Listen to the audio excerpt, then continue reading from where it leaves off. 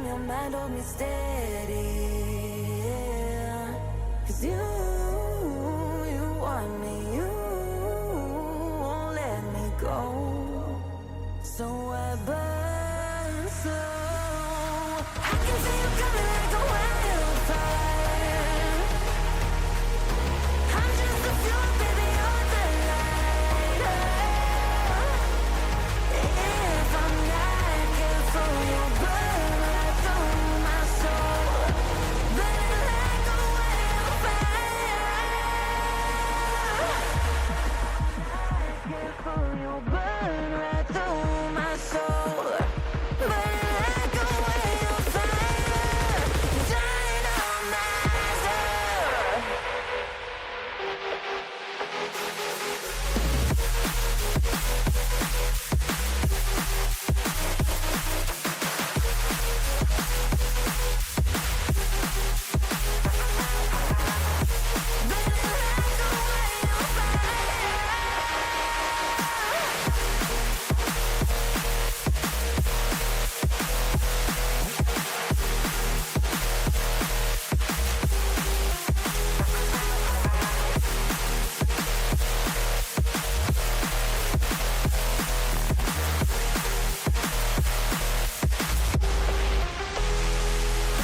I can feel you coming like a wildfire.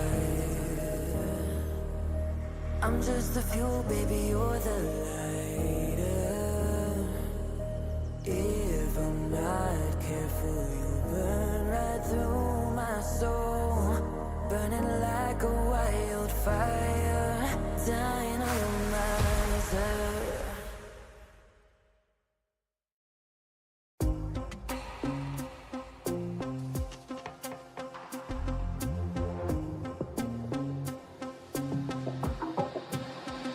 Why can't we ever bounce on the rhythm, yeah, yeah, yeah. You gotta make a move to me, baby, yeah, yeah, yeah. Nah, you know me, I'm not wasting time. No secrets left to hide. You gotta show me love when you're ready, yeah, yeah, yeah. Why can't we ever bounce on the rhythm, yeah, yeah, yeah. You gotta make a move to me, baby, yeah, yeah, yeah. Nah, you know me, I'm not wasting time. No secrets left to hide. You gotta show me love when you're ready, yeah, yeah, yeah. Say yeah, yeah, yeah. Say, you know me, I got no time to waste. Type of energy that can't be replaced, no debate. Or we can take it back to my place. I can turn around, let me show you how it tastes, yeah. A baller, mine on the dollar. Swallowing the bottle while you're smoking on gelato.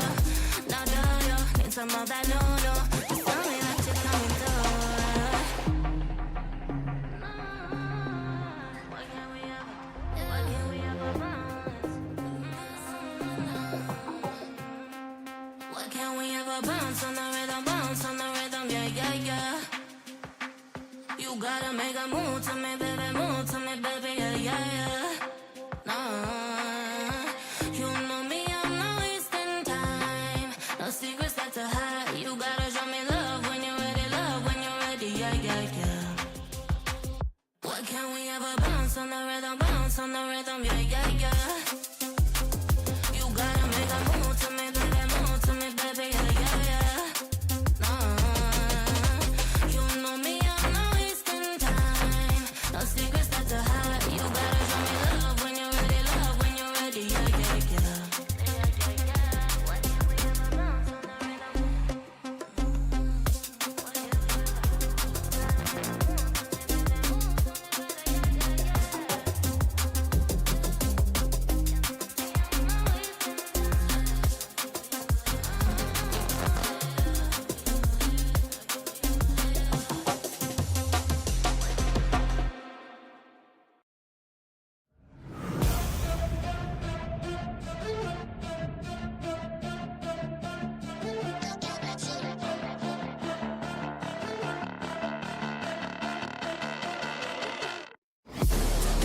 inside of me. You better watch out if your enemy's a road ahead of full prophecy to be the greatest beast the world has ever seen. I feed him every day like the bones clean. I feed him all the hate and he grows me. And he gets claws real big, gets off quick. And if you cross him, you might drop dead. Metaphorically, of course, settling the score, never getting bored. Loves the blood and gold, always wanting more. Feed him from the source, they don't really listen until they feel the force of party. And if you start shit, you be heartless in the darkness. Torn apart quick, you left scars ripped, you be chewed up and discarded.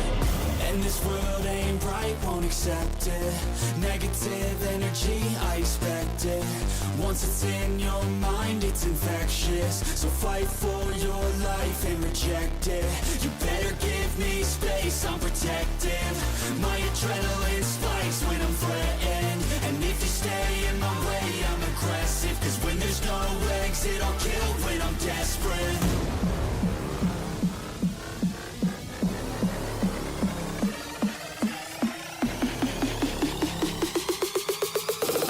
No exit, I'll kill when I'm desperate.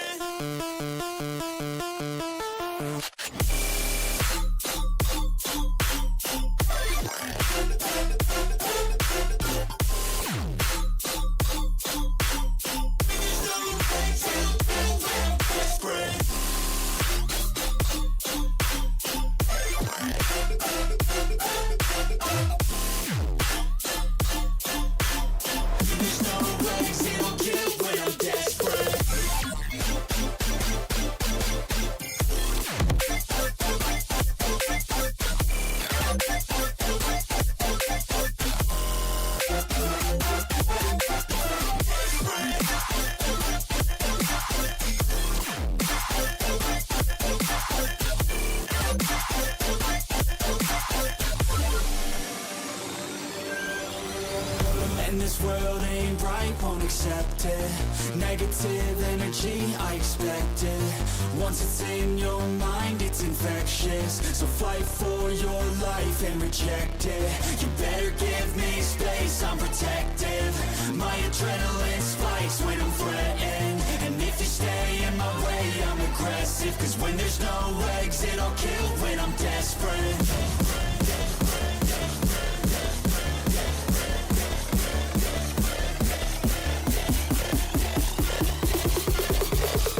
There's no exit, I'll kill when I'm desperate.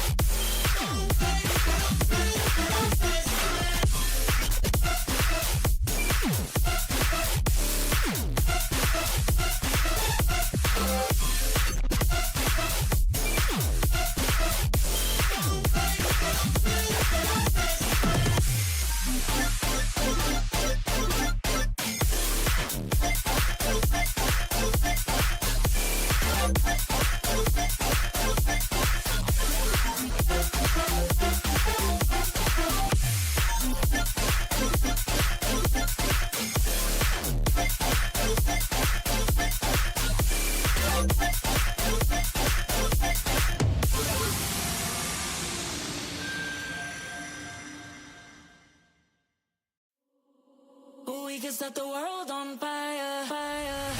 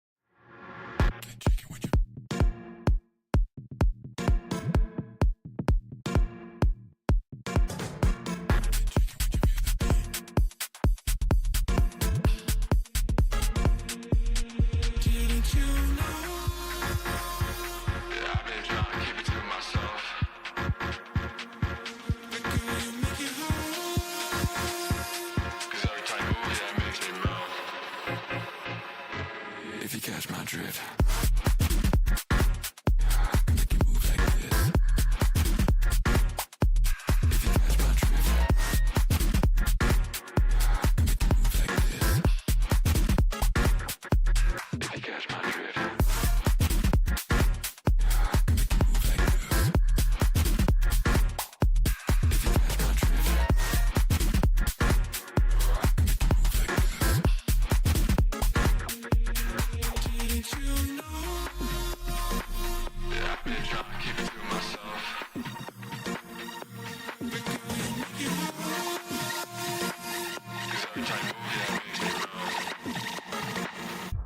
Right next to me, come on.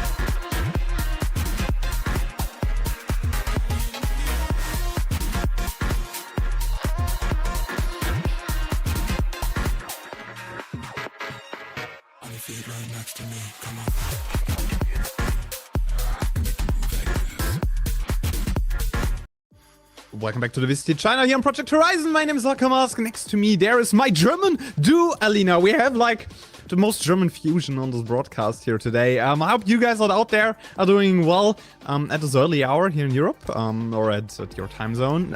We gonna have some bangers for right or wrong reasons we don't know yet up in the broadcast, because our first matchup today is gonna be TYL versus Titan Esports Club, and the second game of the day I'm looking forward to most will be Wolves against EDG. But we're gonna start off with two of the more surprising teams going into that first split here in the year.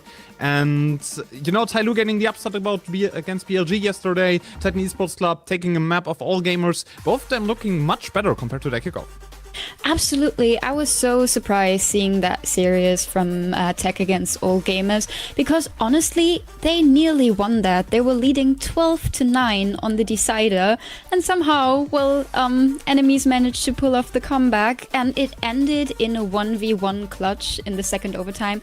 That was insane. I wouldn't be surprised if TEC feels a little bit disappointed about not taking that one home, but they get another chance today against TYL. Yeah, and in fact, like, TYL was one of the more surprising teams in kickoff, right? They had a fairly good run, and then dropping out against EDG in a 2-1 series. Very disappointing for all the people who are rooting for TYL to go through, to maybe make a Masters run here. Beating BLG yesterday was a big one. Scales, Splash, Sword, Earth, and slowly going into this matchup. And I think going over the hump of beating BLG, one of the more gatekeep-heavy teams, right? BLG is always like the line you have to cross to get to an international event, in my opinion. They are the international event gatekeepers in the end of the day here in China. normally not winning a split if EDG or Shilai are in a good form, but still, like they will gatekeep you away from international events, and TYL overcoming that hump is something that is really impactful for them. Absolutely. I mean, BLG has been ruining some dreams of Master Santiago in the kickoff, but I feel like in the last match they couldn't really show up. This is the roster from Titan Esports Club. We have Dynamite, Haodong, Coco and Lucas, and Spitfire coming in. I feel like they upped their firepower a lot with Spitfire joining, but I think it might take a bit more time to get the double duelist working. I mean, Spitfire had a solid series against all gamers, but I think it takes a bit more than solid to make this change work completely. Especially against a team like TYL, who are very, how do I put it, who are like very much in the middle of the entire league, right? If they get more time to shine, if they get more time to gel, I think TYL is gonna be a threat that will run for the next Masters event. Like that series against BLG yesterday, but the first day, was something that I really enjoyed seeing, because you know, China's always a little bit messy. It's always a little bit upset heavy here and there. You don't really know who's gonna reign on top. And I think TYL is emblematic of this at the start of that season, and with a 2-0 start into that first split, playoffs seem imminent.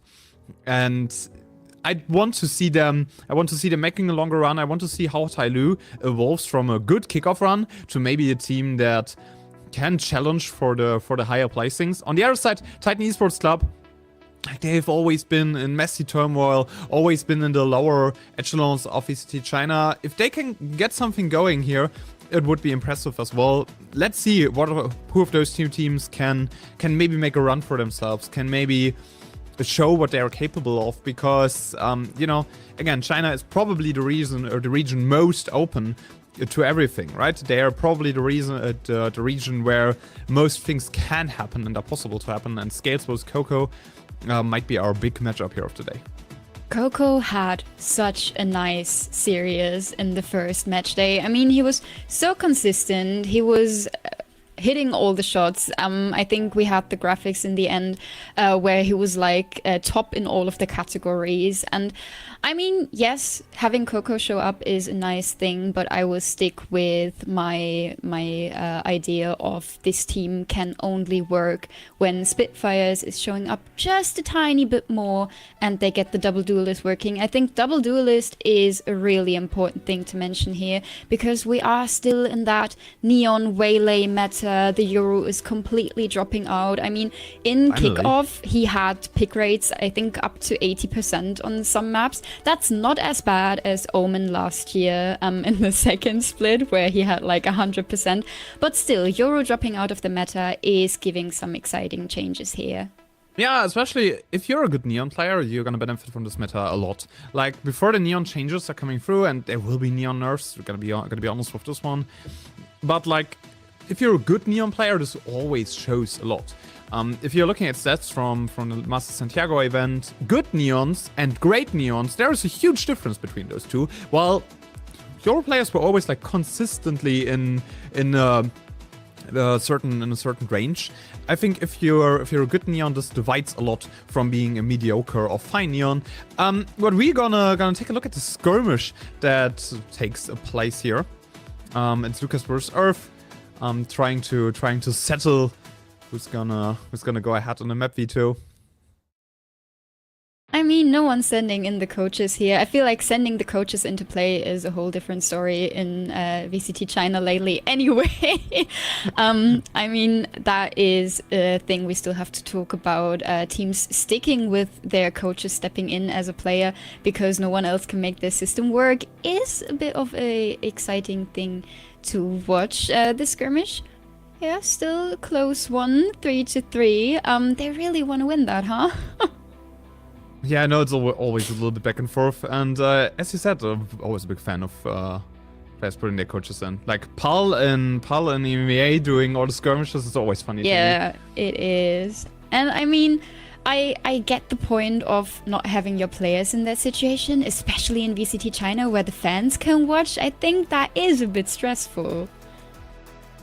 A bit stressful, you're saying, you know? Have you Tiny seen bit. the China crowd? Like, they're crazy, and it's always fun to see what's happening there, in the arenas. But we can jump a little bit into the map veto. We're gonna see Fracture. Damn.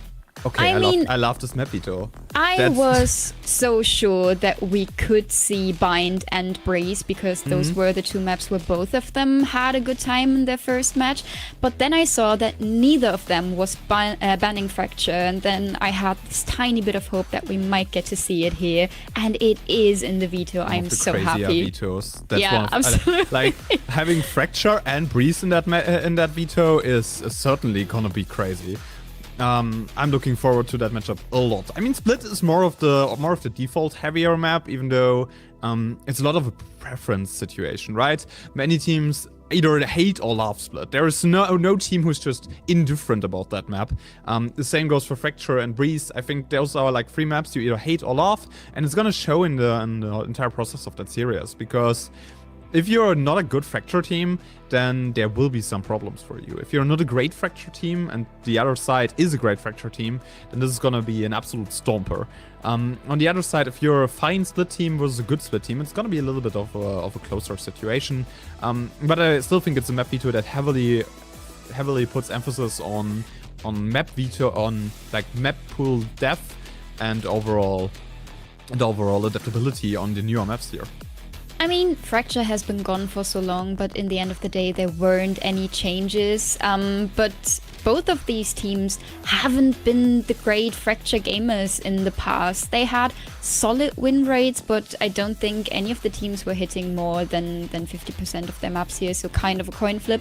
But then again, most things have changed since then. The rosters have been changing. I mean, we still have some of the players here who have been competing with these teams when there was still Fracture in the pool. Haodong being one of those. But I think those are just two entirely different teams on a map that is open to a lot of changes with all of the meta changes we've been going through in the last couple of months. With all of the newer agents coming into the game, I think Fracture is one of the most open maps here. It's one of the few maps where we still seeing the Brimstone. It's one of the few maps where Techo is still insanely good. I think like PRX and Nongshim also played on Fracture earlier today. It's gonna be a map that's a specialist situation, right? If you're very good on Fracture, people are always have to ban it against you, or you're gonna get it through in the map veto. I think overall it's just like a specialist map. Some teams gonna hate it, some teams gonna love it, and this will a lot of revolves around those very specialized maps for certain teams. I am very excited about seeing the agents later on, because when we look at the comps that TEC has been playing so far, they always had the Waylay Neon in and played double controller with the Viper. I don't know if they can make the Viper work here, to be honest. So I think we're gonna see something a bit different from then. On the other end, TYL has been a bit more flexible in comms, but still, they're playing in the same meta here, so no one's gonna take their wizard hat off and make something entirely different.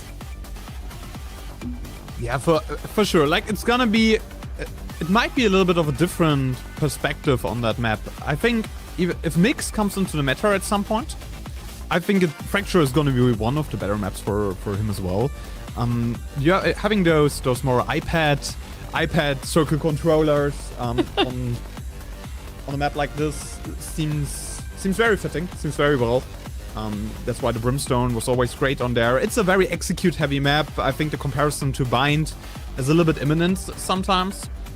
Killjoy, also one of the agents, especially in the attack, which is pretty good. That ultimate and underpass on the B side, absolutely impactful. And I think those will be the agents that most teams will gravitate towards in the beginning of the new Fracture meta. Also Techo, like, you can't really play Fade or Sova here. There are too many angles, too many corners to hide behind. And on those maps, traditionally, Techo is one of the best agents and one of the best initiators coming in. We could see a little bit more single duelist with the Breach coming into the meta as well. There's a lot of, in theory, very good agents here, but both of those teams need to show what they are capable of, how good are they on a newer map in the pool. But before we start talking about Fracture anymore, we're gonna be on Split, which is certainly more of a telegraphed map coming in. I mean, Split has been going through a lot, from having double duelist, a lot of dive, a lot of flashes, to comps where we have double controller, no flashes, and yeah, we're kind of sticking with that one, which makes the map a lot more slow than it used to be. It is not that big of a map, and still some of the rounds take forever lately. Yeah, for sure. Which also has something to do with Skye coming back into the meta as an agent that has a recharging flash, right? When you have that recharging flash, you will always go for an early aggressive play with that piece of utility, and afterwards, later into the round, you want to have a second rotation of certain utility. And those second rotation plays will show their head a lot here right now. Like, I think those will be something very defining. And I love the mascots, I have to say again, right? Always. The mascots best are part of always VCT China. brightening up my day. And they're holding hands. That's so cute. Yeah. Holding hands while the players are punching themselves, punching each other on the server. Absolutely. There's a lot of love in the air here. And I hope we're gonna have a punch on the server, but because those two teams, they definitely want to make playoffs here. They want to be in that situation where they can finally prove themselves on a higher level. I mean, TYL kind of had a good run in kickoff, but TEC definitely is one of those teams that's coming in here a bit underestimated because they couldn't show up in the first 2 months of the year. Yeah, what a big surprise. We're gonna have a mirror matchup comp. Double controller, Skye as the single initiator. You know, you have a little bit of that information gain plus the flash. You're getting light, so Skye as that single initiator, especially on Split, will be the new meta going into the entire year. Both those comps before the Waylay nerfs are coming through will probably be the defining comps on especially Split. Corrode is out of the map pool. I would also, you know, say that's one of the better Corrode comps. But overall, Neon plus Waylay in that constellation, that double duelist, a lot of fighting power. That's something you want to see from those teams, and I'm really looking forward to what especially TYL can bring to the table here. That's one of the more interesting teams for me in China right now. I think TYL has a good chance on making a deep run here. EDG still not looking great. All gamers struggled against Titan during the week. Wolves is still Wolves. And the only team that really sticks out in China right now is Chile. I mean, TYL showed some great potential in kickoff, and they are sticking with their roster, which has me thinking if this is might a situation where they can amplify that potential they showed in the first 2 months of the year. But at the end of the day, I still think this can be anybody serious today. Yeah, it can be anybody serious. Titan Esports Club, TYL Gaming, 2 playoff contenders facing head-to-head after smaller upsets during the weekend. That's some wild music choice there coming up.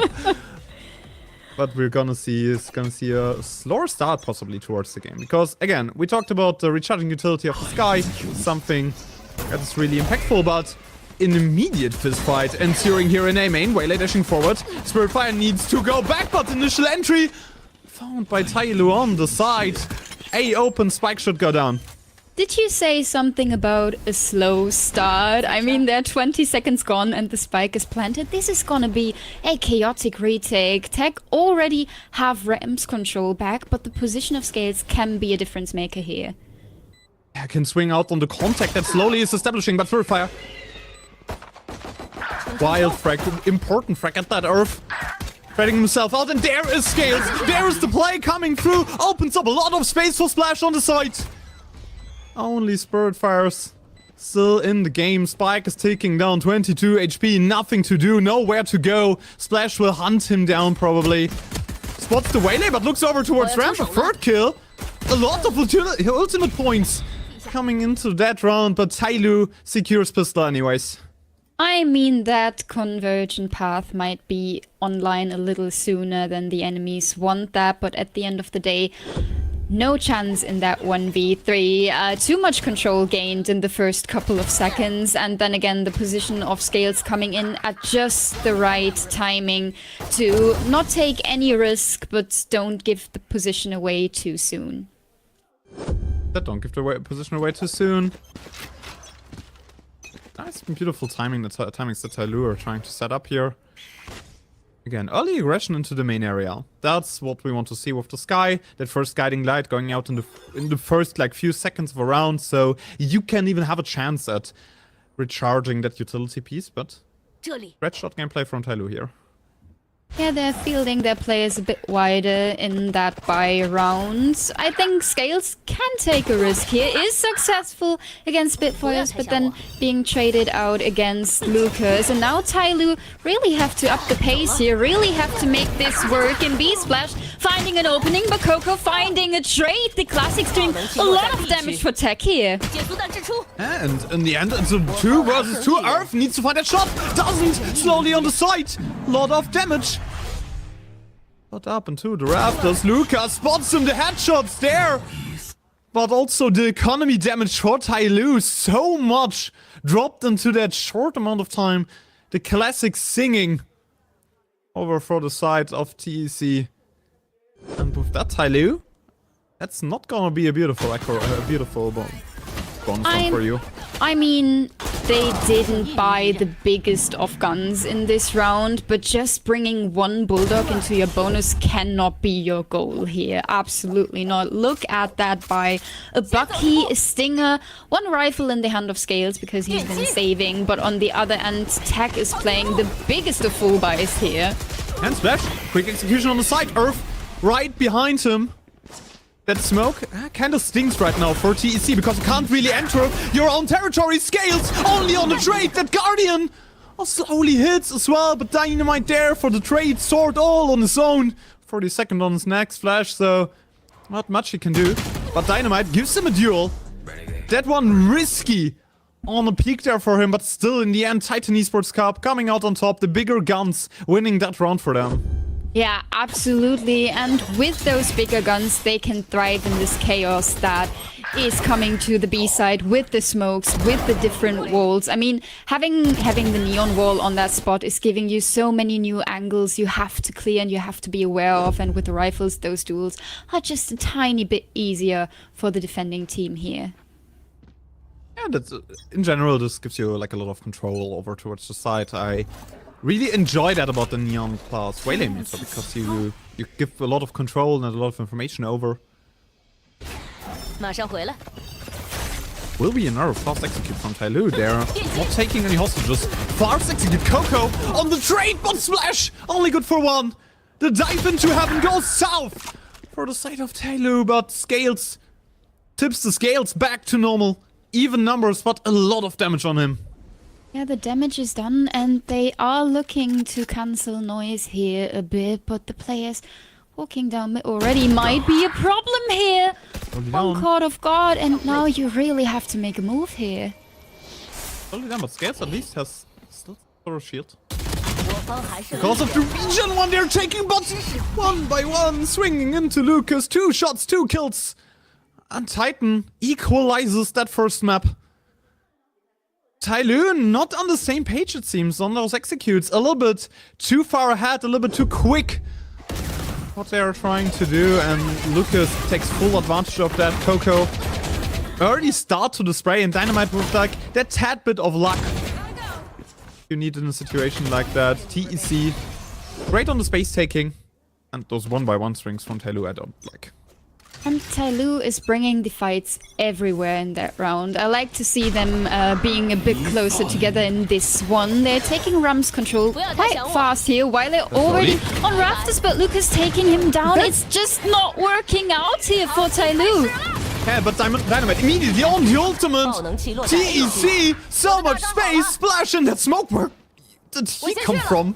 A lot of chaos ensuing here and there. Coco finds that next frag. 3 rounds in a row. TEC, piece by piece, picking apart what TYL's offense has to offer. And I don't know, at this point, TYL, you need to slow things down a little bit more. The best team isn't necessarily the one running fastest at your opponents. Absolutely. I think in the first round, TYL could really catch the enemies off guard with their fast execute. I mean, you were saying you expect a slow start, and it looks like TEC did the same, but then the anti-eco didn't look so bad, and TC's really finding footing here. Look at the economy at TYL. This is their last bigger buy until they have to make another eco here.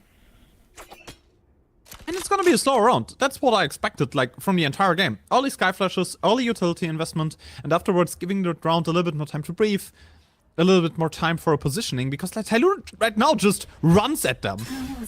Not without a second thought. First contact taken by Coco in middle, but TYL is retreating a bit. I mean, TYL really should try to make this one work. They have some great ultimates coming up, but you don't want to have those in an eco round. I hope Splash can make something out of that overdrive. And as soon as they get the plant down, the Viper's Pit from Scales is going to be the difference maker in that round. And look at the map. We had both Trailblazers coming in. The one from TYL going into vents, re-clearing mid, giving them a little bit more space. And on the other side, it wasn't a main clear by Sword, who's throwing a flash there as well.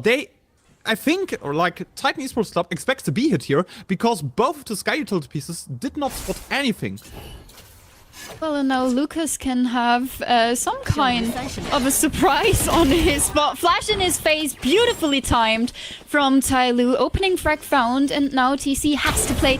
Oh, the retake here. Spitfire is just a bit too late on that swing. 2 op shots gone, and Earth with a second frag in this round. And the 3 vs 5 is, you know, a save for TC. You don't win that round. There's no way, and sometimes I'm a little bit confused on what Spitfire is doing, because yeah, your waylay dash does work, but if you just walk 2 centimeters forward, you're just gonna get thrown back 2 centimeters backwards.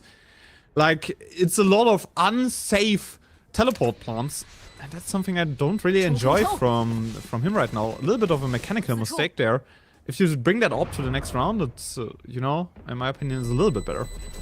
Absolutely. I feel like this is a bit of a mechanical error, but then again, it feels like TEC has been very sure they anticipated that round from TYL, and they were just wrong. They were proven wrong with their macro in this round, and TYL making the right choices here, playing very, very slow in the first part of the round, and then having that surprise factor onto Lucas, who was completely caught off guard on that A site.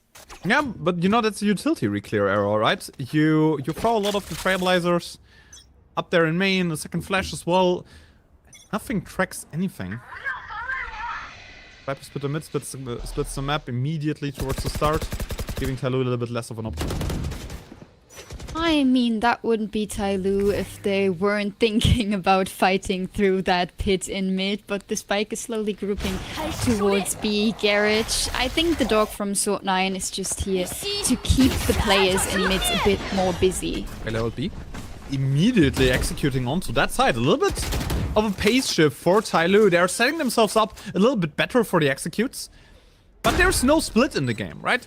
Right now, it's very one-dimensional. You're only having the Viper in mid. Only Scales who can swing that round. Maybe with a little bit more of a stretched approach. Long setup, 2 ultimates throwing into that round. How long? Immediate frag. Scales takes advantage of the Viper Spit going down the middle. Earth and him saving the round. A solo peek. Questionable at best. But Scales is just too good for TEC right now. Fight up towards heaven. Headshot. But no kill. Spirit Fire. Just dash out there. Get to safety. Slowly spots him as well. A headshot for goodwill. And Spitfire trying his best to bring that round back to his team, but TYL is inevitable here. Another round where Scales' positioning is a difference maker. Not only can he take down the pit in mid, but then the second frag onto that heaven position with his snake bite to make the enemy vulnerable is so well played, so calculated from TYL. That's something we've been missing in those couple of rounds where we felt like TEC has the game under control and TYL is just missing that tiny bit of something to make rounds work. Yeah, and I'm also like not the biggest fan of the solo swing, on the solo swing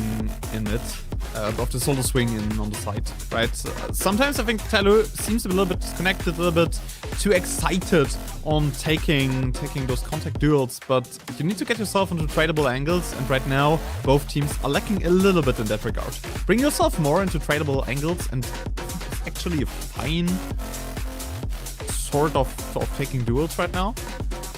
But both of those teams, you know, struggle with doing exactly that. And so, you know, it tends to get a little bit chaotic if the trades don't work out the way you want them to have. Yeah, absolutely. I feel like when those fundamentals aren't sitting right, it is easy to make your game look a bit scrappy, a bit sloppy.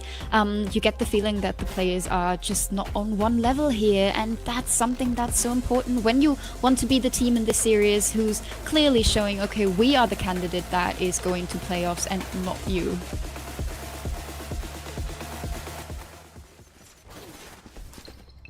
And the Spitfire is slowing down that push, but TYL doesn't get the slowdown there. Spitfire impact frag from that corner, setting up Lucas perfectly on the side. TYL is just running into a trap, charging into uncharted territory, and dropping kill by kill. Lucas on the perfect swing. Spitfire setting him up insanely, tucked into that corner. Escaped by the Viper wall. And this one goes south so quickly for TYL. Absolutely. It feels a bit like the pace of the pistol round, but TEC is so ready this time. Spitfires setting Lucas up for that swing is so well executed from the defensive team here. And look at the economy again, slowly just on a Guardian. TYL really has to take a look at getting their money back together. And they're at least able to bring some more weapons into that round.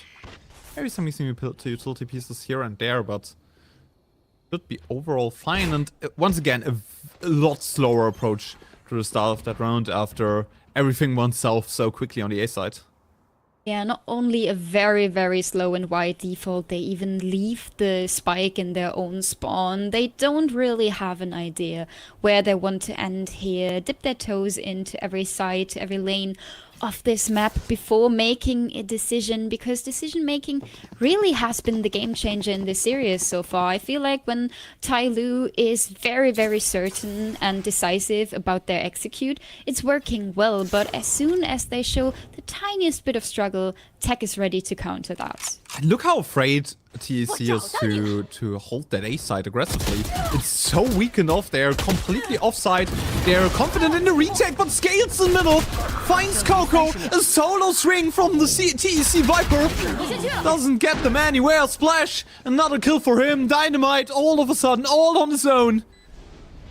His friends are dead. Viper's coming from it, he expects that. Not much he can do, just bring that weapon to the next round. Call it a day. Fight him too slowly.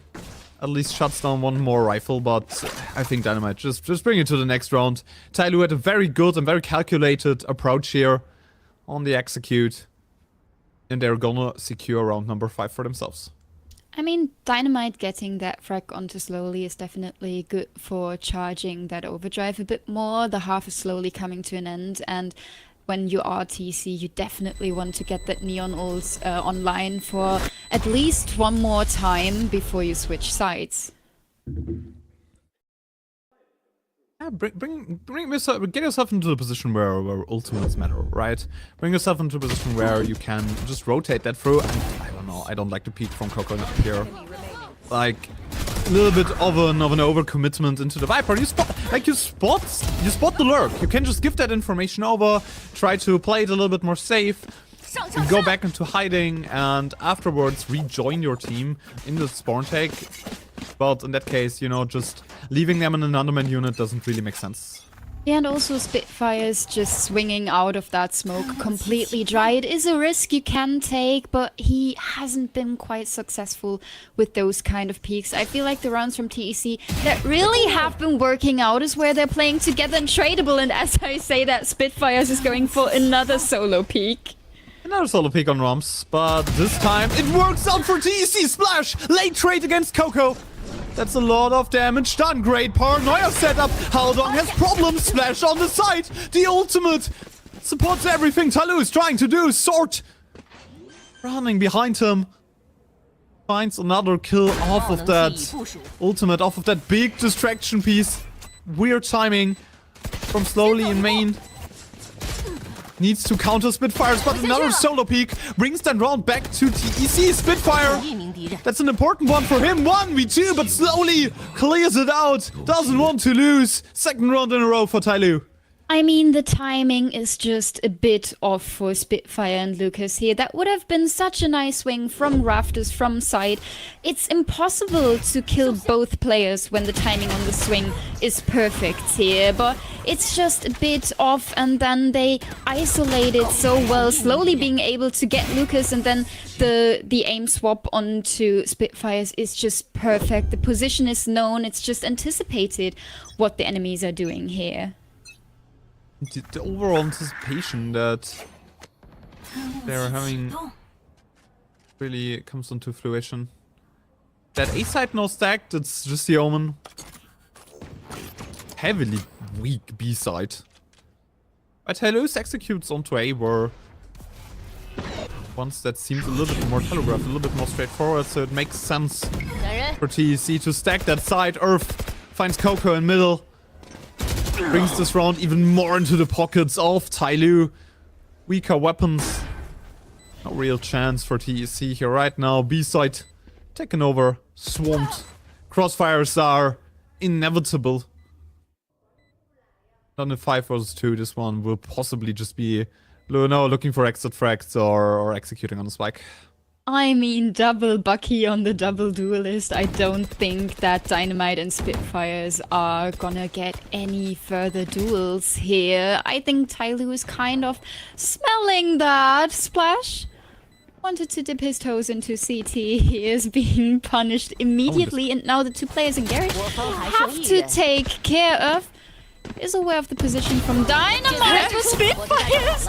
Able to find another one, able to get the upgrades. And, oh, I mean, Sword 9 is surviving that in Garage. That was a close one, definitely, with that spike explosion. But the damage they are finding in those last seconds with those Buckies, that is not necessary. Don't know. Sometimes I just don't know. But, I know, TYL is playing some very good, some very telegraphed rounds. I like what they're setting themselves up for. I like the usage of the Sky utility and the overall awareness of the TEC re-clears of mains, because it seems like TEC at very similar points in time, if the rounds get a little bit more slow, re-clear those main areas with Sky utility, and that's something TYL takes absolute advantage of. Splash! Dashes into sight! Fells the anchor! Lucas always on his own. Solo anchoring that A side, but this time it doesn't work out. TYL, round number 8 for the taking. A big lead at the halftime. Already on the horizon. Scales finds Coco. Up there on the ramps. It will be a faster play onto that side, but it don't check corner of Earth. Spitfire. Another frag, but now in a 1 vs 2. Needs those 1 vs 1 duels. Goes onto the side, but Shorty on that range doesn't work out. 8 and 4. TYL is in the lead, and that comfortably.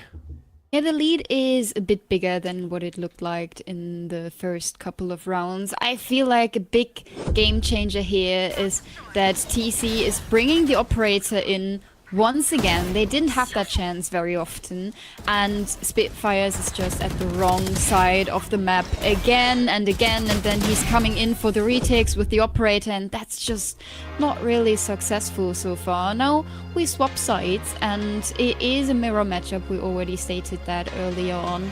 I am very excited to see how the attack from TEC is gonna be different compared to what we've seen from TYL. I feel like TYL has really shown that the best way to play this attack is to start off slow, to get the information, and then be decisive on your execute. Always have that second layer in. I really want to highlight scales again. And I am very much looking forward to see if TEC is gonna adapt from what they learned from their enemies in the first half. Well, it's also like a map that has been you know, the big characteristic of overpeaks, of non-tradable situations that the players get themselves into, and it's some fundamental errors at both sides, which keeps the rounds very close, which keeps the economy pretty close. I think TYL's defense should be a little bit more structured, but they have the double duelist comp plus the Sky. I want to see them push into the faces of TEC, take space proactively, take space with a lot of pacing at the start of the round, and you know, TEC should not be able to breathe on their own attack. This is what TYL is up to here. Oh, that's such a good point. We haven't seen a lot of proactivity in the defense from TEC. They took some mid control every once in a while, but pushing the mains hasn't really been their thing. And a team like TYL is definitely a bit different when it comes to that aggression. It is more of the aimy, aggressive team, whilst TEC feels a bit more balanced and a bit more brainy in a lot of executes. Yeah, and TYL playing things are very defensive. It's gonna be a fast go. Spitfire already on the side. Great positioning, great paranoia. But in that smoke, problems erupting. Scales from the heaven. Double kill for him. Nothing more to take. Numbers advantage for TEC. Bringing themselves on the side and an impactful pistol round. Both players of TYL coming from the heavens. Already damage on sword. Splash needs to make a difference here. Needs to make a splash on the side. Mechanical arrows, but Lucas has a double kill. Finds Deus from behind his team. Impact frags at that, and TEC live to see another day. Yeah, Scales really tried his best to make that round possible, but the answer is just a bit too big for the questions that he was asking. It was a nice execute. I mean, in the post plant, it was a bit solo peeking, but that's something we've been seeing all map, all day, and they make it work. The damage is done, and then you can swing into your duels quite a bit easier. On the bigger weapons for TEC, this one should be a very easy A take. Find the correct side. The triple stack on that B side, a little bit wild. Like, I mean, I don't like. It's not the triple stack that's wild. Look at the positioning of those players. I kind of want to see that from a POV perspective. Yeah, absolutely. I mean, if TEC is going into Garage and swinging that, that would definitely be a nightmare. But they have the right read onto this Coco with the opening onto Sword 9, and now all of the control on A is gone. And I honestly don't think TYL is gonna make a lot of this. I mean, Splash has a bandit. He's definitely gonna try to find some damage here, but it's just gonna be a very tough job. Yeah, especially with Scales on a shorty. There's not much you can do. Just be a spike execution and nothing else coming from that round. It's again that triple stack. Over towards Spawn, punching some potential overpeak. Scales, I mean, he needs to get into close range angles, so it makes a lot of sense for him to just scale up towards 7s. Trying to isolate one of the targets to maybe get a bigger gun, maybe get an exit frag or two. Earth has a read here, and Spitfires some problems. Scales also trying to get into the action, but Coco and Taodong closing that round out. TYL is trying close and personal, trying to get a little bit more from those weapons out of the game. Earth executed on the spike. That was a much more messy round than we initially expected it to be. Absolutely, so messy in the last couple of seconds. Lucas just watching Earth executing himself on that bomb was a bit of slapstick humor, not gonna lie. But the damage is huge when we consider how easily they found sight, they found the plant, and then it was this theme of, well, we don't have the biggest guns. We have a classic, we have a bandit, we have a shorty. How much damage can TYL do? And we see the damage is huge enough to have TEC in a very, very scrappy buy here. I mean, the judge into Dynamite's hands makes absolute sense for the Neon, but a Stinger for Spitfire, a bandit for Coco, it is just very situative what TEC is bringing into that round. Yeah, I mean, mission number 1 for TYL is just not to run into close range angles, but Earth and Splash with a little bit of an overcommitment, trying to force their way into the main area. A double kill for TEC, and winning that round would bring them back a lot more into that game. Spitfire and Coco holding a crossfire over towards Rams. That Trailblazer at least spots one of the two players. Spike is already down. Yes, bigger weapons in the hands of TYL. Here, Scales finds a kill into Coco. Overpeaks a little bit as well. That Stinger of Spitfire brings them back into a numbers advantage. Dynamite, close range angle. You have to peek that Scales on a quad kill and find Saudong. Paranoia in hand, an ace for the TYL Viper player, holding them into the game. A round that seemed to be lost at the start, but Scales is too strong for TEC. Scales has such a great map so far. It's always Scales. Every round where we feel like this is a done deal, he's the one who's finding more damage, who's finding more kills, and getting an ace in this situation is so crazy to me. That round was gone. There was no opportunity, and Scales be like, well, I am seeing a way to find this round for my team. 16 and 9 right now. He's having such a mental performance here. A great performance from Scales. So also on the attack, right? Always punishing mispositionings from their opponents. TYL is having a very defensive approach on the rounds where they should normally be a little bit more aggressive. I really don't enjoy the overcommitment into the A main that last round, but Scales is saving them in the end. A little bit more of a conditioning piece here right now for TEC. They're trying to figure some positions out. Dynamite. Entry on Scales on the best player for the last few rounds. Earth peeks into this one as well, trying to swing on late contact that they were given. Flash with some Neon movement. Also finds a little bit more on the contact. It's a 4 vs 4 and the A side is open, up for the taking for TEC. The A side's open, and Splash with that judge really wants to find an entry before that spike is going down, but with the positioning we're seeing here, I don't think they can deny this one. Lucas is bringing the bomb down to the ground, and now TYL has gonna make something out of that retake for Haodong. Finding an opening. Coco with the second one. TYL is not really finding a foot onto that spot. I mean, they're trying so hard, slowly making some space around elbow, trying to find a duel. Isolating Coco here and finding a second one. All of a sudden, it's just Lucas. The position is known, and Sword9 finds the kill. What are those rounds? Very confused. I am so confused. Like, they're running into infinite crossfires. Like, obviously, this is gonna be a little bit of a back and forth round, but still, I don't know. I think TYL needs to have a timeout here and recenter their approach onto taking into playing advantages, because those are way too close for comfort. They are finding early frags into that round. They're finding early success in certain situations.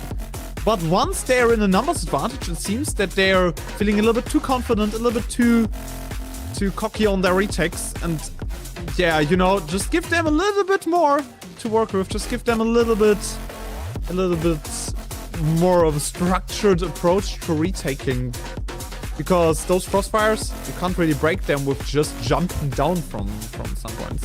I mean, we already saw that in the pistol round, where they had the spike plant down and then started over-peaking. I don't know if they're getting overexcited. They want to get the round done a little bit sooner, but that's the same issue here. They had the perfect post plant. They had good and solid positions to make this work, and then they're just swinging a bit too solo, one by one. And I mean, that round somehow falling out of their hands is definitely something where they have to talk about being a bit more calm in their post plans, playing it a bit safer. Even if they want to go for that kills, they have to do it together. They have to have some kind of a system in that. It's so much back and forth, and I don't know. You know, give yourself something more to work with, some more structure in your overall game plan. TYL is playing very defensive on that half up until now. Dynamite, a little bit of damage, scaling up toward ramps. It's a great position that C has there. Complete control over Heaven once they find the flash there. And TYL, very defensive approach, trying to scale back over towards screens. Only Splash on the site. Close range angles from Scale needs to be recovered, but Splash on the site finds the player in Heaven. They should be aware on the current positioning that TEC is having, but Splash fighting all on his own into Heaven. Spitfire. Frey tested important frag numbers even once again, and TEC a little bit of a tempo reset. I mean, of course, you have to keep track on the positions of TEC, but them being in Heaven is something where TYL should be able to work with us. Sword9 somehow dancing around that smoke. A solid flash, but Haodong a bit too fast on that peak, taking the Sky player down. Another possibility here. Scales with the judge in Vents. Turning it around a bit more is 3v3. Another retake for TYL. Another one for TYL, another retake where, you know, TYL is running into situations they're not aware of. Spitfire over towards Ram. Scales up for the saving once again. The hero of TYL needs to deliver, needs to come back on a 4K here. Viper smoke up, a headshot and dead. 4 kills for Scales, the savior of TYL again in the round. Clutch after clutch after clutch. Scales just delivers for his team. TEC really has to be mad now. All of those situations where they must be like, well, this is a done deal, and then they're seeing, oh, last alive is Scales. This is gonna be a tough one. Again and again. A Quadra to save that round after he just saved one with an ace. This is insane. Don't know. You know, Scales is doing everything for his team right now, and it's once again a little bit more of a stacked approach from TEC. They will probably execute on their B side fairly fast. Important to be main. Haodong has the position there, and it's the fully stacked side. All from TYL. That Skyflash into middle gives a little bit of false information.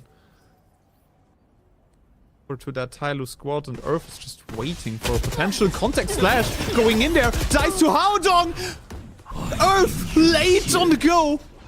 Too late in main. Spitfire trading out on the side, slowly overrun. TYL out of position, caught off guard, a triple stack. Doesn't hold up, doesn't bring any value. Sword and Scales. 2 versus 4 for them. Important round for TYL, bringing them to match point. On the other side, TEC. Stop the momentum, wanna stop what TYL is building right now. I mean, with Scales still being alive, you could think this is a winnable round, but they are saving those 2 rifles. I am a bit troubled by how that round has been falling apart. TYL looked so ready. They had Earth with a judge, the ultimate ready. They had a paranoia from Slowly ready. They were just waiting for contact, and then all of a sudden it looked like they were getting bored and they were hunting for that contact. All of those utility pieces that were held ready just don't have any further impact here. I don't think they even used the paranoia in their go into the garage. They didn't use it, and Splash was trying to dance a little bit more in main, but got killed immediately. And then Earth after Splash, after... Oh, that's a little bit of a mechanical error. Splash just ran into the box. And Yeah, they used the paranoia way too late. Splash had no support. Earth is just trying to you know, get a little bit ahead of the damage that has already been done, trying to find a late trade for Splash that wasn't available for the taking anymore, and After TYL won 2 rounds back to back, very, very close. It's back to basically being on an eco right now. You have a bandit, 2 sheriffs, and 2 bigger rifles for splash and scales, but everything else is just in smaller weapons. I mean, they could definitely try to get an orb for Splash so he can play Overdrive and give that gun to somebody else. But other than that, the round is really not good equipped, and TC is not looking to give them any guns or any solo fights. They're all playing together here. The Trailblazer is clearing 1 or 2 of them, but now, well, he might get overwhelmed. Sword9 taking down very, very solid utility from Spitfires here, and the position to heaven also known. Spitfires on the side. Fast execute. Quick play for TEC. Trailblazer re-clearing over towards screens. A lot of information giving over. The dash onto Coco. The hinder. Earth hits himself. Scales. Trades comes a little bit late towards the party. It's once again on Scales. He has the bigger weapons. Him and Splash. But Splash taken down already. Dynamite down there in screens. A little bit of pickle for Scales, but him and Slowly creeping closer towards the side.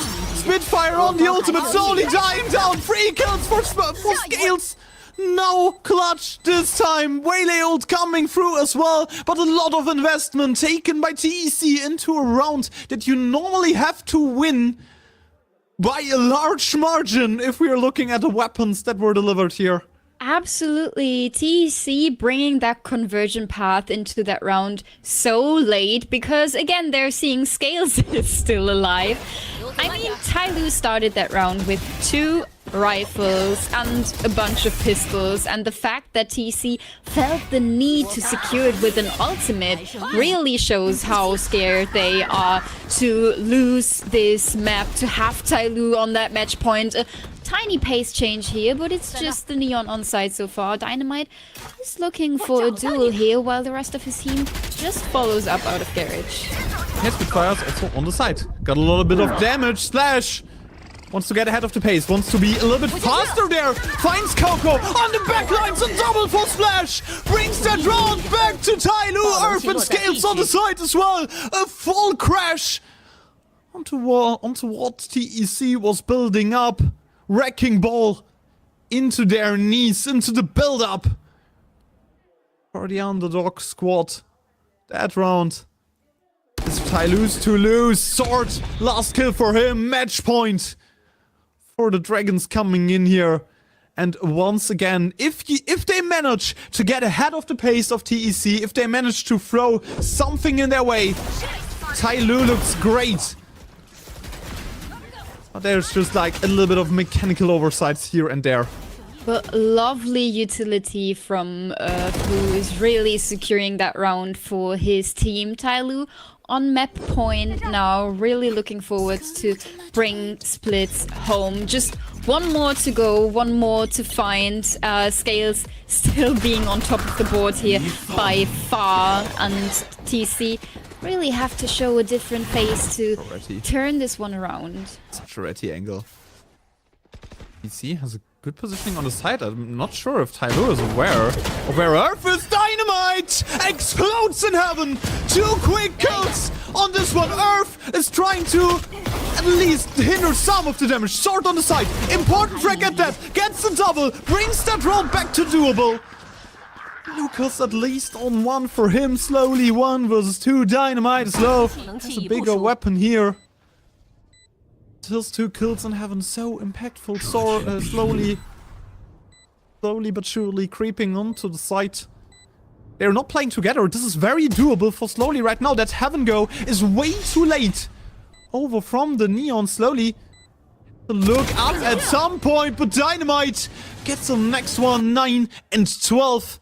No one-hit wonder from him. 3 rounds in the lead. TYL has some more chances, but need to convert at some point. I mean, the damage that Sword9 is finding despite being hindered was huge, and I really thought that might be the turning point of the round after Dynamite is finding that double opening with the judge. It looked a bit unaware, not gonna lie. Him finding 1 frag here is damage you may take, but a second person going down to that judge always hurts a bit more. It's a bit more painful. But again, TYL slow build up. Sky Solo anchoring that I cite can give a lot of information early on, but it's basically no weapons for them right now. I mean, TEC doesn't really have another choice than starting off slow here. They don't have any ults to be proactive. The proactivity comes from TYL once again. They are on a low buy, but that doesn't mean they cannot find damage splash with the Bucky and the Overdrive. So 9 with the Seekers, and Scales is already through sewers here. They have to be aware, and the spike is just rotating. This could be a nightmare for TEC. Like they will cut off the reinforcements, but Spitfire's so aware onto that play. But are they aware on the second player doing the exact same thing? That's the big question here right now, because Earth already behind them, Sword on that side. The solo anchor needs to hold it back a little bit, but Earth behind. That is the important positioning right here, right now. Howdong is already looking for that flank. What a secure round by TEC. They might be able to bring all of the weapons into that next round if they're playing it properly. Spitfires finds another one. Lucas always on that impactful one slowly. You know, sometimes you need to brute force it. Brute force your way into screens. And that's exactly what Dynamite is doing. Another one for him. And it's double digits for TEC. That's the moment where you start to believe into the comeback. I mean, TEC has definitely been looking like they're stabilizing. Question is that maybe a bit too late? Already playing against the map point from your enemies. It's just a bit of a stressful situation. No wonder another timeout is coming in here. It's giving TEC a lot of room to work on those next couple of rounds. I mean, TYL really want to secure this here before they're going to overtime. That's why a timeout makes absolute sense, but it also gives TEC some more wiggle room, and we've seen them gain awareness, gain a bit more proactivity, and maybe this timeout can give Titan Esports Club a bit more of a push than TYL might anticipate here. I mean, I think the timeout for TYL is good to give them a little bit more structure back, because right now, I don't know, they're not really great in countering those initial fakes from TEC, where they're trying to lure them onto one side. It's a little bit of over-rotation, and I'm not the biggest fan of that Sky Solo anchoring the A side. You know, swap that Sky out with maybe your Omen, maybe your Viper, something like this, or give them some support at least. But overall, I'm not the biggest fan of that solo anchoring Sky on the side. If Sword can't, you know, cut down all of the lines, this will be a very dangerous situation. Scales nearing his 30 bomb. And it's a faster one for TEC. A little bit of space-taking moment, and I really like the smoke that TYL is throwing there. I mean, TYL is definitely adapting here. Having Sword 9 in Heaven gives him a lot more safety than having him straight up in the backside of A all on his own. He has a bit more of support here, but now TYL is shifting those players over to A again, re-clearing Elbow because they have no control. Flash into main. Might not connect onto Spitfires here, so there isn't that much of false information going on, but TEC still making their way onto B, slowly but surely creeping through Garage, grouping together, and it's just the two controllers on B Heaven. Oh, with the Sky Ultimate, they're announcing the presence, and it's a double execute on both of the sides. Flash on the trade, but this one comes late. Spitfires, double kill for him, double entry on that A side. Spike is gonna be planted B. Spitfires needs to be fast, rotating over to the other side, supporting his teammates slowly. Impact frag at that 3 versus 3 situation, and Spitfire still in an awkward position on that side. It's an undermanned unit. Earth needs to be aware. Needs to make sure that there's nothing behind him, and Spitfires might secure that round all on his own. Triple kill for him. Ultimate available. Slows down the retake of TYL even more. But Scales is still alive. the hero of TYL, still living, and he might just ninja defuse this one. Spitfires, quad kill for him. On the other side of the execute, he finds all of the impact in the world, brings his team up to 11 and 12. Overtime on the horizons. TYL needs to lock in to bring this home.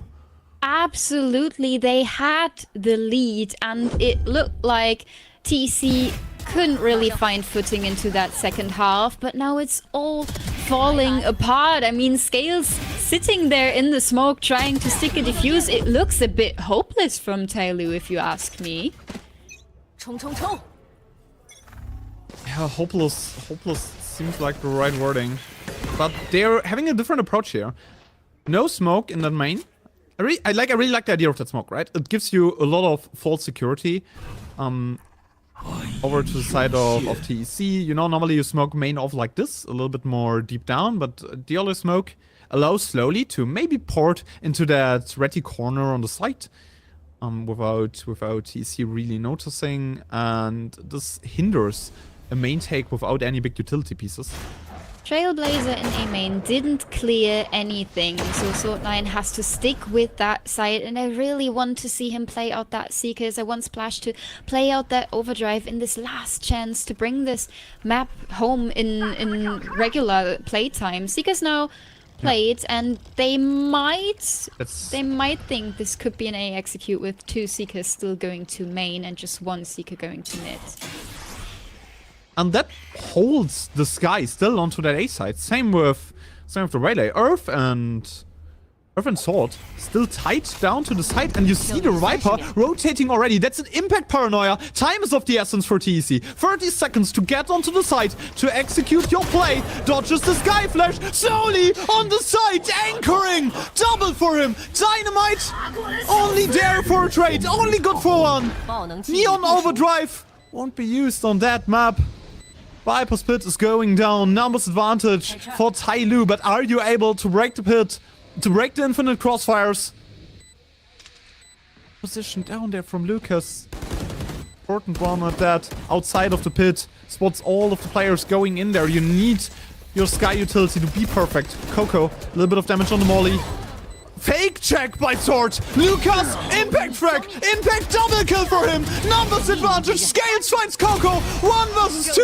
Lucas on the quad kill. Perfect angle for him. Perfect kills for him. And we're going to OT. Oh, the alibi check is really where that round falls apart, isn't it? It looked so well executed, having slowly finding that double, walking back, playing his ultimate, bringing another layer into that round, and still they cannot manage to clear the Viper's pit from the spot. TEC has really fought their way back into this game, and now, again, I said it once before, this is anyone's game, this is anyone's map now. And TYL, 4 match points thrown away. Like a very disconnected defense from them overall. I like the ideas that they're having, but the lack of space taking really bites them. In the end, TEC back on defense, a side that definitely did not love them. Yeah, both of the teams have been struggling with their defense because they are just lacking this bit of proactivity. I would love to see Sky and Neon taking some space, or Sky and Waylay taking some space at one point, but both teams don't really like that idea, playing very, very side-centric, and TYL very slowly creeping up mid. The Trailblazer is clearing Spitfires here, hindering into mid. Dynamite finding an opening. It's just so much poking from TYL everywhere. Splash even finds one with the shorty here, and Lucas only managed to find one. He definitely needed more than that. Yeah, and all of a sudden TYL is on the side. ARV behind Splash, that dynamic duo, causing a lot of chaos over towards middle, and there's no need in saving. You need to get back to that side. Double stack from screens. Coco in middle. Might find something up there in heaven. But look at the rotation over from Splash. Ready to bump into TEC. Both players spotted Dynamite on the side, but it's a kill for Sword, holding that round even. Splash on the triple. That mid go was perfect, but nobody watches Heaven. Nobody watches Coco. Flash on the wrap around, ultimate for him, trying to take some more time off that spike, still ticking down, and Coco has to defuse, but Splash, the quad kill to go into middle, splitting the map, and Splash shutting down the momentum that TEC was building. That was so cheeky from Splash, not only in the positioning towards CT, so while TC tries to re-clear all of that space, he just has the perfect timing to wrap around that elbow fight and then having his overdrive ready to really play a cat and mouse game with the diffuser. That just looked a bit like he was having a fun round, making it very, very, very, very narrow in the end, but it was one round, and now again TC playing against the map points. Sure, game of Valorant right now. Both teams going back and forth, rounds being tossed around here and there.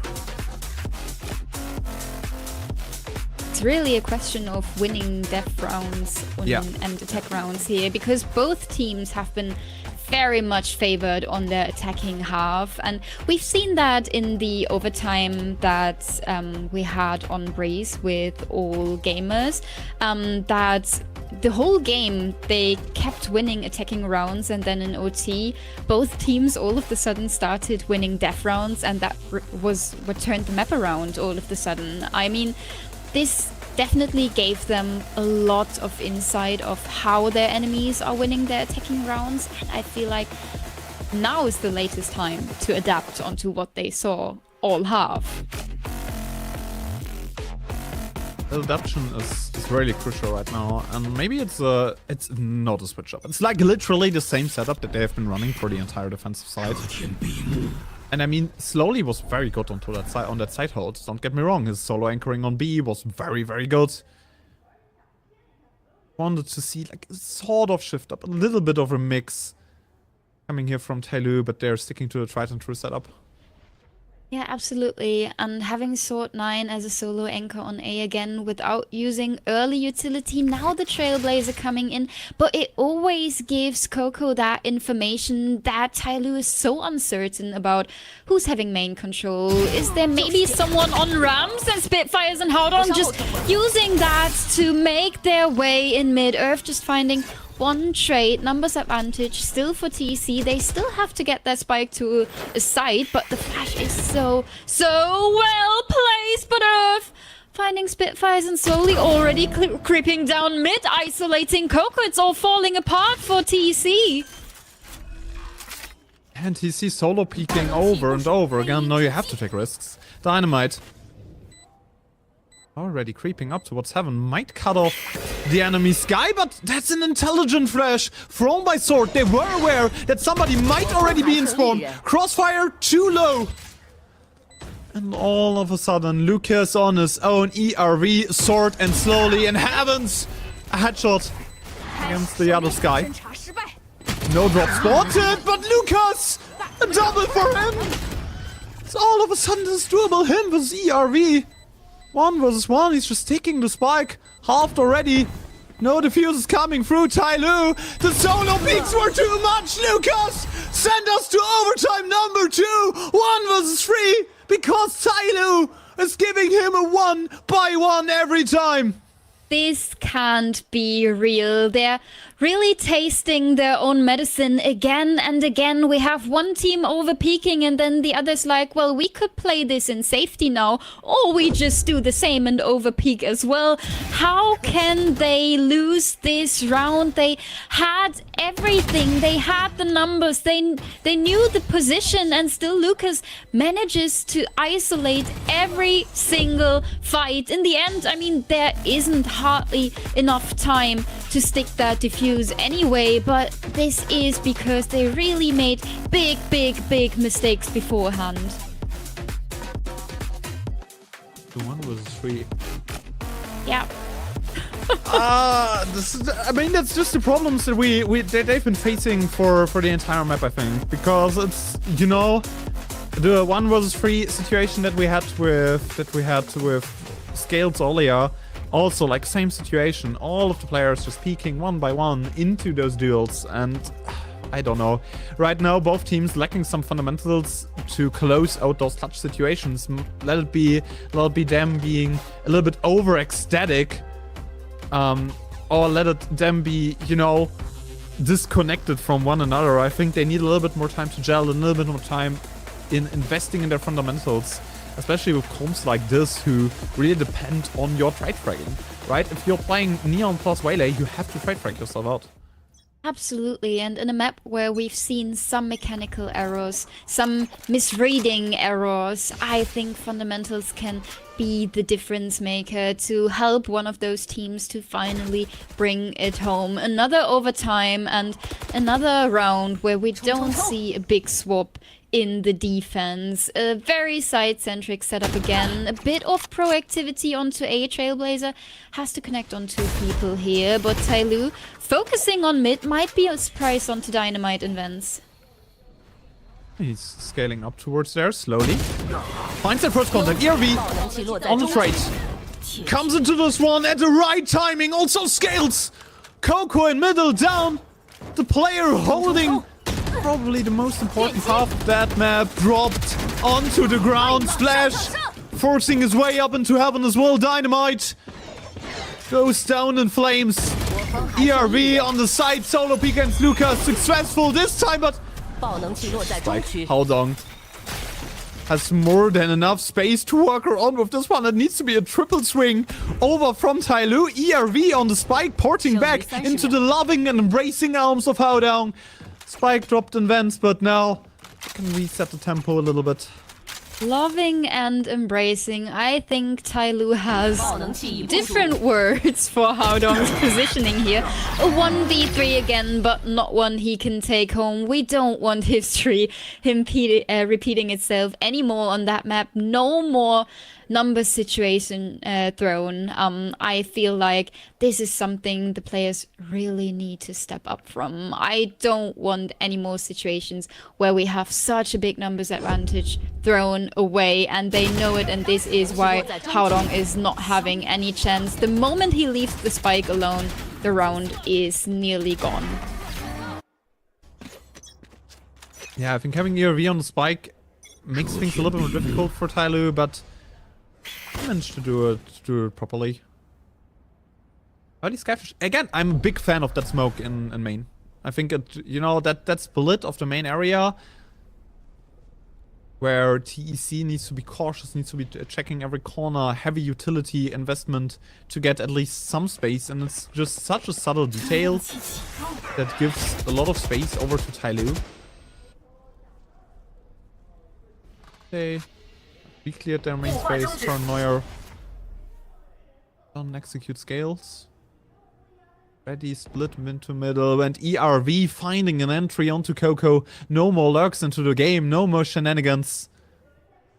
A straightforward B execute on the line, but Scales on the timing, a quad kill! Scales calls map on OT2!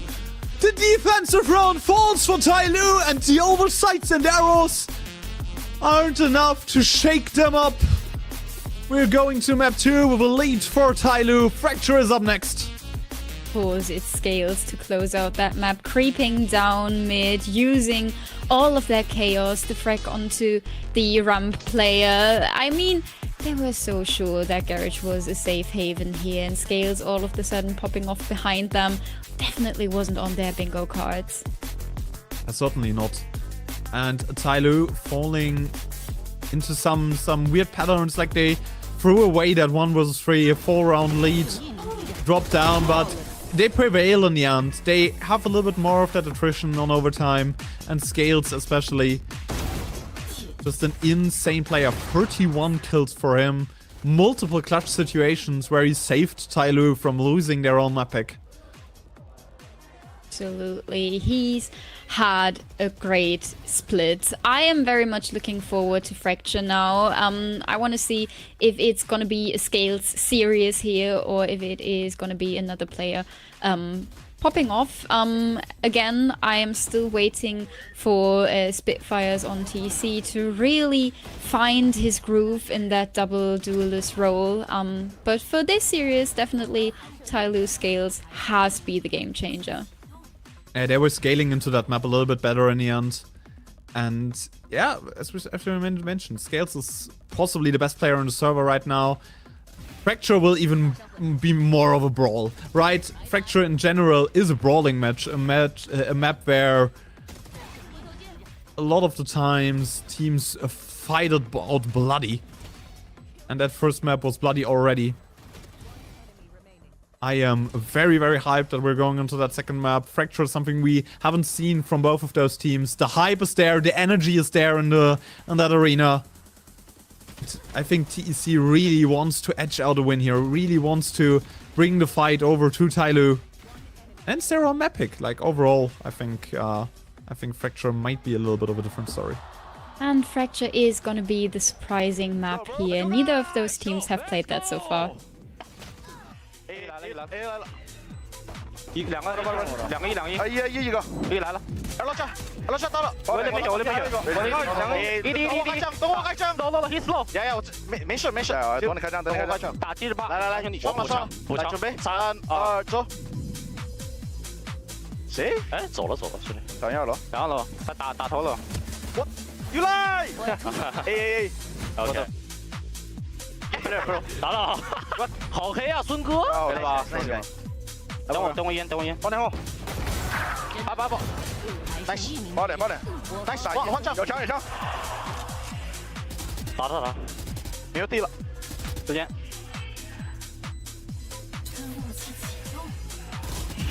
Oh my god！ 高正，你太厉害了，今天，张哲。 Yeah, and Scales the obvious MVP of that map, right? 2.1 KDA, over 300 ACS, that headshot rate also insane. Multiple clutch situations for him to bring us to an overtime win for TYL in the end, right? It's a team that really showed off what they can do in that series against BLG. Today, some errors here and there, but I still think that they showed some great flashes of what TYL Valorant can be. Definitely. I think this is something they can build on.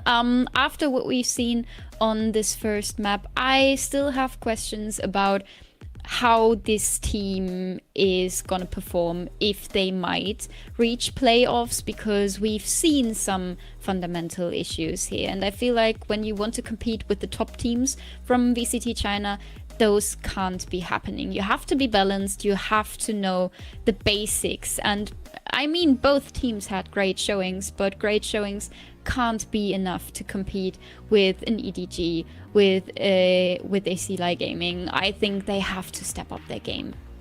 Yeah, like especially Shilai is probably the most fundamentally well-rounded teams in VCT China right now, right? All gamers is a little bit more flashy, like they have that X factor, something that you need to be great. But from just a fundamental perspective, I think Shilai is the team that plays the best Valorant overall, the best most well-rounded team.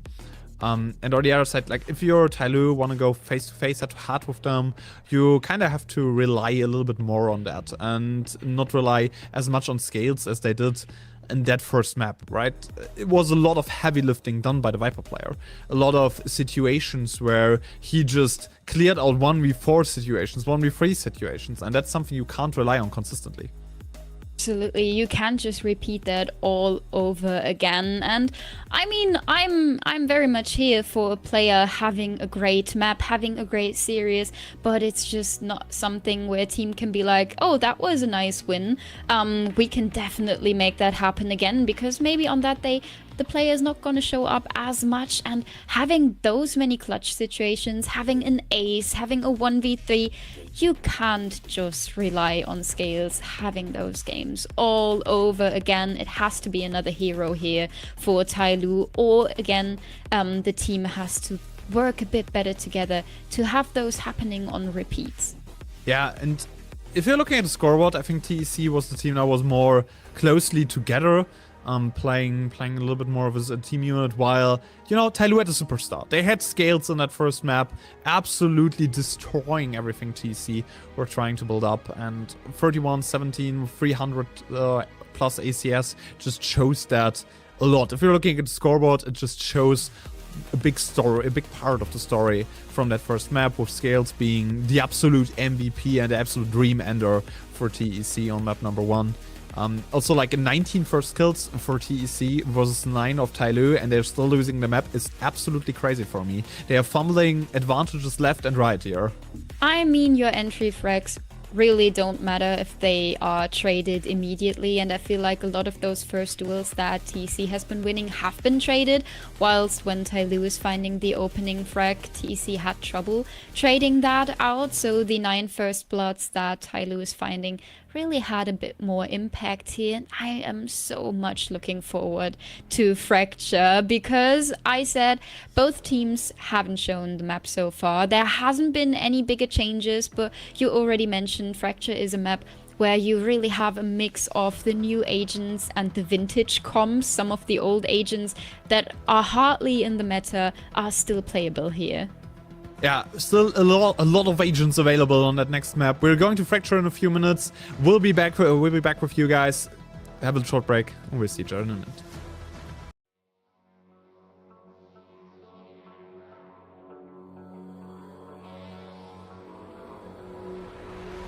Some things are meant to be fair. I know you left me down and out, and now the red is red. Got the hit on your head. Should've buried your dead. Should've listened to me and said, oh, how little you know.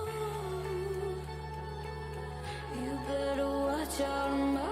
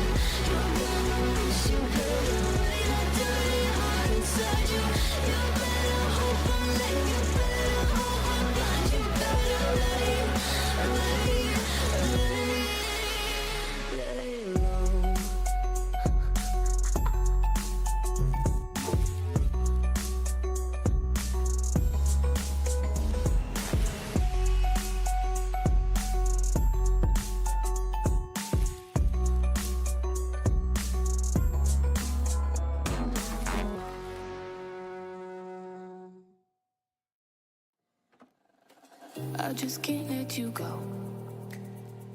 Lord knows that I've tried to. You said I was the only one. No one likes being lied to. You made this mess and left me with the pieces. Now I wanna burn all the bridges between us.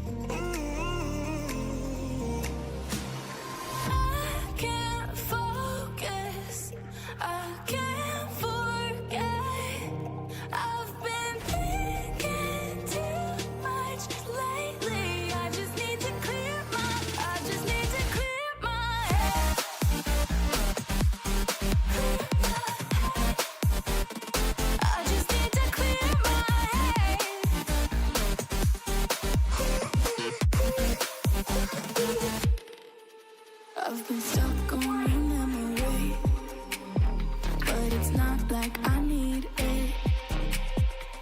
And we may have some history, but we don't have to repeat it. You made this mess and left me with the pieces. A brawl on that first map between TYL and TEC, and it's gonna be an even worse one in that next map as well, because we are going to a Fracture with some interesting agent choices. ERV is playing on that Phoenix, Sword on the Techo, that's expected. I think the comp for TEC that we're seeing right now is a little more basic, a little bit more of the standard that we should expect from that map. But there is definitely some spice and some pizzazz on that comp for TYL right now.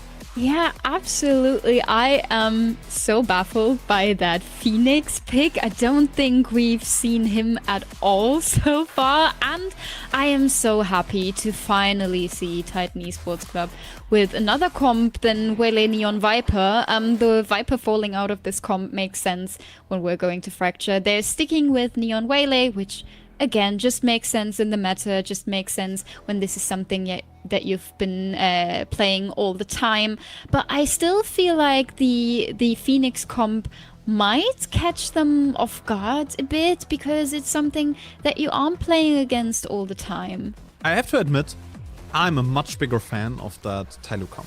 I don't necessarily love the Phoenix, but I love the Techo. And I think the Techo should be a mandatory agent on that map at some point, because there are so many close angles to fight around. That salvo's having so much impact. And I'm a real big fan of the Techo on that map.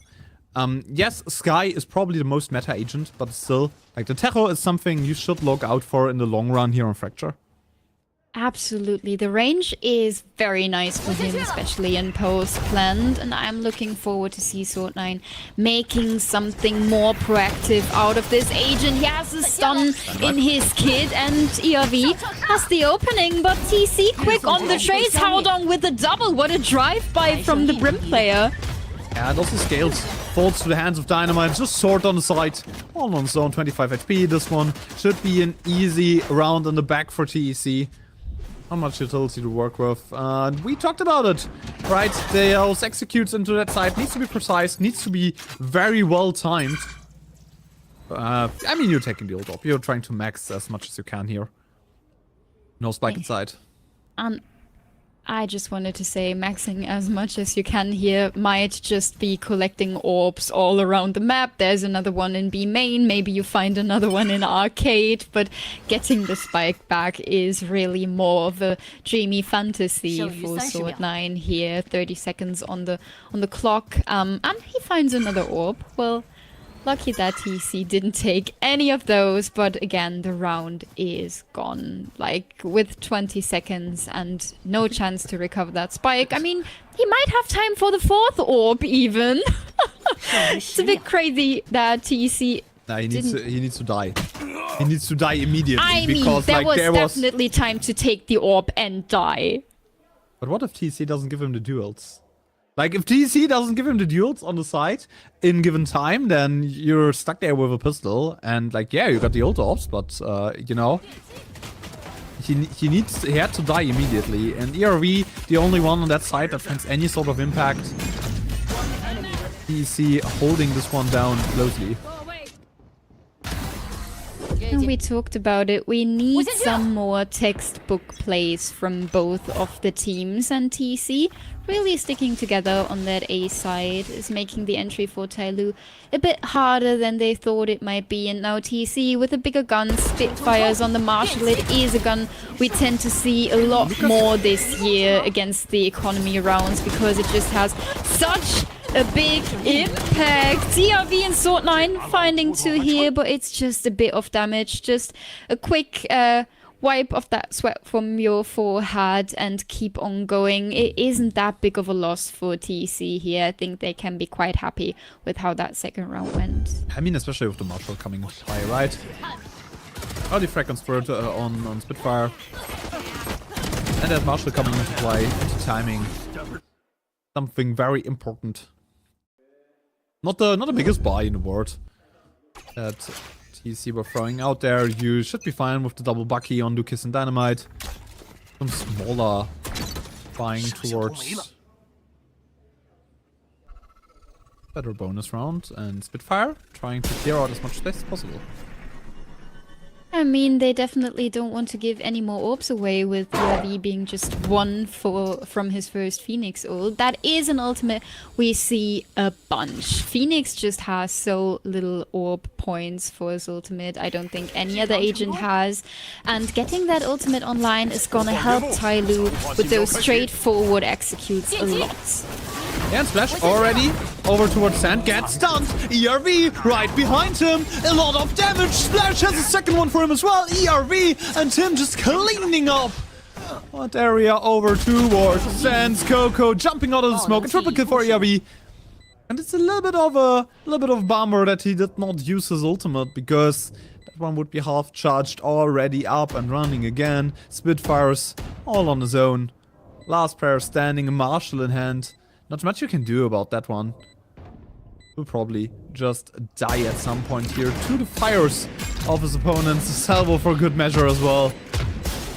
And yeah, TEC just overrun, caught up in the pace against their opponents. They don't want to give the Waylay even an ult point more, but Scales has that last frag. 2-1, TYL. Textbook start to that second map. And with that Marshall and the 101 body hit, he's not able to find anything more than a bit of damage, and the damage really doesn't buy you anything here. I feel like TYL is gonna have quite a good job at getting their money together. We've seen that economy has been a big issue in the first half of Split, and now they are a bit more in control. Both sides taking good care of their economy here, but TYL, I really want to see them invest this Phoenix ult rather soon than later. Yeah, just throw it in there. I don't know, you want to cycle that ultimate, especially if you're playing against a Cypher, and that Phoenix can create some space, destroy some utility that normally bothers Splash on that Neon. No quick executes. It's the ultimate for ERV. Clearing out a lot of space over towards that A site. And Splash is stuck in front of that wire. Needs to destroy it, and afterwards there will be an execute over to the side. Splash taking a lot of space, trying to scale up towards the heavens.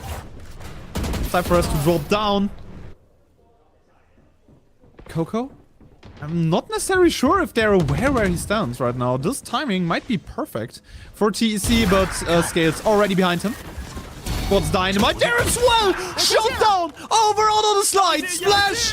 Another kill for him as well. Spiritfire only able to trade. An absolute chaotic round ensuing here.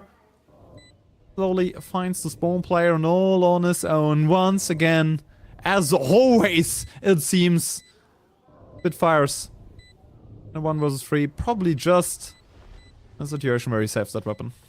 And I thought TYL might have lost the time game on this round, because ERV is investing his ult on A, baiting so much utility, baiting the rotation. 4 players from TEC were running towards that A side, and then the rest of TYL is just very, very slow on that B execute, because they are just standing in front of those wires for forever. And I feel like TC is only finding a way back into that round because TYL is taking so long. But then the positionings are just a bit too well played out. Scales finding a second here is crazy. I think Dynamite, he's throwing his relay bolt and he is sliding and still getting a tap that is insanely aimed. Great tracking from Scales overall. I think that aiming shows off throughout that entire series right now. Like, also on map number 1, he was insane when it comes to his calm aiming, to tracking of, especially that Neon. It's something you need to learn, you need to adapt to. Probably giving over the ult point to Sword here, because no one away from the Armageddon. Or give it to your Phoenix so you have another run it back in this half. I mean, who needs an Armageddon when you can have your Phoenix being a flashy recon entry you can just throw onto the side? Yeah, and a lot of space taking by TEC. They're in the faces of their opponents. Spitfires, impact track at that. Another entry, Sword has the Armageddon ready. They just believe in him so much that he can find those early frags, ERV. Desperate situation, fight against 2 players, but everyone is known over to the side of TEC. Execute, spike down. TEC trying to navigate their way through that map, trying to find an angle. Fight against the side hold, the post plant hold. From their opposition. Spitfire stacked. Gales finds another one, and once again, 1 versus 4 for Spitfire. Basically, the one saving grace for his team. Great tracking against Splash.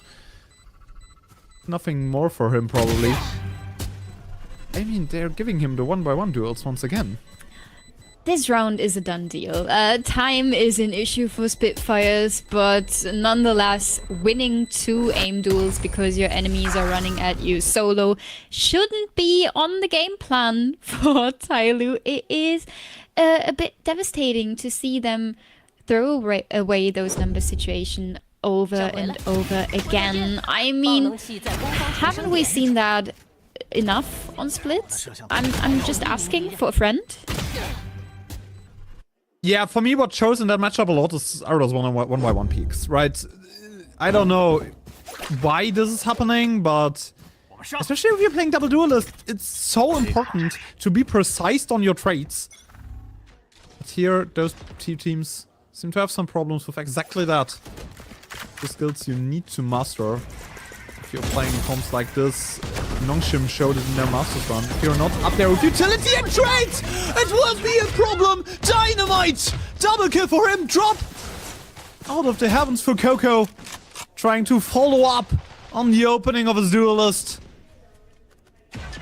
Unawareness of the wire. Nobody there to trade. And Dynamite opens things up in explosive style towards that forefront.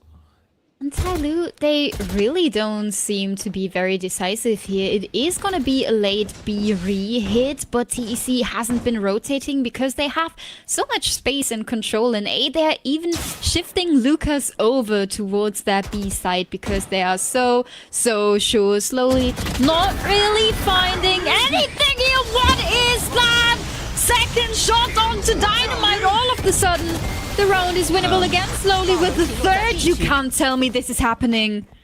Yeah, slowly just solo deciding that they want to win that round. That they want to have fought for the taking, even though there was a nice molly. Scaled still untapped by this one. Slowly 3k, peeking there.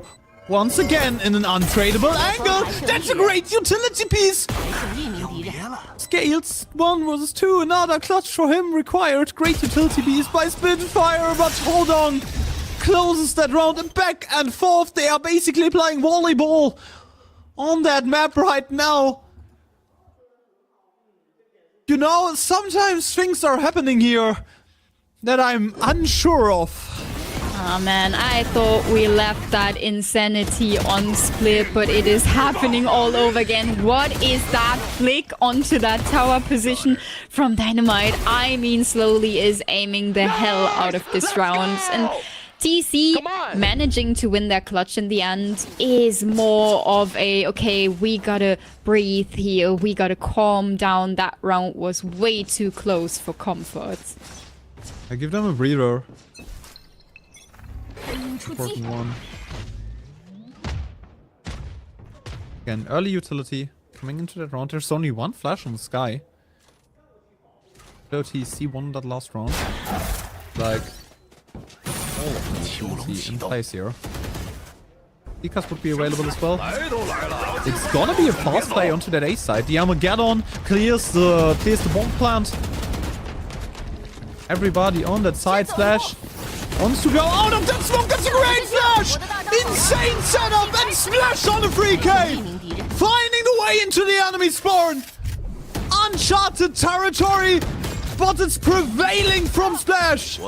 Sword sends that last one. TYL, kill number 4. That's the explosiveness we want to see from them.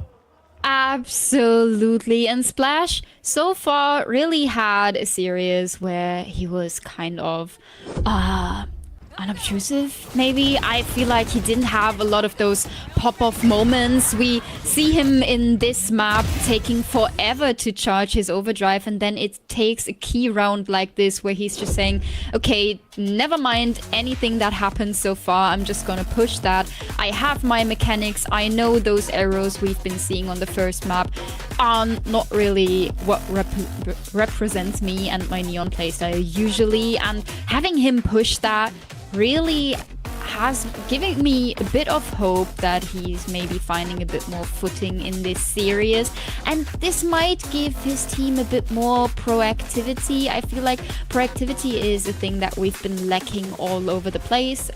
Doesn't matter if that is due to a fast attack round or due to a push on defense. Both teams have been struggling with that a little bit. Yeah, both teams have been struggling with especially their defense proactivity, as you already mentioned, and I want to see some more mix-ups on their defense, on their overall setups, especially if you're having Cypher here right now. Cypher is typically the character you want to have as a solo anchor on your sides, and I want to have a little bit more of a mix-up there, a little bit more of creativity in defensive positions. The fortifications need to be shifted over. Let's see how TEC is approaching that round. Well, it is an eco round, pistols all over the place, and I mean, they could try to charge some of their ultis, maybe get an orb, maybe get the kill onto Scales here. Ooh, a couple of issues for the Cypher player, and he has been solo. TYL gets the B spot on the back of that. Now TEC is taking the rope to have another angle, to not come through main, but have maybe this overwhelming power with a go over arcades.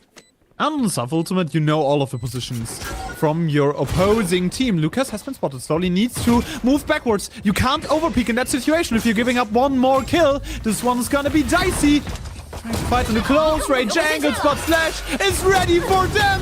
Finds the double kill, 2-piece for him there as well. No support possibility for Slowly. Just Coco in main. ERV on a double. And yes, it was a great entry, but no real weapon required.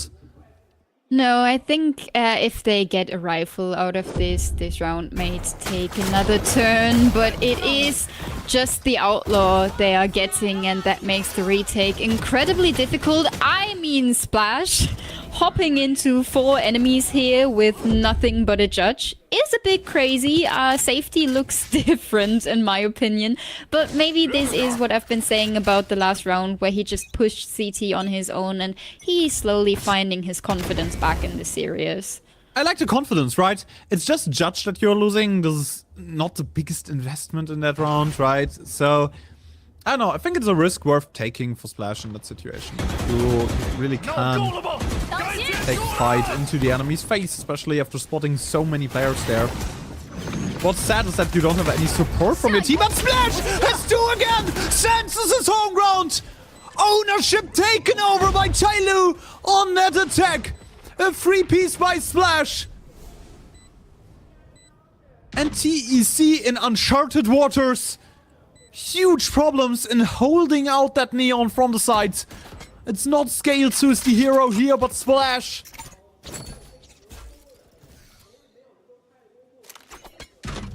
I mean, we have been asking who's gonna step up for TYL if Scales can't quite repeat what he's been doing on Split. And I feel like there is one person on the server very much looking forward to answer that question at the moment. He's sliding into enemy after enemy. The frag onto Coco doesn't really want to fall. Scales can take down Hodong, but Coco's gonna survive this. 1 rifle brought into that round, but I feel like the economy for TEC is crumbling here. I am not sure if there's gonna be another full buy or if this is gonna be another scrappy round where they have to bring some pistols in. Those sprays were just something else. Like Splash mechanically, exceptional performance from him in those first few rounds. 10 kills. Number 11 denied 我先去了。 by Spitfires. Immediate headshot. Over onto Splash. That's one of the two rifles brought into that round. The Guardian for Spitfires. Really nothing else to work with besides him and Coco. Very, very important opening frag. You want to keep Splash at bay if you are TEC in this map. They still have the weaker weapons, but they have a good read already. Shifting over towards their B side, but maybe just a little bit too late. DRV and Swords cleaning out the duels close by, and now the help still on the way. We see Dynamite still wrapping around B main, and now it is just post planned for TYL. That might be a bit too easy. ERV has a good positioning onto Dynamite. Spitfire's already low, 19 HP, and the Guardian, how much can he do here? Realistically, those are some problems. 19 HP, as you already mentioned. This one, it should be gone, and I don't know, saving a Guardian doesn't seem like the best of all calls, but it's better than nothing into that next round. Especially considering you might be giving over an ult point into a Brimstone or a Phoenix. ERV, a triple kill for him. Ultimate nearly charged once again. And TYL is just running away with that half one by one. Yeah, it feels like they really upped their pace a bit in comparison to what we've seen on Split. The timings for the execute are a lot sharper in my opinion, and we see a great aim performance out of their Neon player. I feel like this is something they really want to make work on a map as big as Fracture, especially on the attacking half. You need your fast rotating player to be on point.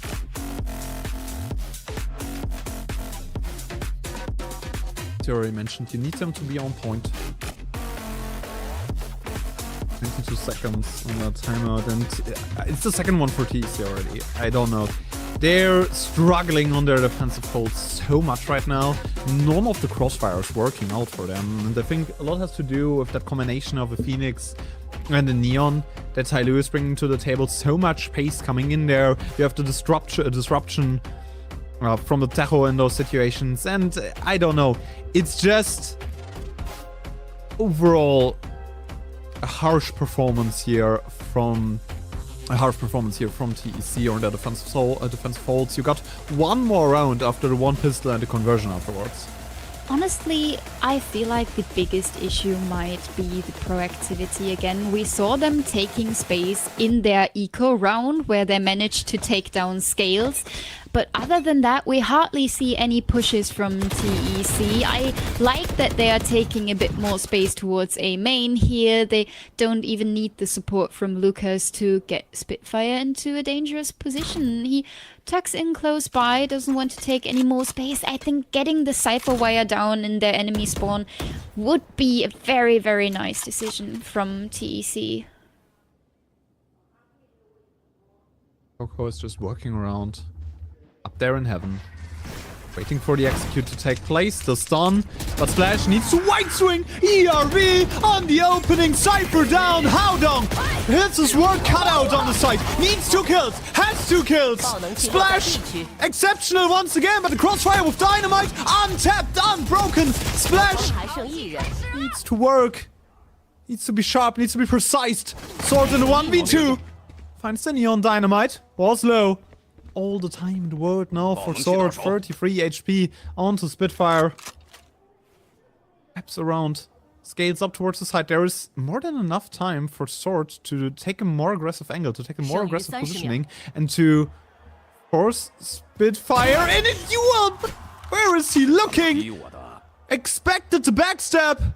And in the end, it's another round for TYL. That'll be a chaotic one. They secure it in the end. 8-3, a 9-3 curse on the horizons.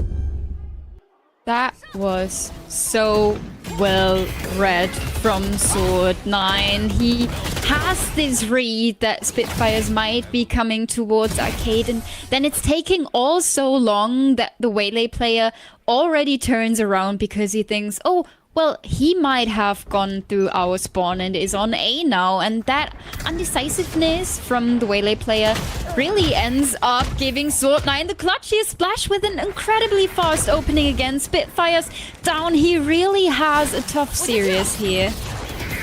And Dynamite needs to get out of the way there. Fast as possible. Splash finds Lucas.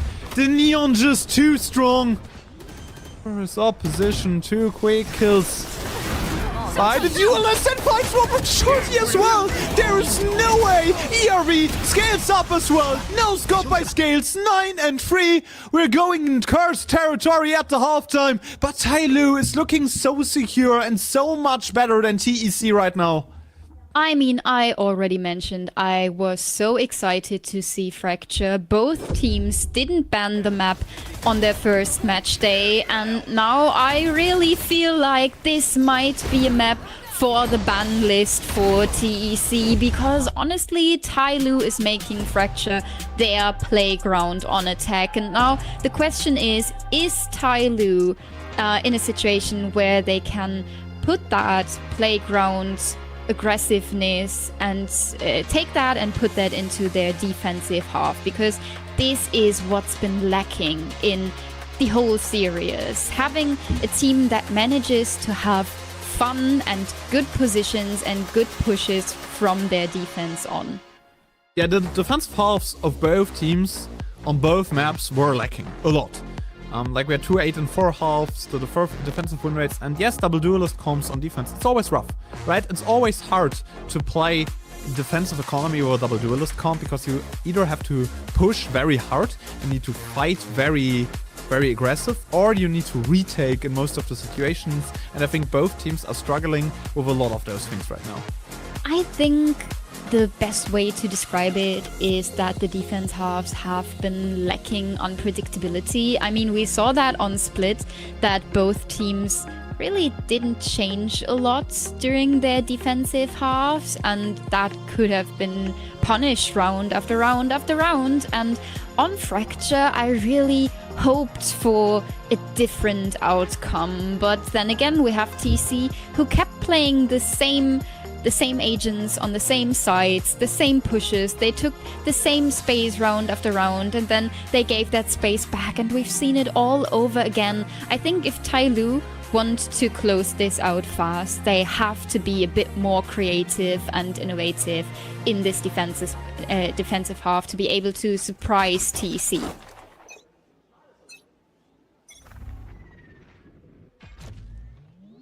And again, we need TYL to mix things up. A bit more creative with their own defensive approach. Slowly single peaks as a Brimstone into that main area. I don't like that decision.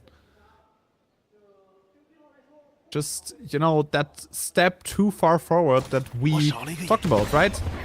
Yeah, especially of one of the little maps where you don't play double controller, you don't want your smoker to go down so fast. TYL is finding a trade, but Dynamite quick on the trigger to find Scales. Numbers advantage stays for the attacking half, and I like that proactivity towards Link, towards the whole connector area. Both enemies coming from B main now. Both duelists still alive. How much damage can they do? ERV finding 2, but then Haodong closes it out. It is a very, very important pistol round for TEC to find. Are you a believer in TEC Valorant here? Are you really asking me that after what we've been seeing so far? I think both teams have been making so many mistakes that it is essential to be able to punish every single one. And if TC keeps on punishing TYL's over peaks, and I feel like at a point of 9-3 lead in the half, TYL is gonna get overexcited, is gonna get over-aggressive. TC gets the chance to punish mistakes, and if they do so on and on and on, they might close this sooner than TYL would like it. Not really. You know, TYL needs to keep their overpeaks in check. I think if they start doing that, and if they're a little bit more controlled on what they're trying to do, then it might be a good map for them. But if those overpeaks are coming through and aren't successful, there will be some problems. Spitfires whips his shots, and it's a numbers advantage now for TYL because again they're finding that first kill. ERV timing, but it's a little movement over towards that B side. It is a bit awkward over and over again. This is about winning rounds and not winning the most over peak situations. An opening found for TYL. TC, despite the bigger gun, struggling to get onto a side. The damage from ERV is huge. Flashes towards Spitfire. He can't make his way out. Haodong finding slowly here. So important for TC to finally stabilize in this round. 20 seconds if they manage to get down the spike. This one will be dangerous. Planted safely, but that's not the best position to hold it. Splash! What a shot. Numbers going closer and closer, but Lucas saves that round. Might be able to bring it back. A double for him. 1 HP on the clock. But secures advantage for TEC. Secures a round that was shaky at best. But still TEC converts it in the end. But that is so uncomfortable for TEC, knowing that you could only bring home your buy round with 20 seconds on the clock and your clutch player ending this round with 1 HP. It is so scrappy. There are so many gaps in the attack from TEC, and TYL has just been putting their toes in everywhere. They are being so annoying. Look at that utility towards A main. That's what we've been lacking in the first half completely. As I said, that's the things that were lacking. Dynamite. Aggressive peek into Sands. Finds an enemy. Splash. Also there with a kill. And it's TYL just holding angles, just holding areas. Securing their duels. Round number 10 for them. 10 and 5. Advantage secured once again. And now we're going into the first gun round for both of those teams. And that's the important one at that. This round will determine the course of that second half by a lot. Absolutely, especially with the lead that TYL is still having. I think TC has to make another approach to this buy round. They just noticed, oh, okay, TYL is finally starting to take space, to be aggressive from defense. So we might have to be a bit different in this attack, to be a bit slower, to figure out where everyone is playing, where the aggression is happening, to then make a choice and adapt to that. Choices for TEC. They're trying to play a little bit more default, trying to play a little bit slower. Looking for a weak side for an angle. Their opposition, and currently B is more of the weak side. I like the kill wire that the Cypher's having their own side scales. Setting himself up for successful hold of that side. Look at the space that TYL is taking. They already broke the first wire from Coco, who now has to make sure that no one's pushing the own spawn. Spike made their way towards a drop, but they are so unsure if A is going to be a safe haven. They have so much space towards B tower. I think this is so uncomfortable for TC to make a decision here. And 40 seconds on the clock, right? You need to be fast here. Brimstone smoke's coming through, but you still double cam in a perfect positioning for Scales. 2 of the Seekers already destroyed. Some problems for TC to get on site once that Spike is going on the ground. You're facing some struggles, a little bit of spam, but the spike is going down. No entries just yet. Haodong, important kill against Scales. Finds the Sentinel player. ERV's ultimate going in there as well. A double kill for Slowly. Opens things up. Gives them a clear path to the side and a numbers advantage. Player up into heaven. Still there for the checking. ERV on the defuse. Half already there. The headshot Slowly on a triple. Round number 11. TYL is securing an economy lead, a halftime lead, and even more. Pushing down what is left of TEC.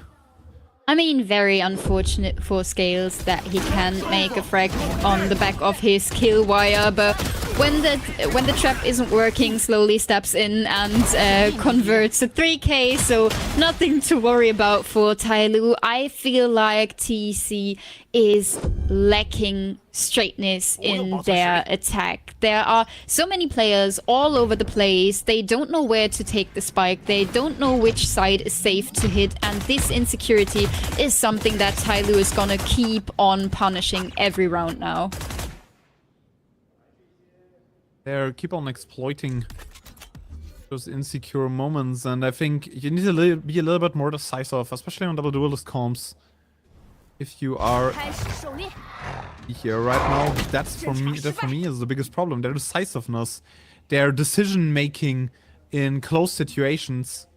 Something we have to keep an eye on. Slowly, trying to be out of the pace, trying to find a quick kill out of a timing. Scales up there in heaven, remains unchecked, and gets an important frag at that onto Spitfire. Splash! Driving in there as well, numbers even, but bigger weapon still in the hands of TYL. ERV, another timing for Coco. Punished by ERV, punished by the Phoenix. The Stinger sinks, the Stinger finds the kill, and it's just Lucas on site. Map point TYL, serious point TYL, 12 and 5. And it's the own map pick of TEC that's biting them back right now.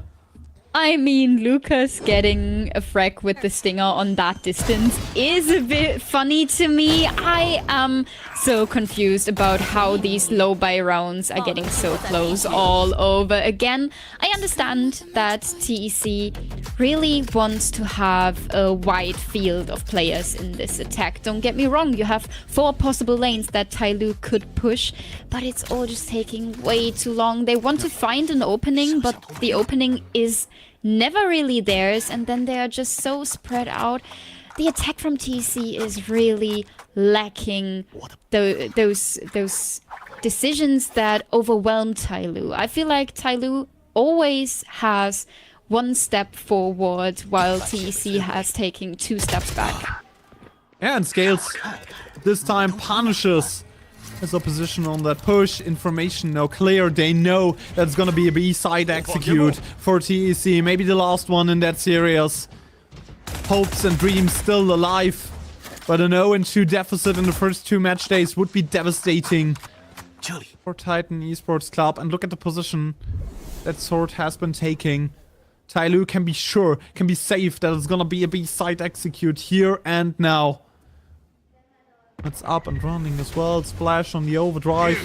And with the smokes, they have to get on side. They have to get on there slowly. Great timing, great angle. Sword comes there from the backside. Lucas on his own. Able to strike, forces him into the loving and embracing arms of Sword.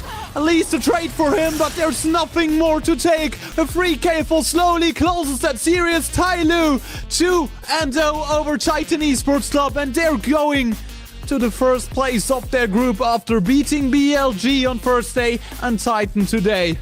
Absolutely. They don't only show that winning against BLG wasn't by accident, they are also showing that in this duel of teams who definitely want to make playoffs, they have the lead. They are so much better in decision making in this second fracture half. They are so straightforward, so proactive, and TEC really lost all footing in the last couple of rounds of fracture. Yeah, you just saw it. They lost their traction, they lost their momentum overall, and I think TYL really took advantage of those situations, took advantage of what TEC was trying to set up for themselves. And overall, I'm not like the biggest fan of their fundamentals right now, but the decisiveness of TYL was just a tad bit better. They were just those few steps up ahead of what TEC was trying to establish, was trying to do. And with a little bit of advertisement for that team capsule, we might be going into an interview soon with one of the TYL players. A little bit of time with the fans. I think that's one of the big parts of VCT China right now. Look at those crowds, look at the fans in the arena. They're hyped about what their teams are trying to do, and I think that can lead to a more developing Chinese scene here in Valorant. I would love to see that for sure. That's so lovely. Always taking the time, and the crowd is so stacked and so hyped for every match I've been seeing so far. I mean, we already said it, TYL, they have been shown their flaws here, but I feel like they are gaining so much love from fans with every series. They keep on winning, taking down Bilibili, taking down TEC today. I'm so excited about what they have to say about their showing today and how they feel going into the next game week.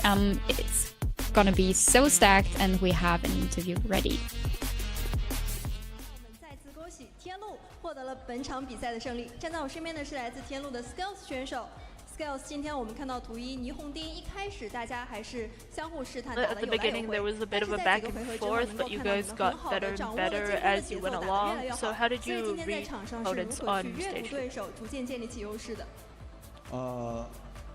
其实我就 Personally, he just does it by feeling and listens. 就是李维来指挥。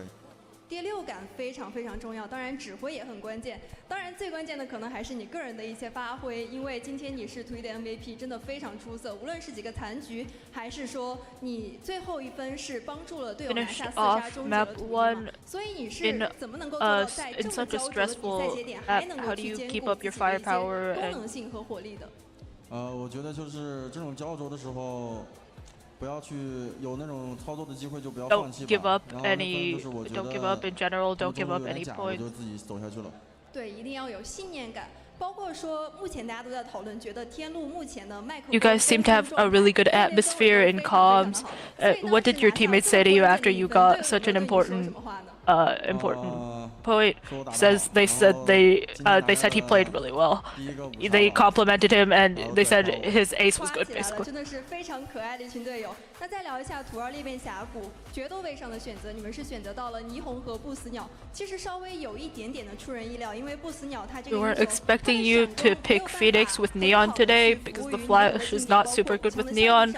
So what was the reason for this comp? There's a lot of. He says it's just because there's a lot of ult points on the map. 主要还是打一个战术上的可能性，对吗？对。 对，好，最后的话也是看到天路最近有发动态，来到杭州体验了当地的一些美食啊。What food have you liked here? 好吃的菜给大家分享一下。 It's a type of shrimp dish that he really likes. 推荐的，当然还有很多美食，像大家其他选手有推荐到的什么西湖醋鱼呀、片川，大家都可以去多多打卡一下。也是再次感谢 Skills。 That's the end of the interview. It's time for the prize draw. 还设有福能掉落的抽奖活动，在比赛期间，现场将随机抽选幸运的观众获赠游戏资产。也有请 Skills 选手帮我们抽取出今天的幸运观众，可以说3、2、1，停。Yeah, and with that, I think TYL really pointed out what we were seeing and expecting here already, because in the end, like them playing very feeling-based Valorant, playing Valorant that's based on their mood and vibes, is something that we, you know, saw from the gameplay on the server, right? They were trying to bring their way in, listening to their IGL, a lot of mid-round chaotic energy coming into this one. And I think overall, especially with Splash on that second map, we expected them to be the better team, and they delivered. Splash and ERV both really showed up. I like the rationality in the decision-making for the Phoenix in the comp. Yeah, there are just a bunch of ult points on that map, so why not go for an agent who just needs a couple to have his ultimate online? But I have to say, I don't think the run and back made such a big difference for TYL today. It was more about fundamentals coming through in that second half, about having those multi-kill moments, about keeping up the good mantle throughout the whole game.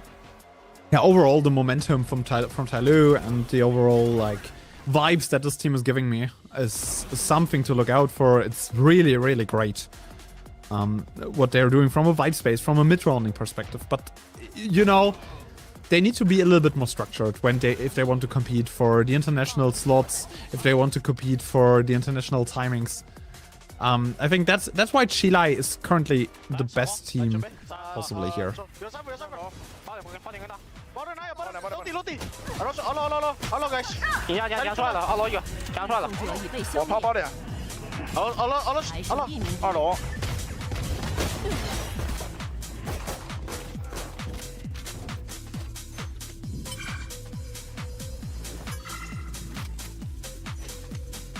再吃个球，吃，哦，小馋猫。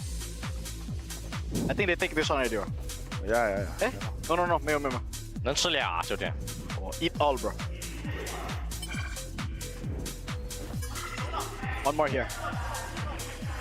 对面知道你在吃球。30秒。知道呗。我来找你。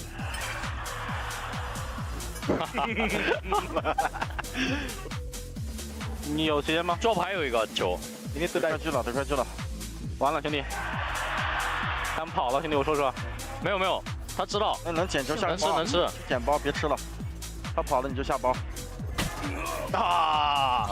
肯定，可惜，吃球，爽，开心，5个球了。Yeah, they're keeping up the good mood in the end. ERV, the MVP of that map on the Phoenix, 4.4 KDA and 315 ACS. Him and Splash were just showing off absolutely what they can do. They were showing off into so many moments in that map, in that matchup. 4 first bloods as well for him on a double duelist comp. Something to look out for. You know, a really funny round in that pistol as well, and showcasing how that ultimate of maxing on Fracture is something to look out for, something to rock around with for certain teams, and you know, it's gonna be a fun one to watch when Fracture develops more and more into that map pool. Absolutely. And on a quick note here, Scales playing something different than Viper for the first time, and all of a sudden not popping off as much. Maybe they're gonna adapt here and put the Viper onto Fracture. I'm gonna be excited to see that. They're gonna have so many walls. The Neon wall, the Phoenix wall, and the Viper wall. That's gonna be chaos. Yeah, put Harbor in there as well, yes. And then we're gonna have some fun. But yeah, in the end, it was a very fun matchup between those two teams. I think what we were talking about before the game, that it's going to be a fist fight possibly, and those two battling it out, that came true in so many different ways. As I said, Splash and ERV on that second map were so impactful on those double duelists, and I think TYL has to work on their efficiency, on their trade fragging, on their fundamentals, but their vibes, and especially the energy that they're bringing to the server and the pacing that team has, is something to look out for. And I think they will be a contender for that spot in Masters London. They will be a contender for this one, for sure, especially with BLG and EDG not being up to the level that they are supposed to be at. This is going to be one of the teams to look out for, to maybe contest for that spot in some way. 10 first frags and 8 out of 9 post plans. Those are good numbers for TYL, especially when we think about how many post plans went downhill on the first map for both of these teams. They really upped the pace on Fracture. I still think there are fundamental issues. You're 100% right about that. But I think with what they showed on the second map, they definitely can compete in playoffs.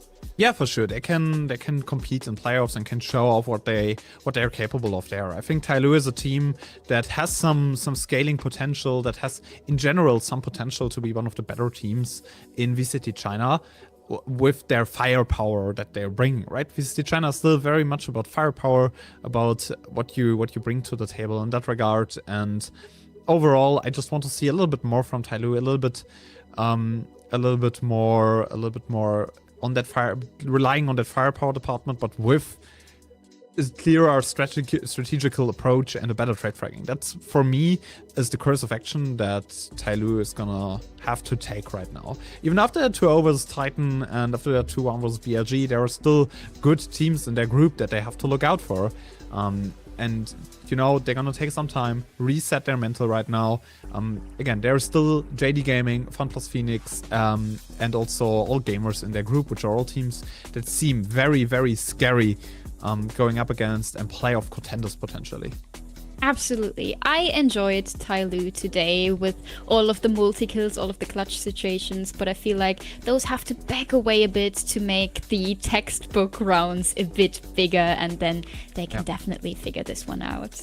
Yeah, I think so as well. They need a little bit of time to figure this one out in the end, but in general, I think TYL is going to be fine going into the season playoffs. basically secured at this point, and we're gonna have to watch out for this one. Our next matchup in today's broadcast is gonna be an entertaining one at that because Wolves are facing off against EDG, one of the better matchups and one of the more well-known matchups in VCT China for sure. EDG still looking for their form, still looking to bring something more to the table and win a China split once more. Wolves on the other side, disappointing kickoff, disappointing end of last year. Also looking for something new, for something to hold on. We will be back. We will be back for another game next week, but our other cast is gonna take over now. Have a good evening. We will hear from each other soon, and tune in for the second game of today. See ya.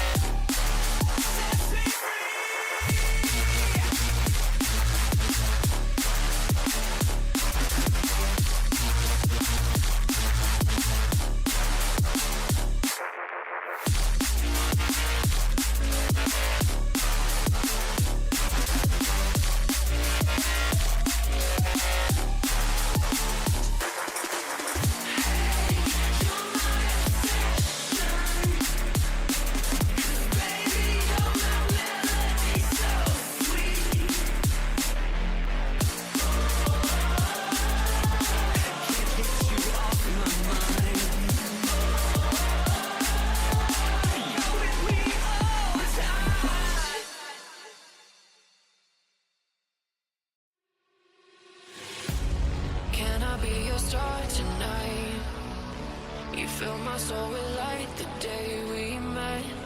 I don't wanna leave your side. Have me by your side when the sun sets. Let's leave for an eternity.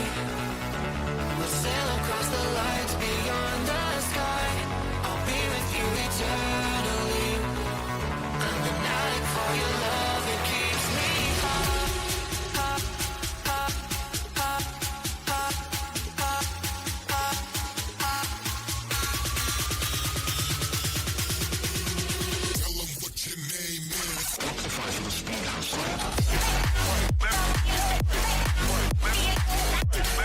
Left and right.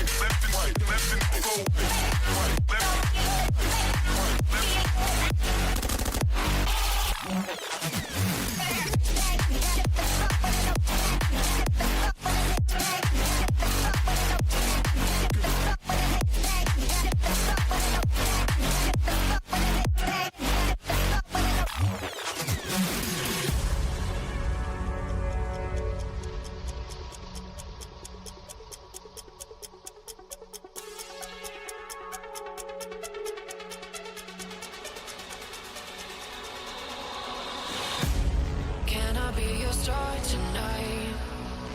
You fill my soul with light the day we met. I don't wanna leave your side. Have me by your side when the sun sets.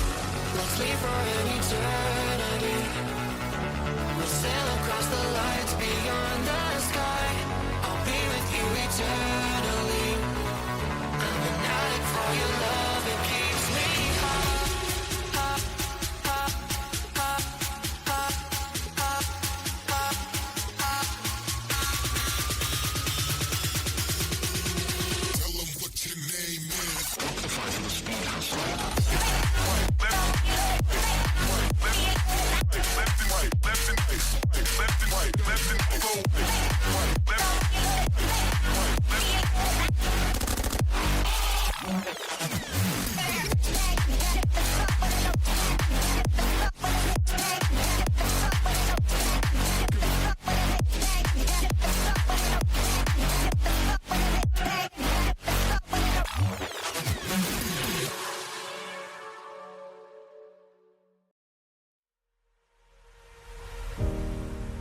Nothing could have prepared me for the high stakes heartbreak that surrounds me. You want me, you won't let me go. So I burn so. I can see you coming like a wildfire. I'm just a fuel, baby, you're the light. If I'm not careful, you'll burn right through my soul. Burning like a wildfire,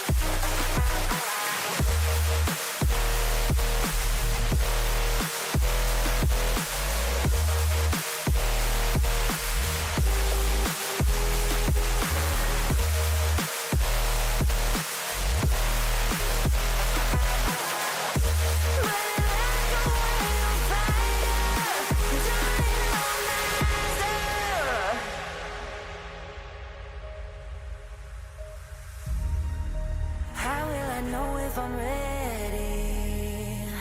The demons unleashed from your mind hold me steady. Yeah. 'Cause you want me, you won't let me go. So I burn slow. I can see you coming like a wildfire. I'm just a fuel, baby, you're the light. If I'm not careful, you'll burn right through my soul. Burning like a wildfire. How are you doing, you beautiful people? Welcome to the second match of today, Project Horizon Wolves versus Edward Gaming. My name is Mike, and I'm joined by the wonderful Grammy. How are you doing?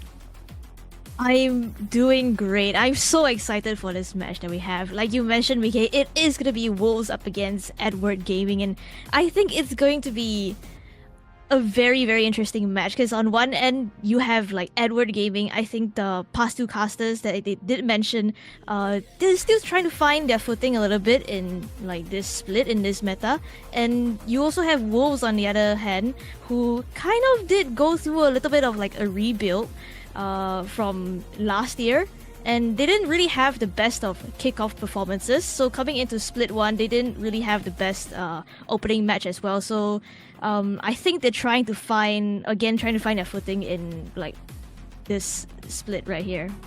Yeah, both of these teams have similar history because when we're talking about the peaks of both of these teams, I mean, EDG 2024 not only going to champs but then winning it, and Wolves getting 3rd place in Toronto. So the peaks are incredibly high.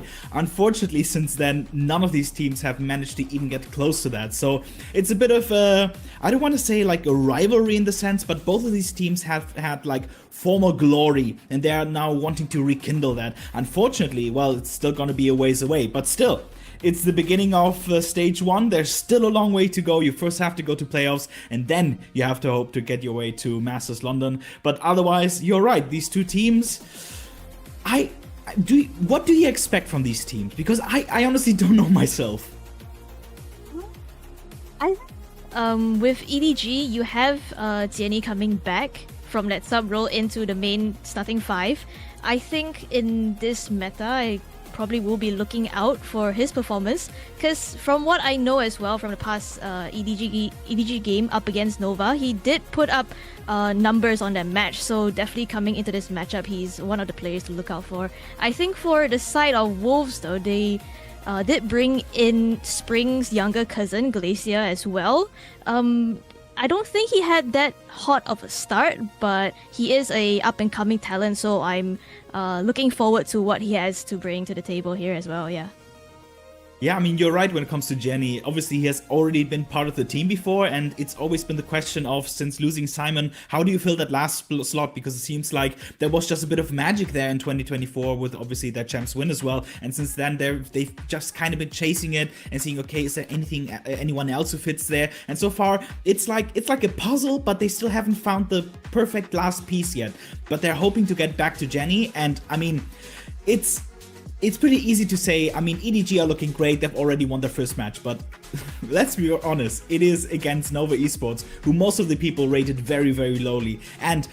But to be fair, they won it in convincing fashion, so that is what they want to continue to do. Meanwhile, Wolves, with Sufat BB on the front, as you can see here, unfortunately lost the first one. I believe it was against Trace Esports, so they are trying to claw their way back in their second map or second match to hopefully make their way to playoffs.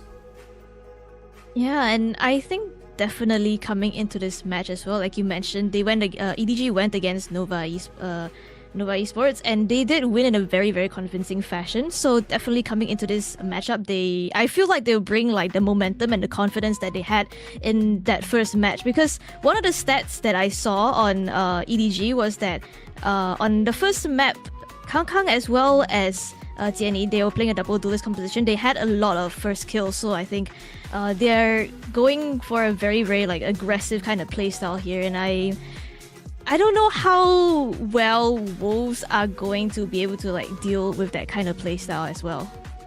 And obviously when it comes to history as well, Wolves, the reason they even got so good in the first place is because they were one of the few teams in VCT CN to go for that slower playstyle, to go for a bit more lurks, and instead, well, basically, especially against those lower rated teams, just letting them push through you, and then you have a nice crossfire and the round is already over, you're on a 5v3, you're probably gonna win that. But since then, it seems like Wolves has kind of lost their footing and maybe gone a bit back to basics, which in this case really hasn't helped them. And this is exactly what we see in the stats as well, that basically everything across the board looks just so much more convincing for an EDG. Yes, we agree that the first match is it's very different to go against Nova than to go against Trace, who obviously also has been to internationals before. But I mean, that being said, look at Spring, my man, he's looking great. Apart from KD, the ACS almost up to 300. I mean, this is a number that is very rarely seen. The last match I casted, there was, I believe, like Yuko or Young with more than 300 ACS. So Spring, if he can keep it up, or even if he can go higher, that is definitely something that you want as a Wolves fan. Yeah, definitely. And not to mention, he's doing all of this on a Viper, which I feel like it's not one of the roles that you get a lot of how do I say, like first contact kills with, unless you're going in for like a lot of the lurk plays. But yeah, I think that ACS kind of goes to show that probably over on the defense, he's able to hold his side down really, really well.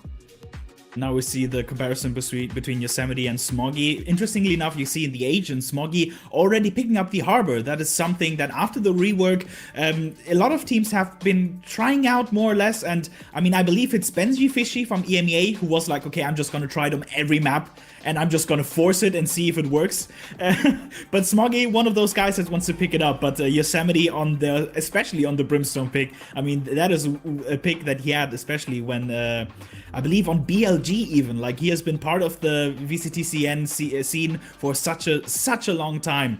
And here we see Gianni7, I want to say newcomer to the roster, but he was here like a year ago. But with, again, the magic number, 300 ACS when playing Neon, the one pick that Kang doesn't want to play. So having that extra pick, especially considering that Neon, I mean, it's just, let's just say it, one of the best agents in the game so far, with people like Dambi just running around. He's looking to continue this lead. Yeah, and I also think, like, especially in this meta, right, you just have the Neon running at you. We saw it in last game's Splash. They were playing a double duelist as well, and I feel like Splash just went insane. And now I feel like since the meta has shifted over from like that Yoru onto like probably like a Neon Waylay, maybe not so much Waylay anymore since a little bit of a nerf coming in for like the next few weeks, but yeah, the Neon is insanely strong in this meta right now. There's not much that can stop her. All the Sentinels are kind of not really strong right now. You have Cypher with the trips, but it's not able to like slow Neon. You can just like slide past that trip, get that kill onto the side anchor, and then you just have a free side off the back of that.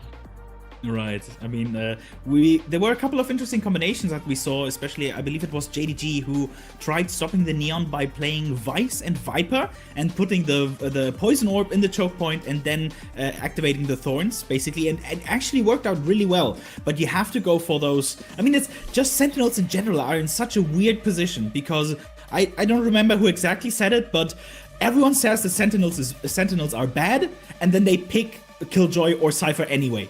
Right, so they're kind of in this limbo where you're like, well, on one hand, we really want the map control that the Sentinel gives us, or at least the map control that it holds. But on the other hand, it's like, at that point, it's almost like 4.5v5. That's what you're playing. Yeah, I mean, pretty much. Like, you feel like Sentinels, like you mentioned, are in a pretty weird spot where they're supposed to be able to like kind of slow down the side exec, but they're not exactly able to do that, especially if you pick up like a Killjoy or a Cypher. But I feel like you kind of see teams leaning towards the Chamber a bit more, or the Vito, because Vito, for one, the Interceptor can just like eat all of the util that's being thrown his way. The Chamber slow is definitely way more useful in this current meta compared to like the Killjoy mollies or the Cypher trips, and even like you mentioned, the Vice Thorns is off the back of like the DK that the Viper Toxic Screen gives. It's able to just do so much damage on like the entry player, especially like if it's a Neon, because it's just kind of it depends on the amount of damage that you take, depends on how far you travel in that Thorn itself. So I think it's a pretty good pick, and I like that you mentioned the Harbor as well, because I feel like Harbor could be one of the agents that are pretty strong in this meta because of the slow effect that the util gives you. We're now in the skirmish. We can see Glacier playing against, I don't know exactly, Chichu is the other guy. Skirmish, for the ones that don't know, it's the new 1v1 mode that came out a couple of months ago, and since there are no standings basically to decide who picks first or who bans first, instead they do a little 1v1. This is exactly what we can see here. It is the first to 5, and it's always, you can see that the players don't usually take this incredibly seriously. Which I honestly kind of like. I know it could be part of your game plan to be like, okay, we definitely want to have like the first pick or like the first ban, right? But in this case, it's just also just a good way for us as viewers to see, okay, with the shorty, how dare you? For us as viewers to be like, okay, these guys are just having a 1v1. And also that they kind of give you an impression for a player. I believe in the game FPX versus JDG, I think it was Yuiko, and he just won straight 5-0. In this case, it actually couldn't be closer in Glacier, and once again ending it with a shorty, and so Wolves will have the advantage going into the map pool. Another thing that I like about the skirmish, especially like in the VCT CN region, is that you have fans like watching you, and I feel like it's another form of fan interaction as well. And I believe we will have the map veto soon. But Mike, what do you think are the maps that we're gonna? Oh, okay, it's already on the screen. But yeah, well, let's talk about it. I have a premonition. I feel like wait. All right. They're first gonna pick Fracture. Okay, now I forgot. Okay, what is it? Okay, that's Lotus, and then in the end Bind. Fracture. Funnily enough, today just the game that was previously played in Pacific from Nongshim and Paper X. It was just a treat to watch. It was such an awesome game. Obviously, Dumby and something, the Neon head-to-head was amazing. But Fracture, obviously going new into the map pool, I gotta admit, it's a map that I've always loved in pro play, but hated in ranked. Because you need to split up. And that's something that usually my ranked teammates just don't comprehend. They're like 5 people just run it down, which in this case doesn't work. Well, in this case, well, maybe EDG and Wolves have find a way to take this to their advantage. I like that both of the new maps that came back to the map pool are the maps that we're definitely going to see in this matchup, right? You have the first map of Fracture, which I like that you mentioned like the VCT Pacific as well, because there was the rope incident again. Yeah. But yeah, I mean, we have Lotus as the second map as well, so I'm not gonna lie, I have missed Lotus so much. Yeah, Lotus is a map that, but especially with a few changes, it used to be I believe the only attacker-sided map in the entire map pool, just I believe a year or two ago. But in this case, because of the changes that they've made, for example, due to the wall banks of the Odin, it has equalized quite a bit more. So it will be interesting if that reflects in how they manage to, or how they approach this map. But in this case, we will be starting off with that Fracture. And while I have the time here, I want to talk about briefly about the history between these two teams, because they've played twice before against each other, and while they're technically 1-1, both of these matches were in 2024. So, and with completely different rosters, with completely different metas. So, while they're technically on equal footing, it will be very interesting to see how their actual first head-to-head in almost 2 years will come to fruition.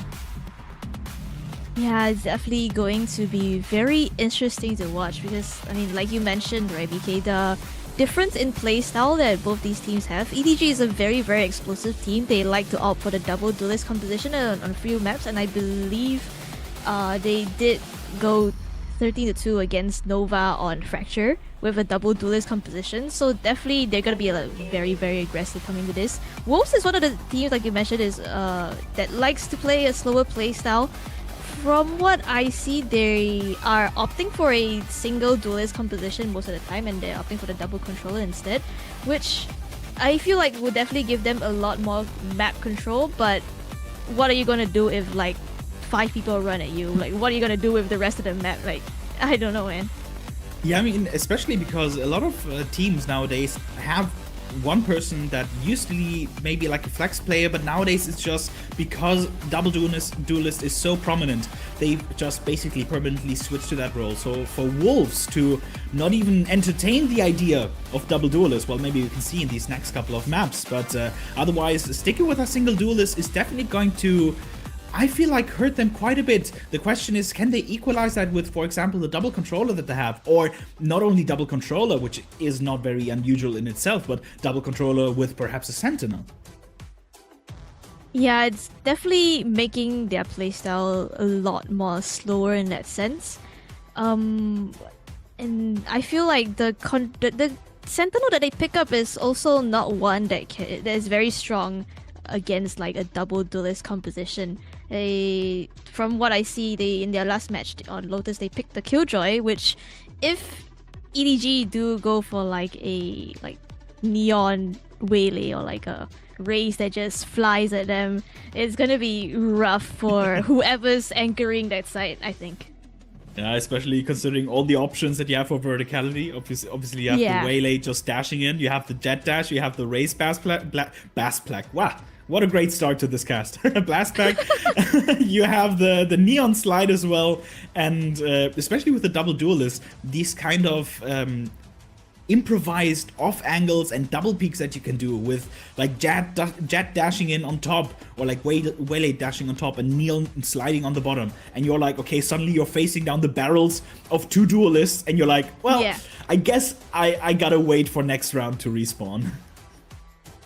Oh, and when they don't hit your side, you're playing Retake Simulator, and it's also rough, right? Because you have all your Yutu on one side of the map, and then you just have like not much or like nothing for the retake. You just have to go in, guns blazing, probably, and just take the fights head on. And I feel like in a lot of situations, if you're going for like double controller comp, you don't have as much util to get back onto the site itself if you lose out on like a couple of key players, like maybe your initiator or your dome smoker in that sense. But the double controller in itself has been very popular these last couple of days or last couple of weeks, especially because I noted a couple of days ago that it seems like if players decide or if teams decide to not play a Sentinel, that usually the Sentinel player then goes to play Viper, which is why you said that, I don't remember who it was, but like Viper players are usually not supposed to frag out. But it's these alpha year type of players where usually they're like way more controlled in their Sentinel role, and then you just let them loose on a Viper, which doesn't matter if they die as much because usually you have the double controller. But in this case, what is this? It's a mirror comp with double duelist, Cypher, and single controller, and you still have the flasher with Sky. Wow. I love that Wolves is pulling out the double duelist in this. I mean, in the last matchup that they had against Trace, the single duelist definitely wasn't working out well for them. And it does feel like the reads that the coaches have on this meta, on Fracture, probably is like very, very similar right now. You just have the Neon as well as the Waylay, who's able to pull the crosshairs away from the rest of the players, just go dashing onto the side, flying onto the side, and they're just able to set up each other for the entry frags right there.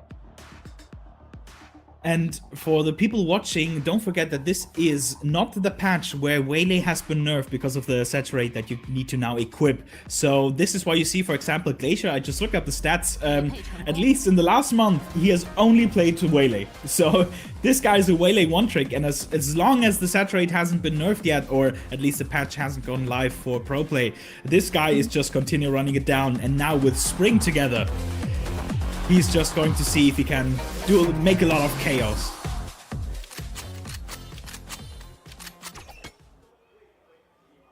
This is fun. You have the two cousins just on the duelist. So definitely there's gonna be synergy between them, right? Putting them on the Neon Waylay comp here. It is gonna be EDG starting out on the defense as Wolves look to head on towards the B side. You can see just them prodding around. This is the slowness that we're talking about. An EDG on the complete other side, already breaking the trip. And there's the camp there, so they do have a bit of info, but they need to be scared now. You can see Yosemite already backing down. And it's time to go back with this team. And the answer of Wolves is going to go back to this A side, but they need to be careful. EDG is already, once again, pushed up. And the first one already spotted. How do they approach this, Wolves? Nice dash coming out. You can see the flash, the Neon already there, but nobody takes his head off. And just like that, blink it and you miss it. Everything has fallen. You can see the nice idea of smoking off the choke point and even just flashing it. Unfortunately, the positions were just too strong for EDG. And Wolves, Sufat BB and Glacier have to somehow do something. And in this case, well, even though I was about to say that the health pool doesn't look that good for EDG, but well, one Sky heal and they're already back to full. Yeah, I mean, definitely a great start for the pistol here for EDG, and the two players just waiting outside of drop. I mean, any kind of pick that they can find here is great. The spike is dropped in no man's land. Glacier does manage to pick up the kill off the Kang and will get that drop though, and instantly traded out by Jenny as well, and it's gonna be EDG who pick up the pistol here. I think definitely a great read coming in from EDG, right? Because they had the initial A main push, they broke the Cypher trip, they noted that it was like nobody hitting onto the B main towards the B side itself, so instantly they just go back and suss out that push coming in from drop. And you could see there were 3 players on the A side. It's just like it suddenly became the strong side for EDG, and Wolves were just unable to get onto the side itself. You can see also the protocols that they have, because if they push out and Wolves therefore just push B, then they suddenly have 3 players on the flank. But in this case, since they didn't hear anything, they just go back to side, and then they have the info that no one's coming A main, especially because of that trip that was broken. You can see Jenny already ready there, killing the Trailblazer, but he gets killed through the smoke. He needs to be careful here. This gun must not be picked up. You can see nobody already there, but more than one he cannot get, even though Smoggy gets one with the molly. This is looking dangerous for Wolves, especially with Joa. It's taken a lot of time to get the kill, but he finally does so. And Kankang and Smoggy, they stop the bleeding, but really look dangerous for a second there. I mean, you could definitely see the potential to double dealers there. You have the Neon sliding into the lower ground, you have the Waylay dashing onto the higher ground, and it's just like you have a player in the corner who's just trapped, unable to really do anything there. Great catch by Joa here onto Jenny actually, but definitely I feel like it's one of the more expensive buy rounds that EDG could have had here. So coming into the bonus itself, they're not really going to reinvest into it. Yeah, that's not looking too good. A banner, the Sheriff, and a Bucky. So technically not a single normal rifle. It's just going to be that pseudo rifle with the Guardian and the Bulldog. Kankang looking at his teammate with a sense of belonging. I'd assume he's just waiting for him to take contact, especially considering he has the Bucky. Talking about the Bucky, Spring has also joined him in the Judge Adventure. And look at 4 players on this B side. Obviously considering that they have the lower buy, it makes sense that they go for a bit of a gamble. But if Wolves seems to not fall for it, or at least not quite yet. Wolves, they're just trying to sniff out where exactly these players are. They don't really want to give the rifles into the hands of EDG. It's gonna be rough if any players on EDG can pick up a gun here. But I mean, mentioned 4 players over on this B side. Glacier is spotted out, takes a bit of chip damage, but is able to not free. Now the time is ticking, just about 30 seconds left. At some point, EDG is going to realize that this will not be a B hit. You can see the first guy already rotating.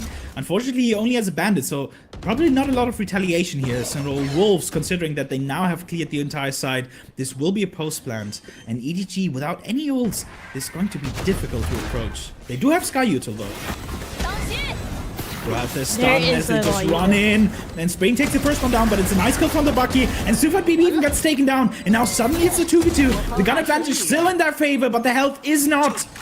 Yosemite left in the 1v2. Yes, it is planted, but he needs to try to go for the spams. Chicho will be the first to take contact, but he gets him through. But he doesn't, and he finds the second one. Oh, this guy, you lucky, lucky guy. I mean, at this point, you've just flipped head 5 times. And getting that kill through the smoke allows him to get it, but once again, it was not convincing. It was not convincing to say the least. Yeah, it was so expensive on the hands of Wolves. He had like 4 rifles, I think. And still, a lot of damage on the EDG side here. Almost got the defuse as well. I feel like for EDG, it's the best outcome they could have gotten, right? Aside from winning the round itself, just basically get rid of the weapons on the hands of Wolves, make them have to reinvest into things. And look at this, there is going to be a smoke from the side of Wolves to try and get this beam in control. Perhaps scared of a sniper, an outlaw, an operator being here. Therefore, they decide to use one of the smokes themselves. Obviously, now Joa has less flexibility. In Sufat Baby, how did that happen? A random spam must have gotten him. And that is the curse of the sky. You can heal anyone except yourself. So he's gonna stay to an 11 HP for the rest of this round. And you can see the Trailblazer being used by EDG, and they even spotted someone on flank. And that's why you see that EDG doesn't really want to push it. They know that Wolves are gonna play this a bit slower, but you can see the holes forming, especially on that entire A side. That's why they use the smoke. But they won't know that this is actually going to be a B hit. The Cypher Trip already taken down, and the Neon is just gonna slide. And Saturate coming out, but together with the Brimstone ultimate, Teacher has to be careful about taking the first one down. Does get the second one, and the spike is on the other side. Why has no one else followed him? Wolves, are they stuck behind something? Or no, they're just out in the open, and Chicho therefore gets an easy kill, and should be an easy cleanup, unless Yosemite has something to say about it. It's just going to be one for his troubles. And Wolves, this seems like, were the barriers still up? Because it seems like they just were not able to go through that choke point. I have no idea what happened there, but that was a great flash from EDG right there. And she was just able to get those kills, and they were out in the open. Even investing the Brimble into this, though, it's definitely going to be an expensive one here for Wolves. You can see the damage. Just 2 Sheriffs. Glacier and Yosemite. To be fair, the top fraggers, but you can see now actually the Outlaw being used. And you can see the Cypher Cam decides to go back, wisely so. He's still being tagged, so he needs to be careful, but nobody is there to join him. And you can see the firing squad. They do take the 2 casualties though, but we're not expecting anything else. Smoggy taking down Sufat quite easily, and Yosemite with 86 HP. And well, yes, he does have the neural theft. I think it's pretty clear to say that in a 1v3, with a minute left and no spike control, that he's probably just gonna keep this in his pocket for next round. Yeah, and both the weapon upgrades that he could have gotten are just dropped onto the ground, where just like where the spike is. So no free weapon upgrade for him right there. Gonna try to find whatever else he can, but definitely a great read on the econ coming in from Kang Kang, opting to go for that Outlaw. Even though he didn't really like land the first kills, you have nobody who's just right behind him, able to get that spray down on 3 players. That's just gonna instantly stop the push from Wolves to come in, instantly stopping like any kind of possible thrifty that could come in. 30 seconds left on the clock. Does manage to spot out Chichu's position, but his own position is revealed, so this should be a done deal here. Okay. Oh, it looked dangerous for a second there, but it's alright. It's just 1 kill for him. And unfortunately, well, no more progress towards his ult because he already has it ready. But EDG is slowly running away with it. 41, great and very convincing start from them.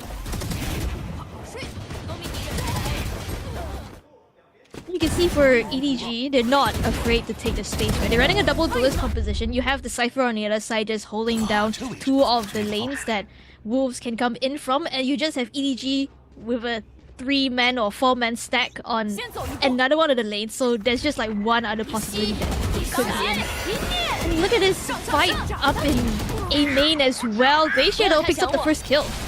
Yeah, maybe a bit too overeager there. In that case, maybe going for a bit of a confidence play, but Kang Kang doesn't care. And Smoggy joins him in the kill feed. And just like that, I mean, we've gone from a 5v4 to a 4v3. Neural Theft will be used as well as the Seekers. Seems maybe a bit of a double-edged sword to have the double info. But EDG is... they're probably not too mad about that, especially considering there's still quite a lot of Cypher utility. You can see even the Brimstone volley being used to delay, and Sufat, BB, and Yosemite, they just have to run through it. They just have no chance, and seemingly... I mean, this Brimstone pick is the bane of their existence. Yeah, perfectly timed molly coming in from the side of EG. Smoggy right there, and it just completely stops Wolves in their tracks. And now Yosemite is just stuck in a 1v3 here. Has an op as well as another rifle looking his way, and Kang Kang will pick up that 3k in that round to bring EDG to 5.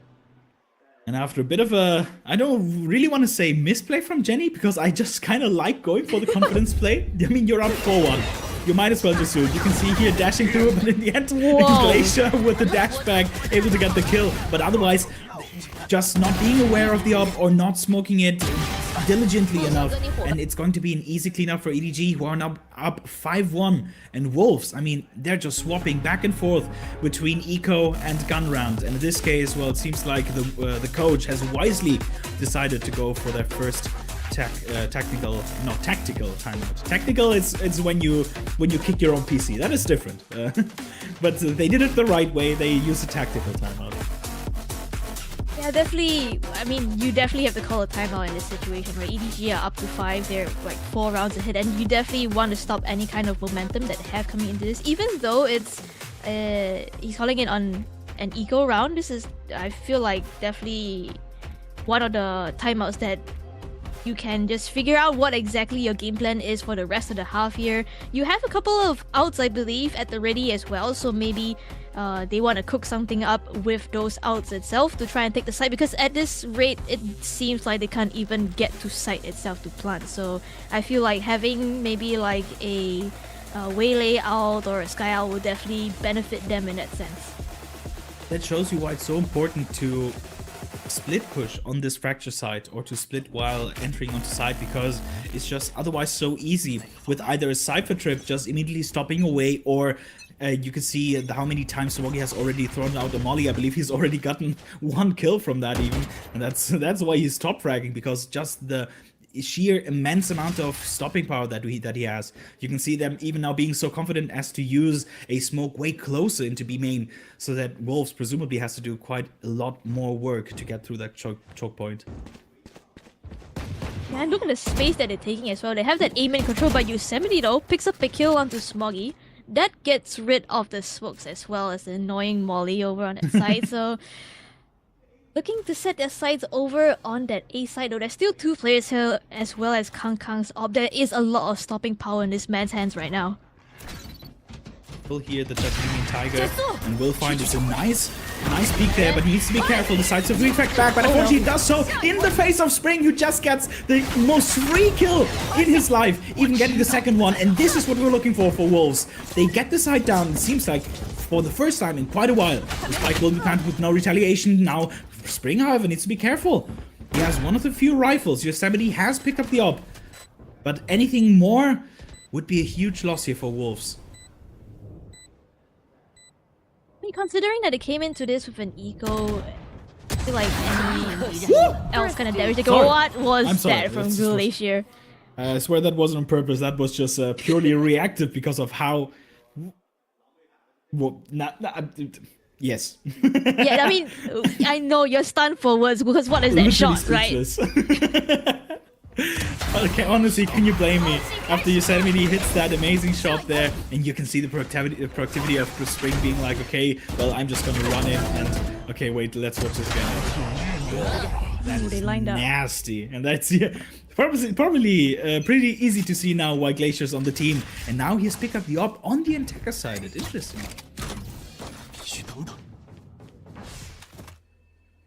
I mean, with Wolf's slower playstyle, they definitely could try and play out this op, because EDG have been pushing up into like a lot of advanced positions so far, right? So if Glacier is able to catch any players with that op, it'd definitely be really beneficial for them. But Spring is the one who gets that first kill instead onto Chishu. That is gonna be that B side opened up here. Only using 1 smoke, but he does know that there's no one on that side. Wolves going for a 5-man push on the same side, seemingly. With still a minute left, they're gonna bide their time, but you can see EDG is very reactive. They know that the Cypher trip is once again there, and they're gonna do a lot of pressure by breaking it. Not sure if they're actually gonna go for that flank. Oh, but Smoggy has found a gap through the smoke, and he gets 1. Can he get 3? No, but it's still quite a lot of damage, but he takes his own life with the spam coming down from the Wolves players. And 3v3 once again. It's usually 3v4, but Sufat BB on just 4 HP, which is not a good sign, especially with that overdrive coming out. And Jenny, it's an easy cleanup. 1, 2, 3, 4, or just 3, but in the blink of an eye. The Wolves players, well, once again have to take a bit of time to respawn. Yeah, I mean, it seems like it feels like Wolves, they take quite a bit of time to actually get the spike planted down, right? And by then, EDG have a pretty good read on where exactly the players of Wolves would be, and they just go in for these fast retakes. Here you have Jenny coming in from the flank with the overdrive. Like you mentioned, all the players are pretty tagged down low, and it's just really rough for Wolves right now.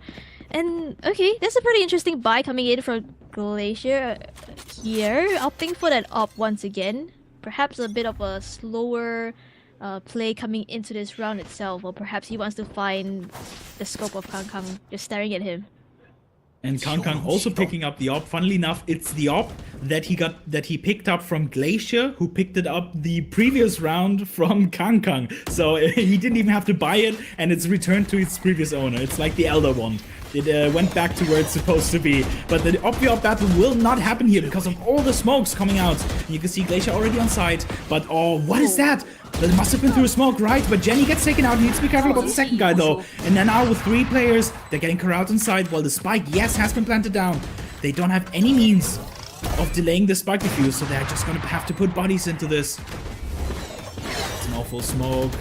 Needs to be careful about him seeing their footsies, but he needs to be careful about this op as well with the close sightlines. And Wolves, yes, they've made it so much easier of getting into sight, but when it comes after that, their game plan is falling apart, and EDG just picks them off one by one.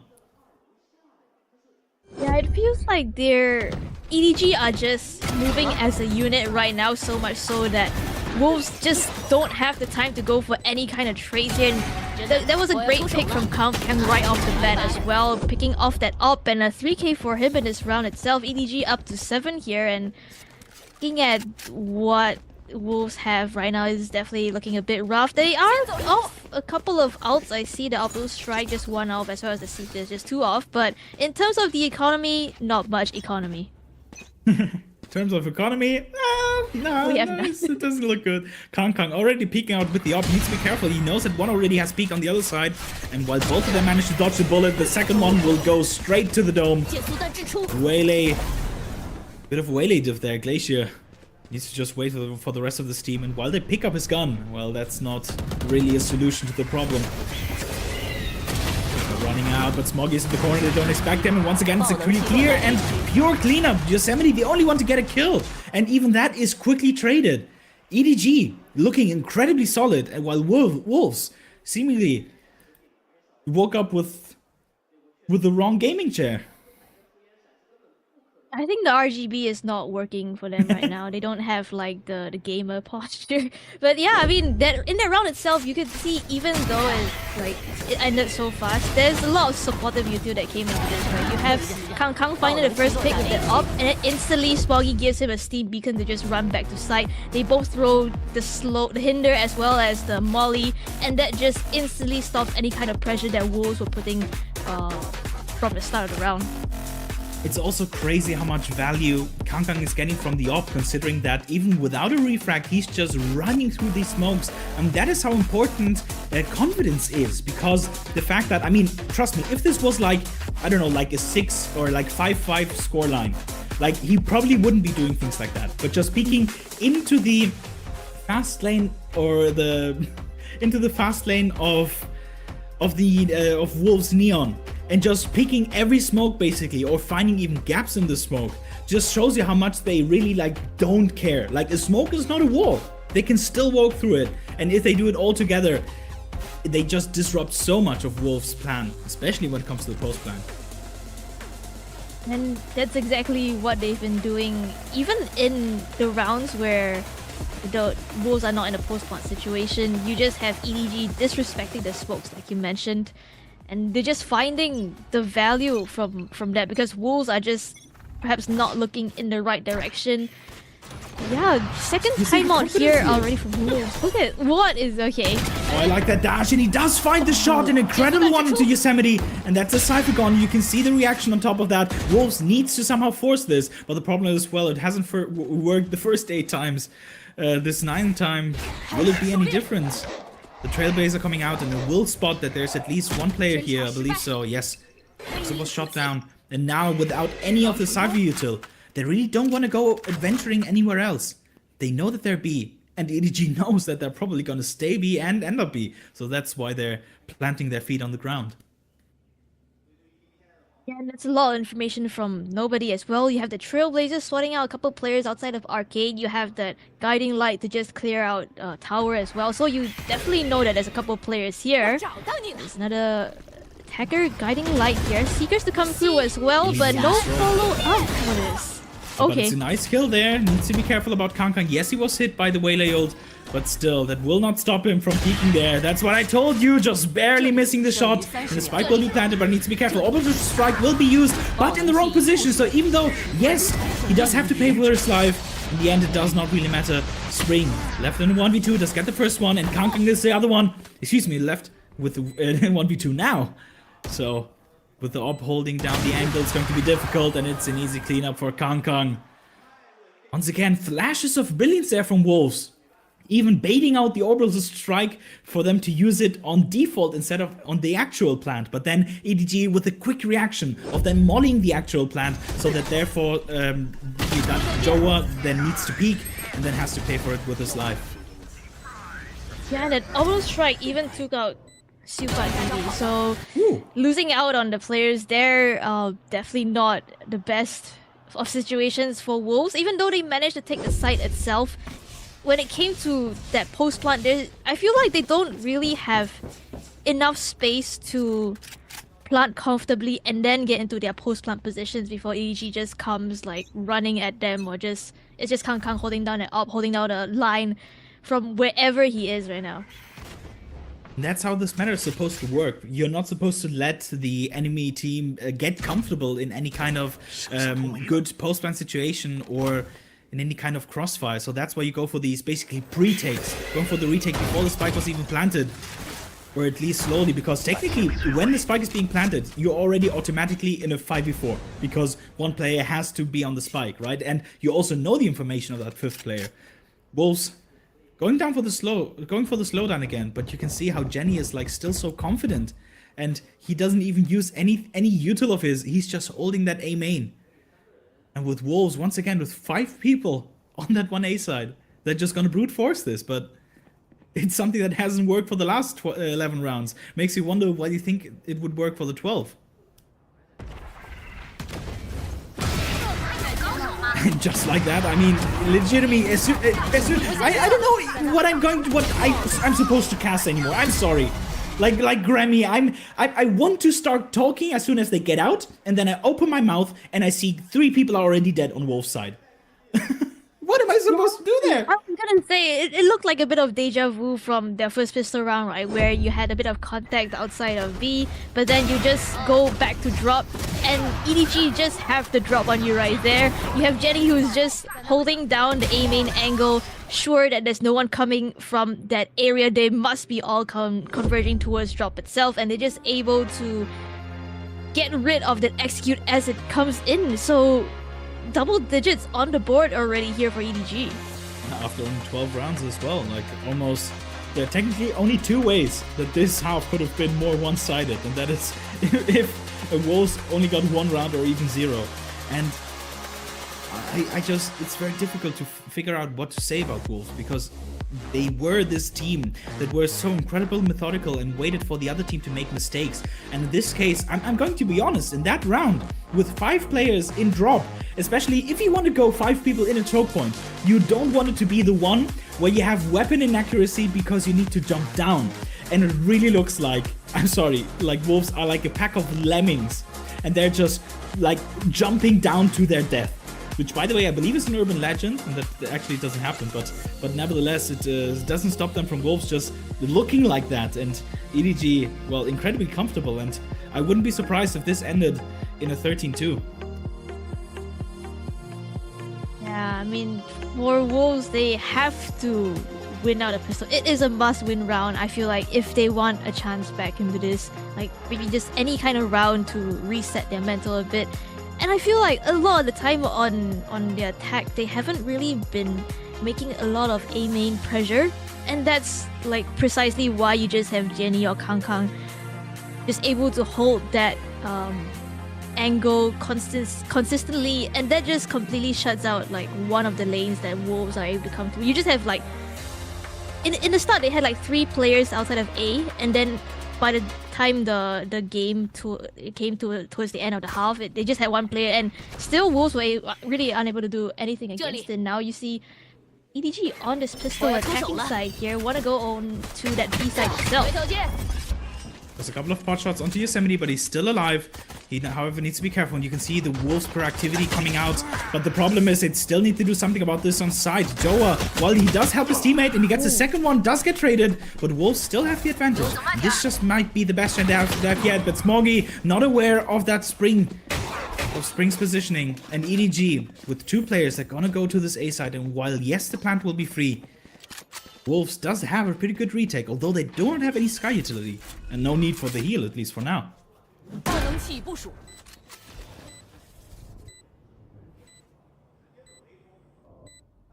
Three players coming in from the flank here, and I believe nobody should hear a bit of noise. No, not just yet, but it is going to be like one VP here. Does find the first, but Siufa BB is there for the trade. Now it's all up to Kang Kang. 1v2 situation, knows exactly where they are. I don't think that Guiding Light will spot him out as well. And if he's able to isolate these fights here, it would be great for him as one player is on the spike. He gets the first. Okay, that was way too close for comfort right there. Spring just barely alive at 7 HP. I mean, considering Kang Kang just going for right click, it seems like they were blessed in this case. Even the last right click, I believe it was a headshot, which with the classic would be 87 HP and maybe another body shot in there. So it's as close as it could have been, which really doesn't give you a lot of confidence. But I mean, a start is a start. And Spring, and or, excuse me, Wolves getting this first pistol. It's a first step. Yeah, and Wolves, they definitely had to win out on that pistol here. They are able to buy up in this round itself. You can see like the heavy investment coming in. They're not really going for the strat where you just have like 3 guns and then like a pistol onto the players. It's going for the full investment. They know that they can't give any round up here from here on out because you don't have any more timeouts. You just have to like play this game against EDG, who's just flying in onto the side. They're able to get the kills though, so Wolves are able to stop this execute from coming in. You see the Stinger by already showing you. Well, Chicho gets spotted out. They need to be careful. Interestingly enough, nobody with that spike decides to go for the rotate there. Maybe it's just a fake rotate, or Glacier, you gotta be careful there, buddy. You're just down to 2 HP. I don't think it will matter unless Yosemite gets caught off guard, but no, just barely manages to get the kill, and Spring joins him in the kill feed. And while Smoggy does get 1 for his troubles, I believe it will only be the Stinger picked up, which, to be fair, out of all the guns, is probably the one that you want least. The spike dropped in no man's land as well. They just want to go for the kill. He's managed to find another one though, but Silfat BB will shut any kind of Stinger shenanigans down right there. I love the way that he tried to turn the flash, but then he realized that the flash was turning to the way he was actually already turning his head, so he had to turn back. So technically, he was looking at the great place, and therefore he does get 1, but it's not going to be anymore. And this is the first time that Wolves have managed to get 2 rounds in a row. The question is, I believe this is going to be the make or break, because losing this bonus is going to mean that EDG is already up to 11, which will make it infinitely more difficult. So Wolves, you can see going for a pseudo buy here. Joa with the Bandit and Yosemite going for the Bucky. Seems like they want to make a play outside of A here off of the contact, but there's no one over on this half of the map at least. You just have Kang Kang walking up, perhaps trying to figure out where exactly these players could be. The bulk of the team though is still slowly but surely making their way towards the B side itself. For Wolves here, like you said, this is definitely one of the rounds where they have to win out. You have Yosemite in tower holding on to that Bucky. I feel like if he's able to hold on to that position, it'd be great. But EDG are just going to go trying to figure out like what exactly they want to do here. Just going back and forth between like both the sides. I have no idea what's going on. Almost like it's Fracture. And it's very... I mean, to be fair, can't blame you. With 40 seconds left, EDG does have almost everyone here in B, but they need to break this wall. They have no... Excuse me, this trip. Jenny will dash through it. They need to be careful. They know that perhaps someone is in... Oh, but they haven't found it. The Guiding Light did not ping anyone, so they might think that this is free. Unfortunately, Yosemite, you really don't want to be peeking this with a Bucky, but you can't peek this with a Classic. So a lot of damage. Shichu does get his one, but still it's a 4v3, and with the 11 seconds, the spike gets planted, at least so far. Oh, you can see nobody doing a bit of a body block, but Sufat BB is just on top of him. He just knows exactly what he's going to do, and even the side ping will not make the difference. Spring just being so aware, and where has this Wolves been? Man, I missed you guys. Nice that you finally decided to show up. It was a lot of indecision on EDG's part that kind of led to this outcome though, because you can see them just going back and forth between the sides, unsure of where exactly they want to go, and Unfortunately for them, they end up going to the site where the Cypher is on, and he's just able to get the planter off of the plant, which by the time EDG tried to go for the plant a second time, it's just like 10 seconds left on the clock, and all Wolves have to do from there on out is just try and go for the cleanup with that 4v2 situation. They're able to win out on that bonus as well as pick up an outlaw. Gets a kill. Great kills coming in from Spring here, but Smoggy will shut him down. Because nobody first he wasn't even on that side where he was just dry peeking, and I also frankly I don't think that he bought a single flash, which to be fair I can't blame him. He just didn't have the money, deciding to prioritize the sheriff. But a dry peek against a player like that is really not ever going to work out in your favor. Even though they get the trade and the overdrive is down, it's going to be there's not going to be too much trouble here. It's just Smoggy, the last one alive. And unfortunately gets stuck in the animation, so it's going to be one only for him. I think that sky flashing that you mentioned happened again. Like, he tried to turn away from the sky flash, but it was like circling around. So he just ended up going for the kill instead. Yeah, I mean, Wolves picking up 4 rounds in a row right now. I believe they should be able to build up quite a bit of economy off the back of that as well. They didn't lose out on a lot of the players. So, coming into this itself, yeah, Glacier is gonna pick up that op instead. That's something I want to talk about later, because the idea of picking the Outlaw against Light Shields is just so smart. And now that they know they have money, he decides to go with the op instead, which obviously is still going to be the one-shot. Now, Sufet BB needs to be careful here. There's still quite a lot of damage, and he does pay for his life. And the Seeker's coming out, and no one is on site. So for the first time in this half, EDG are presumably gonna get the spike down without any trouble. Yeah, but look at the amount of util that Wolves have right now. Kang be able to land that flick, but a shot from him, but is kept in check by Glacier. Still, it is a 4v3 here, so Wolves have so many angles to clear, and Yosemite is still on the rotate. Fortunately, it's not the gun that you want for a retake, but the saturate, I believe it just didn't hit in time. So a bit of a mistiming there from Jenny, but he doesn't know that there's someone else behind him, but nobody there saying, "Get down, Mr. President," and making sure his teammate does not have to pay with his life. And Joa, the last one left, has no chance. EDG up to 11. It took a little bit of a while, but they're up to 11. And a heavy investment of that op not really working out in the favor of Wolves right here. They only had one player on site, I believe, and Sufa BB got taken out pretty early on. They had a lot of retake outs. I think they were trying to play for that retake instead, but unfortunately for them, it's just EDG who are so sharp on the trigger right there, just able to take all the players on the side of Wolves out. Now, the reinvestment into the op here could be pretty interesting, considering that it's on the wrong side of the map. Be careful, the auto strike does come out, but unfortunately it was just missed time for the Waylay ult, just taking a bit more than he thought. Spring there, you can see the double dash coming from both teammates, and even though 2-2 nobody does get someone, and in the end, Joa with the 4 kill out of basically nowhere. And you can see, even though I was being like, well, EDG do have the confidence back, it's immediately shut down by Wolves, and this is exactly why shutting down confidence is so important. That makes EDG not as eager to go for those aggressive peaks. And look at this angle coming in from Glacier, completely catching Smoggy off guard.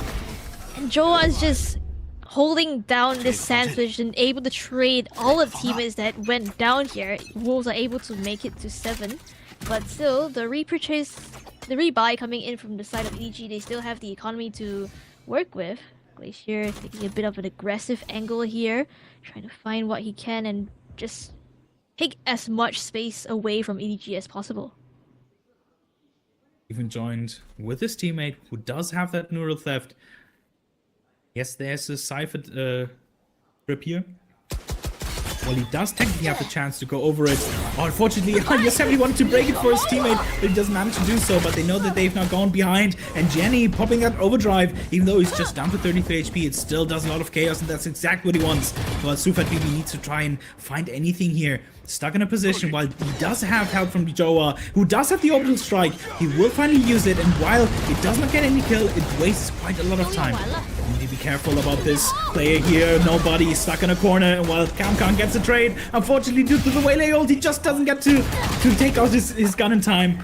And Kankang and Chichu left in a 2v2, and Chichu, he needs to be aware. They've heard the door opening, so it should be easy. And Glacier, Kankang, well, the last time I checked with the Vandal, you cannot right-click, so that 1v2 is way easier for Wolves than compared to the pistol.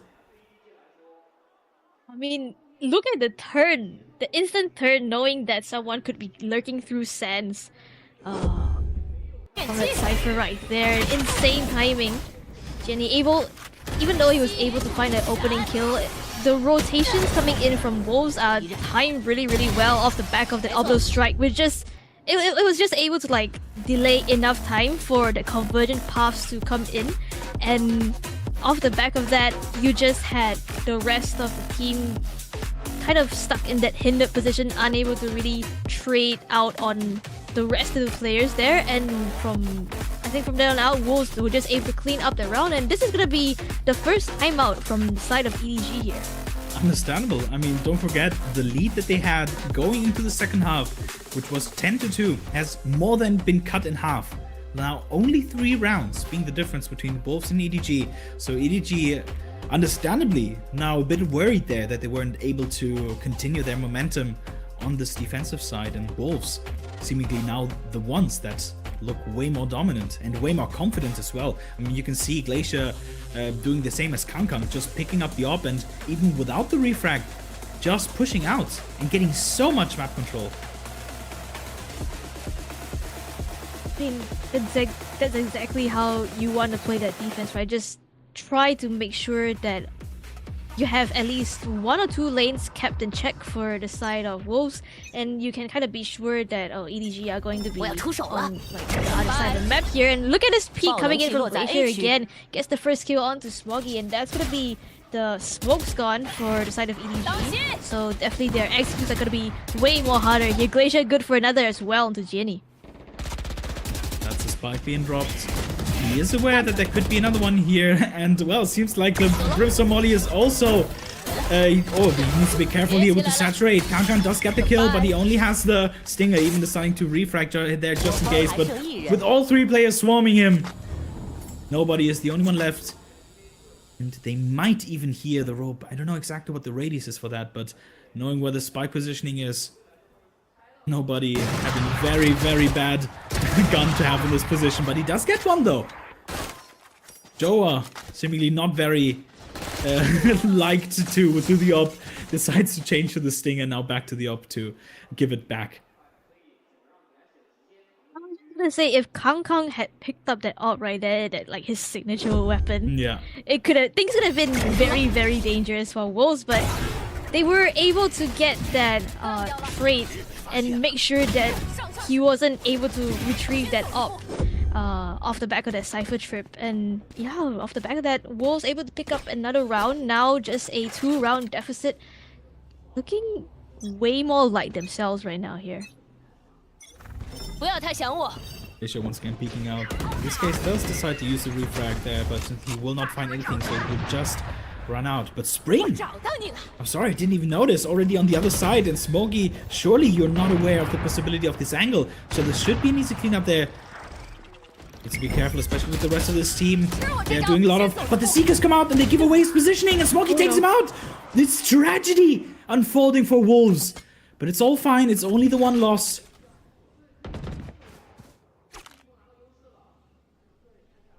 Is that overdrive shut down though, and up numbers right now.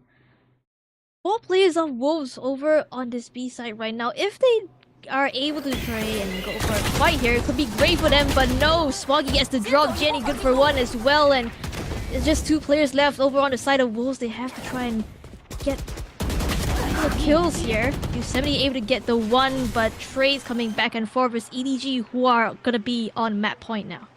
This is unfortunately one of those rounds where you feel like if any of the Wolves players had just managed to hit their shot, the result would be different. Unfortunately, it seems like they've decided to roll double sixes in this case. Snake eyes, I believe is the word. So it will be match point, as you said. But considering there are only 3 rounds left, the hope is not lost quite yet. Obviously now you don't have the advantage of, okay, it's they have 11, so we can slip up once. So it has to be flawless from here on out.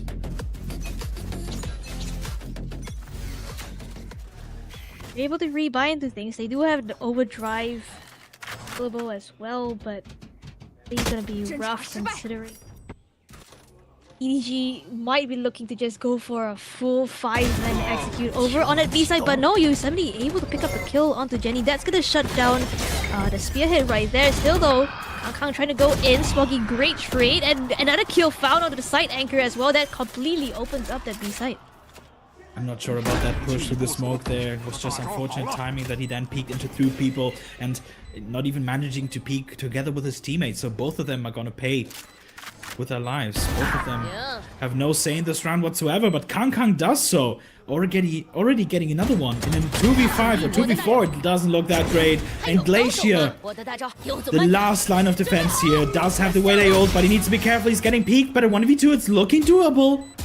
It's looking possible, especially with that orbital strike being already taken out of proportions, taken out of the arsenal for EDG. But the time is ticking down. He has no idea where the players are. He's even full flashed. And just like that, nobody, after a bit of a fake comeback from Wolves, manages to close this one out. But compared to 10-2, well, 13-9 is definitely a better step.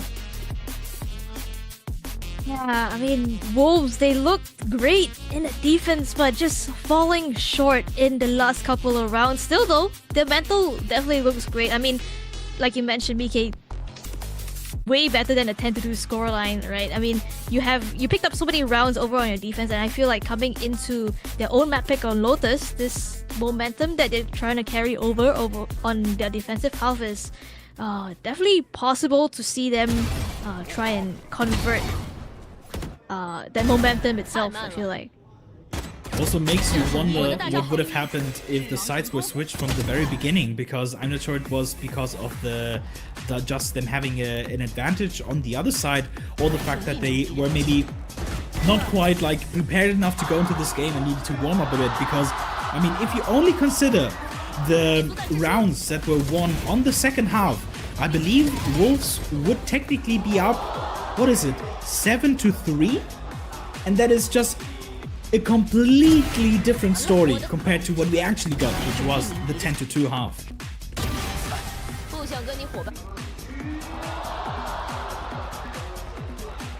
I'm starting to think that this map could be defender-sided.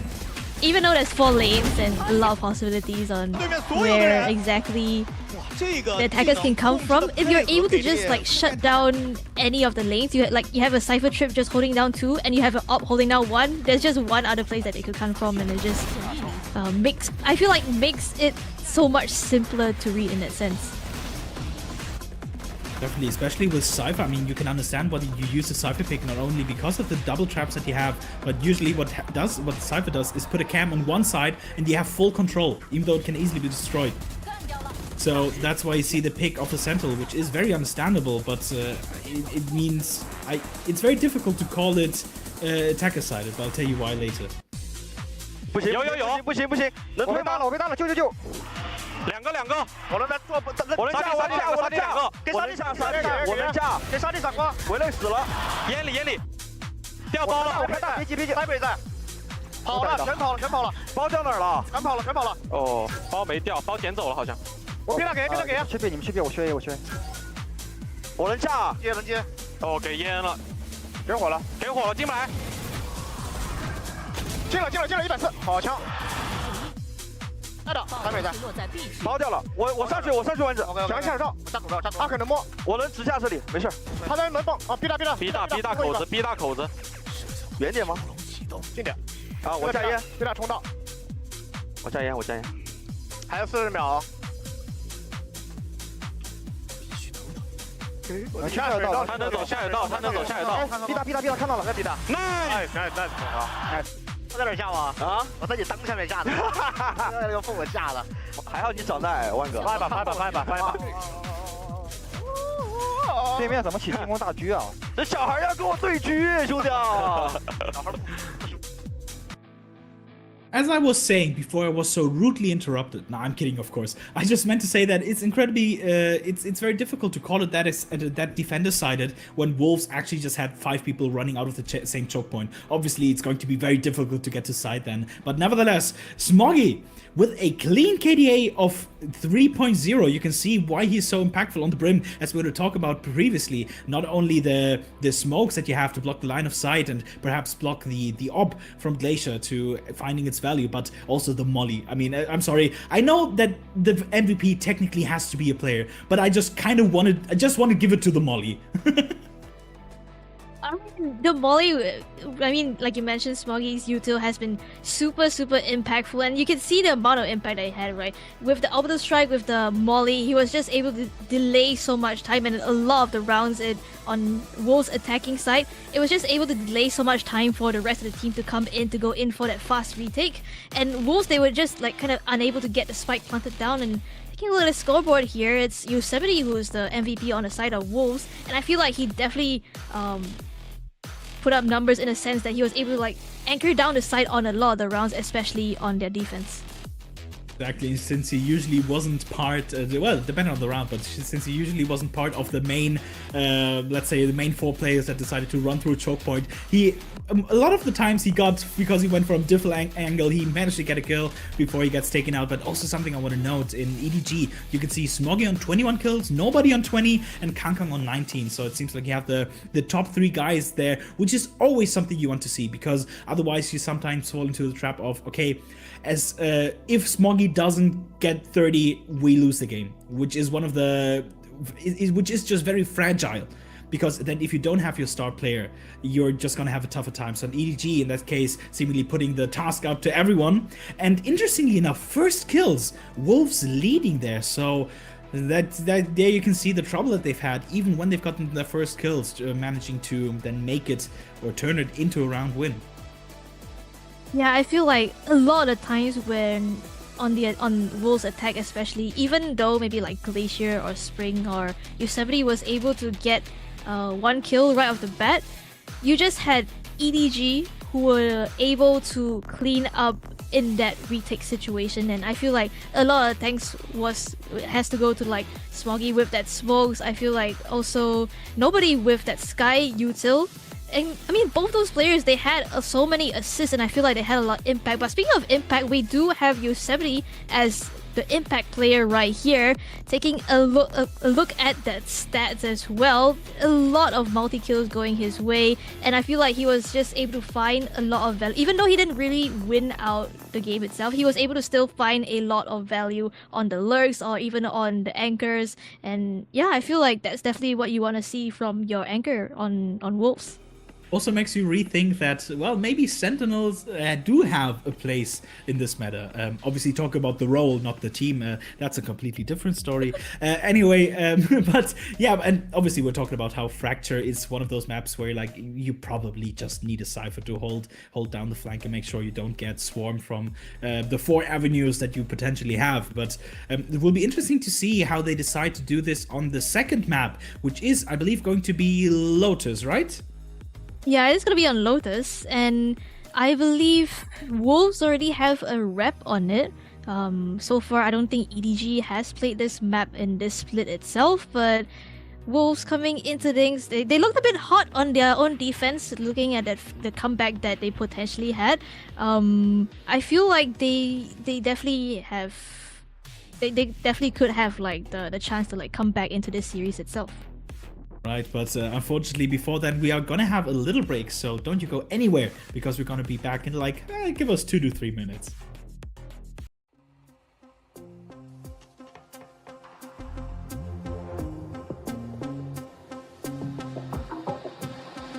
Why can't we ever bounce on the rhythm, yeah, yeah. You gotta make a move to me, baby, yeah, yeah. Nah.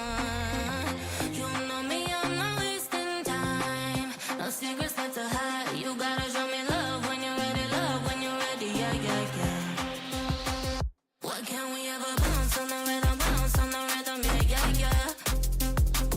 You gotta make a move to me, baby, yeah, yeah, yeah.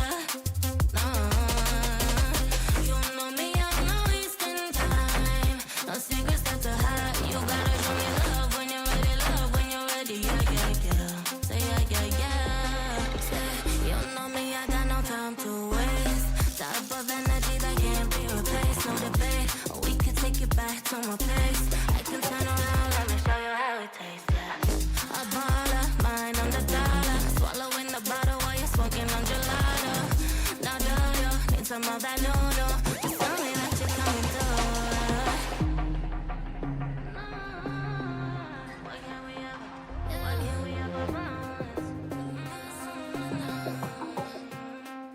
Why can't we ever bounce on the rhythm, yeah, yeah, yeah. You gotta make a move to me, baby, yeah, yeah, yeah. You know me, I'm not wasting time. No secrets that to hide. You gotta show me love when you're ready, yeah, yeah, yeah. Why can't we ever bounce on the rhythm, yeah, yeah, yeah. You gotta make a move to me, baby, yeah, yeah, yeah. You know me, I'm not wasting time. No secrets that to hide. You gotta show me love when you're ready, yeah, yeah, yeah. Why can't we ever bounce on the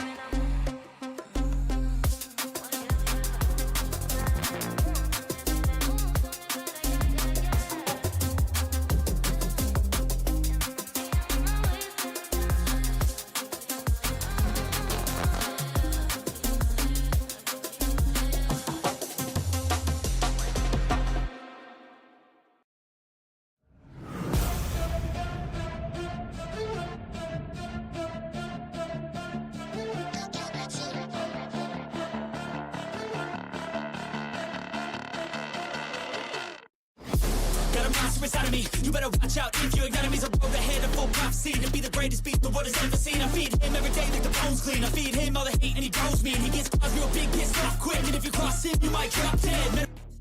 I told you it would only be like 2 to 3 minutes. We're already back here and already ready to go into the second map here, Wolves against EDG, after already having a wonderful map a very interesting map, a very unique one, let's say it this way. No, but now we're going into Lotus, which obviously, considering that there have been a couple of changes, it will be quite interesting to see how both of these teams decide to approach the map.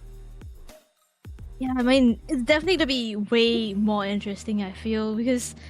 Oh, okay, wait, let's take a look at the comps here. It's pretty interesting comp coming in for the side of EDG. There is a Phoenix. I mean, we did see a Phoenix in the earlier series between TYL as well as TEC. But this is interesting. Jenny off of the Duelist, now onto a controller role. And you have Smoggy on the Phoenix. I mean, okay, but the thing is, Smoggy has been known to play like those out-of-pocket picks, like he played the Clove on Lotus 1. So, are we really surprised that there is a Phoenix coming into this? Yeah, probably still yes, but like...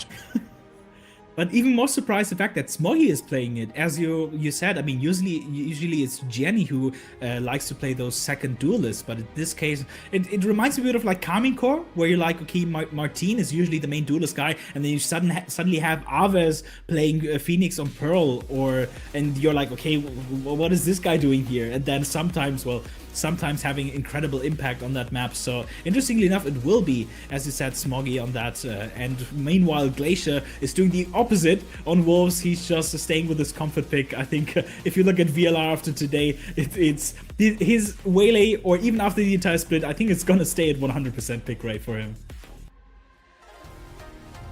Yeah, it seems like for the side of Wolves, they're still opting to go for that double controller setup. You have the Killjoy as well.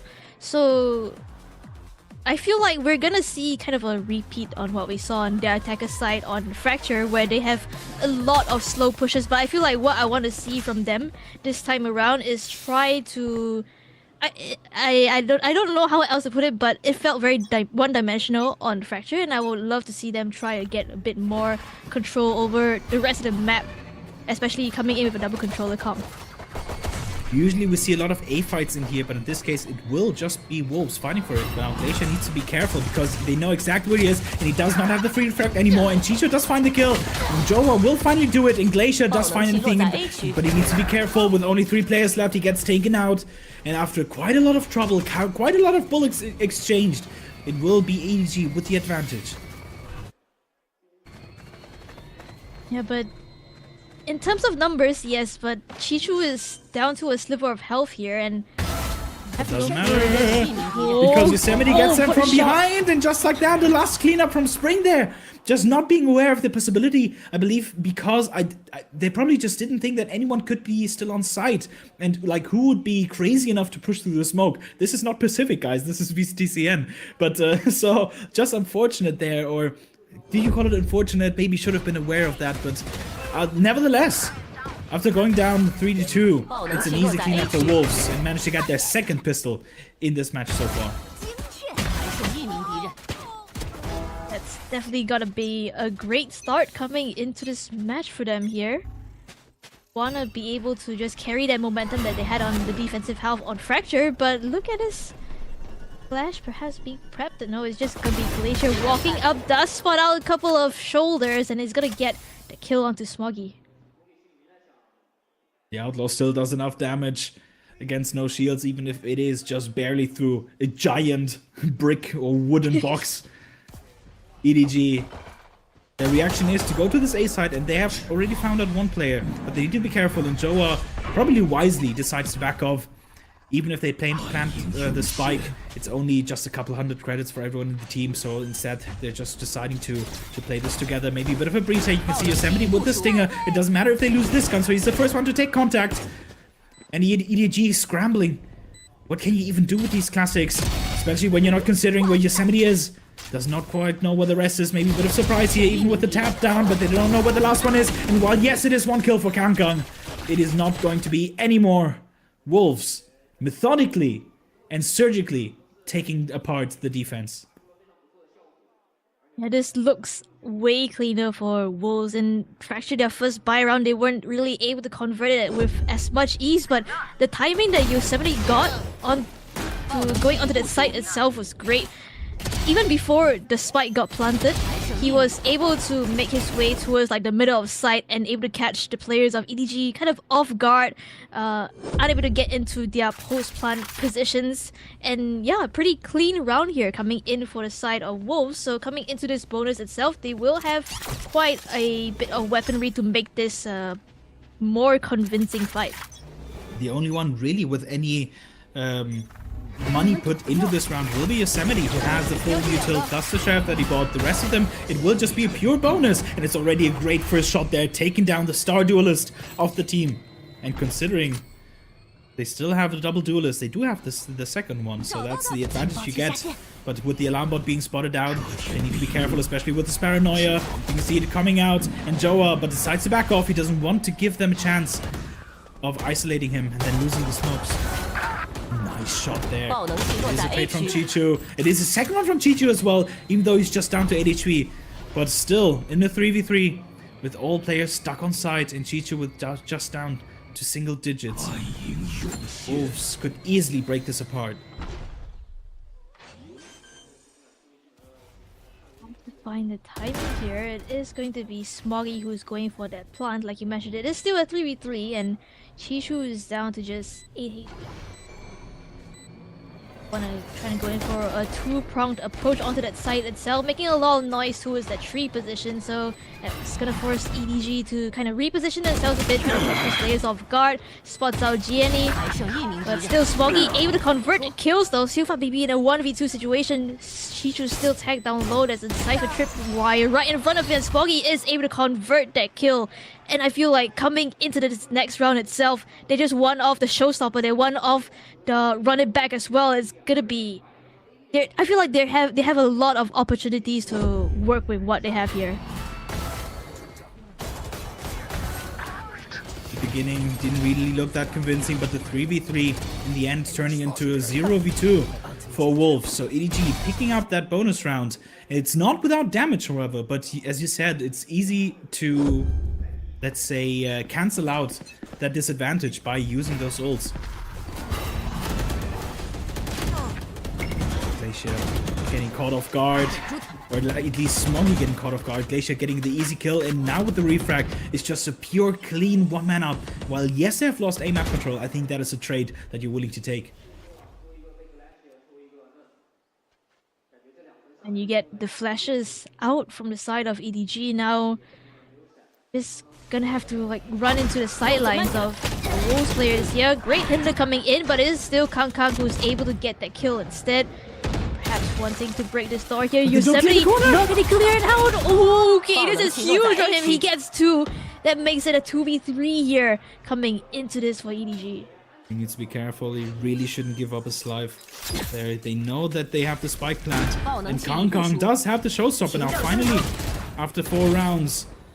And while a couple of pot shots are being exchanged, they need to be aware that there are 4 possible avenues. But G2 already has the first one. It's a good trade from Sufat Baby, and the showstopper comes out, but not a single lick, not a single point of damage.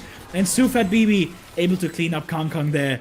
And considering how that round went, getting out the showstopper and absolutely nothing in return for that, I think Wolves are going to be pretty happy. I've been able to win out the round, getting out a showstopper, and able to just build their economy just a bit more here, as well as build towards the ultimates. I mean, Yosemite already has that lockdown off the back of that multi-kill that he had here. So coming into this next round itself, if I'm not mistaken, EDG won't really have the money to work with, and this is a pretty early timeout, I believe.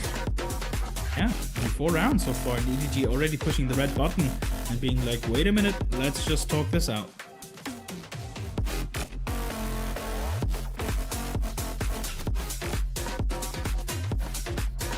Okay, I feel like for the side of EDG, they, off the back of the timeout that they did take in Fracture, they were able to kind of like stabilize after that. So this could be good for them. You don't want to let it get way too out of hand for Wolves like EDG were able to do on that first map. It's the first half of the first map itself. So they really want to like put a stop to the momentum that Wolves have right now. And even though it's gonna be on an eco, they do have quite a, I feel like they still do have some util to work with. They still have that run it back. I believe that should make it easier for them to get onto the site itself, and if they're able to win their gunfights and convert the Swifty, it would be great for them as well. But they do have to deal with the lockdown over on the side of Wolves. That's why you were talking about taking these timeouts is so important, especially the timing there, but we're already getting back into the next round, and we really want to see EDG coming in with an adjustment. Don't forget that maybe the timeout is not even for this round technically, because this is not a force. Just a couple of sheriffs there, and Kang, understandably the one picking up the hero rifle. Already coming into side, the Paranoia will stop them for just a second, but the nade will stop them as well on the backside. So Wolves needs to be careful here. Joa has a very important positioning, holding that backside there, but what are you doing? You're just out with the spike in the hand. That's something you cannot afford, especially because you die in the process. Joa on side gets taken out by the sheriff, but the lockdown comes out. Unfortunately, you gotta wait for the lockdown first. You're taking all fights beforehand. Even Sufat Bibi will take quite a bit of damage. While the lockdown, once again, you're just way too early. What are you doing, Wolves? Sufat Bibi, the only one left. Yes, he doesn't have the Nightfall. And yes, luckily, he has the smoke to safely go out here. But he gets tagged by the Cypher Cam. Just down to 77 HP. He only has that Fade Eye. Will not ping anyone out. And EDG can easily just decide to go somewhere else.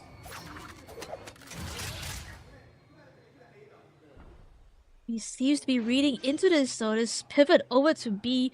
You still have to deal with Jenny, who is just waiting in the wings there. It still is a 1v2, and Sufat Bibi is gonna take a different angle to come back onto the B side itself.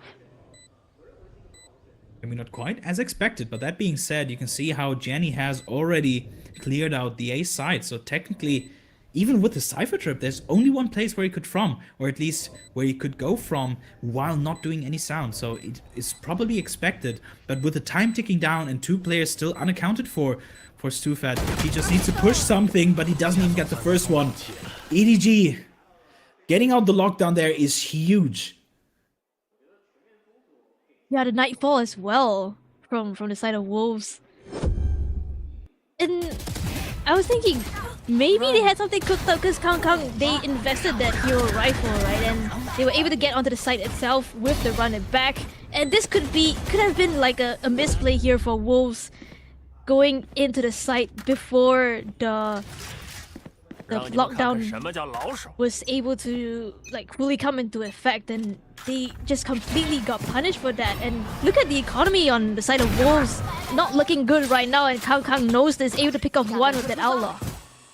Once again, I love the idea of knowing that the enemy team is on a low buy or on an eco, so therefore picking up the Outlaw, because obviously unless you have full shields, it is just an easy one-shot.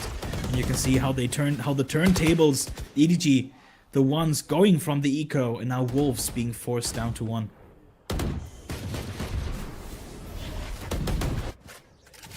It's going to be a great molly. Unfortunately, the Cypher Cage has stopped him there, and while he does get out, just barely surviving on 21 HP, needs to be careful about this nade. Just thought he would die to that, but EDG, look at all the map control that they have. They might just go B here, in which case Yosemite has a tall task ahead of him.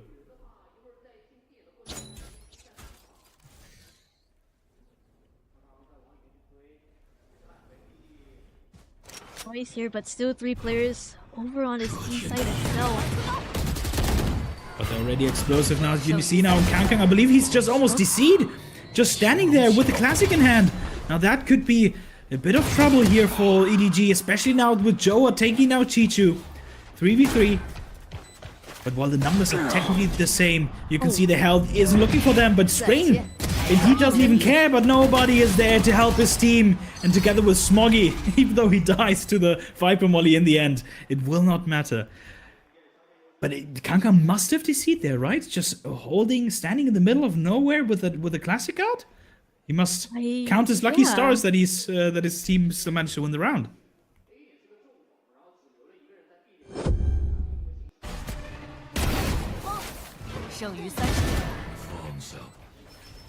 Couple of nice shots there from the Wolves players. Unfortunately, just not quite enough. You can see how big of a disadvantage it is to have such a low health pool, especially with considering how easily you can just get sprayed down. Glacier will be spotted while dashing in, and he will even be revealed, but because no player was spammed, they know that absolutely no one is here, at least fighting for a main. Obviously, we know that EDG are still waiting there, and they can bide their time and go for a late re-clear.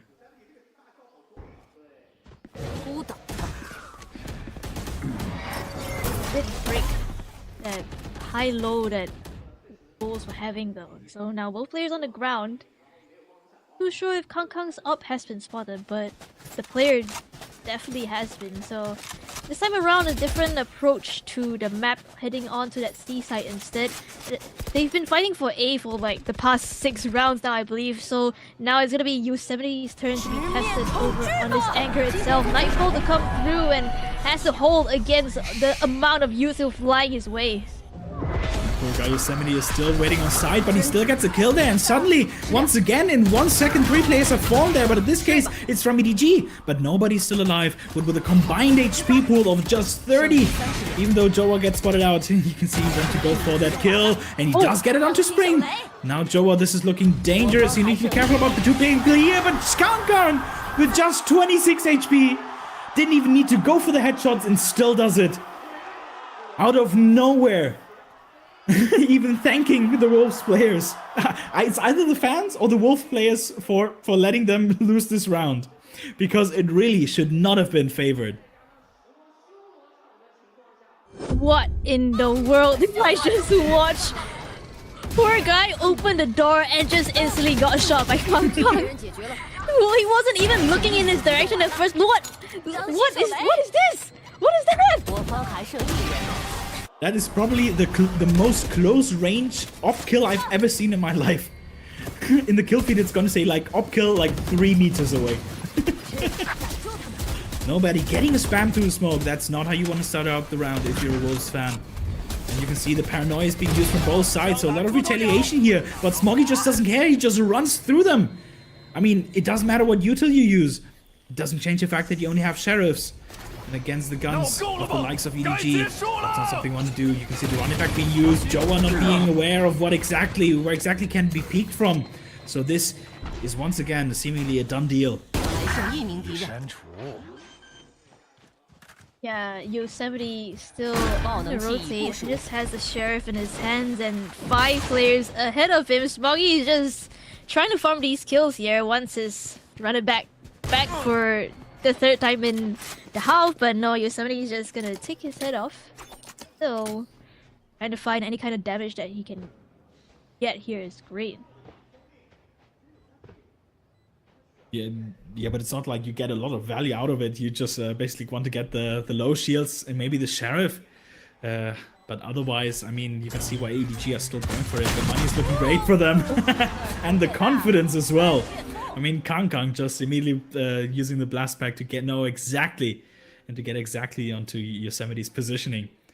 And EDG looking pretty solid once again after a bit of a fumble early round. That's why you're talking about the timeout, right? Of how important it is. And EDG, it's always these moments when you ask yourself, what the heck did the coach say? Because it has worked wonders.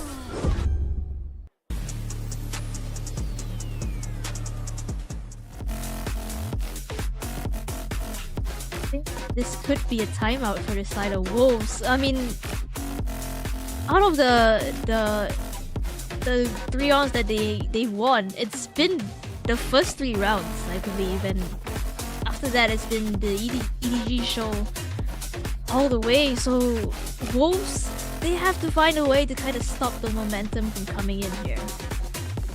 That's exactly their goal for their own timeouts. See the coach talking to his players, trying to rally them up. Considering that Wolves have won the pistol, the rest of the rounds have not really gone their way. Be up 2 rounds, but there's still quite a couple of rounds left in the half. But both of these teams are hoping to run away with the score and give them a favorable position for as soon as they switch sides. I do like the discipline that's coming out from EDG. Even though they were on like the better buy in the last round itself, you still have Smoggy, who just uses the run it back to completely clear out the possible angles that the Wolves players could be at. Again, it's gonna be a main fight here. Glacier though instantly taken down to a sliver of health. The nade forces him back, and want to try and refight into this. They do have the showstopper to work with here, and Kang is not just gonna take that fight head on with that operator showstopper now being used, but it's Jenny who gets the kills instead. Kang good for another. It's all up to Yosemite, who's just completely shut out of this round itself. Chishu gets that trade, and right, like what? How long was that round? It was like what, 20 seconds? Just about. It's welcome Paper X to this new region, but exactly, it's just such an unfortunate start that Glacier's already down to 21 HP and then has to refract back because of the nade. But you can see Kang. I mean, this guy is still such a beast on the off. And EDG have already secured 6 rounds for the South.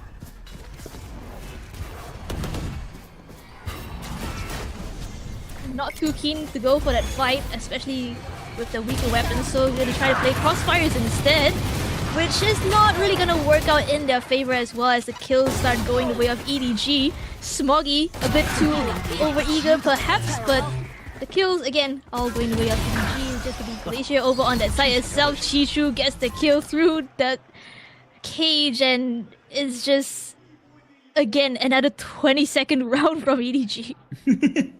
Yeah, if you're Glacier there, you have a sheriff, you get pinged out, you're behind the wall bangable wall, and you're 11 HP. So it was already over before it even started. And you can see the brawl here.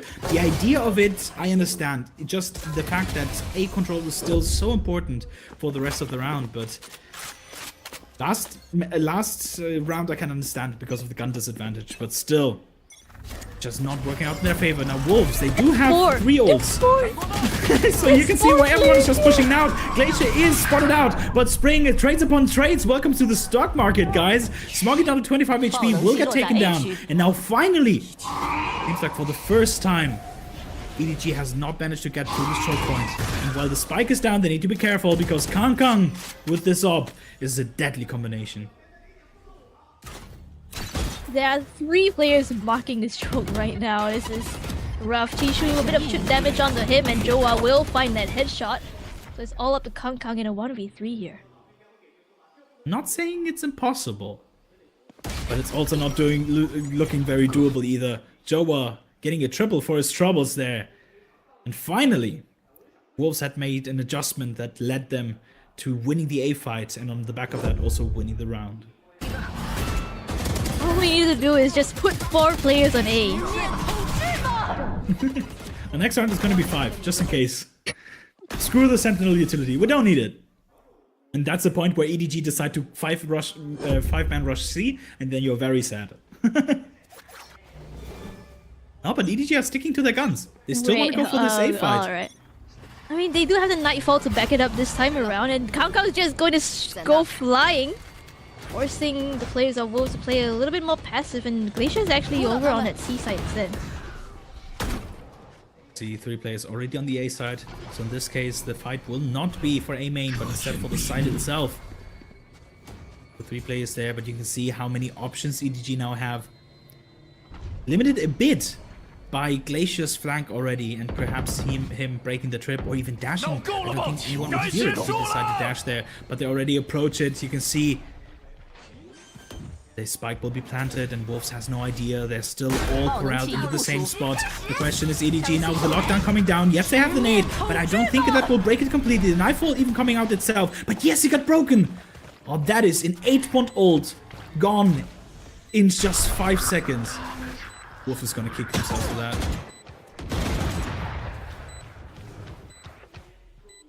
5v5 retake into things, so when Glacier has an op in his hands, the door is gonna get open here.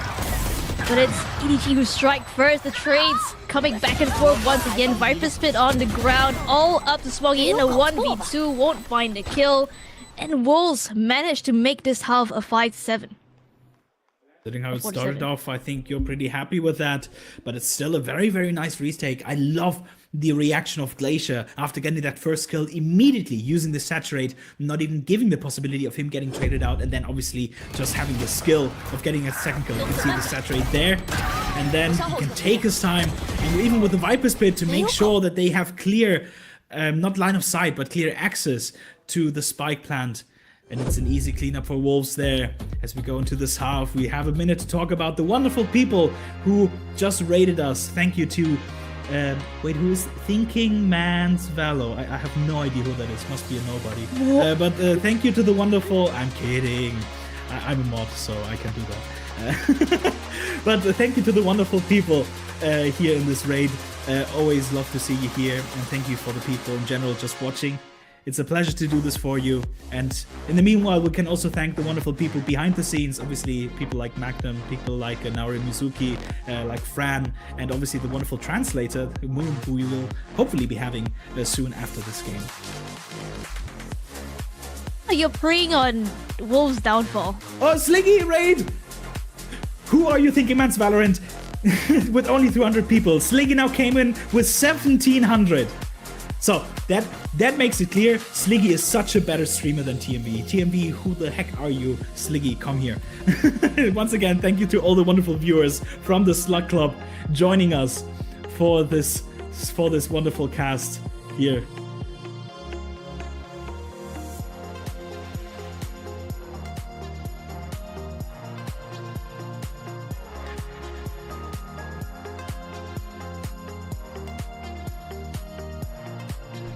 I hope you're ready for what this game will bring us.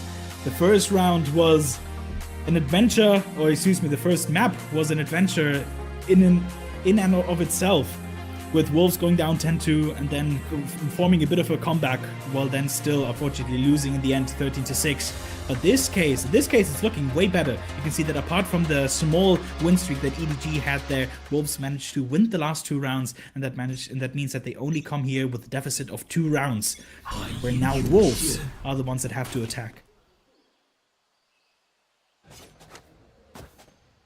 This is definitely a much better start for Wolves compared to the first map, like you mentioned.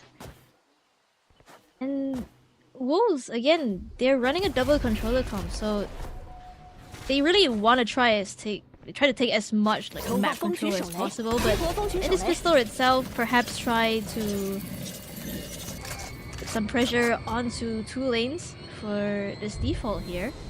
And you can see the amount of manpower that EDG have on this side of the map right now is kind of crazy.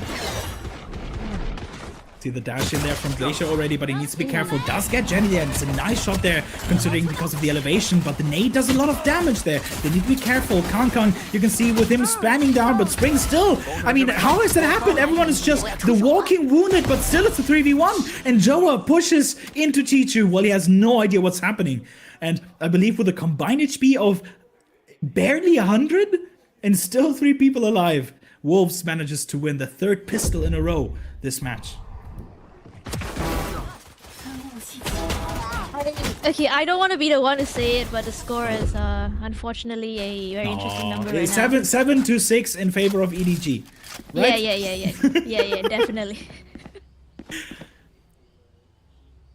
EDG, once again, Kankan going for the slide shield buy. I believe that is just for him to try and pick up a gun perhaps and then have a bit more advantage, but otherwise absolutely nothing being taken into this round. You can see not even a boombot being bought, not even a TP from Jenny. So it seems like they're just completely back. Nope, it's okay, nobody saw that. Literally nobody saw that because he threw the fade eye. Anyway, bad joke.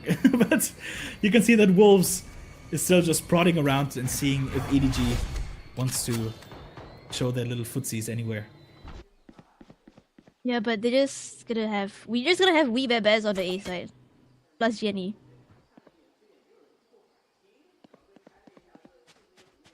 The A stack here seemingly not the right choice.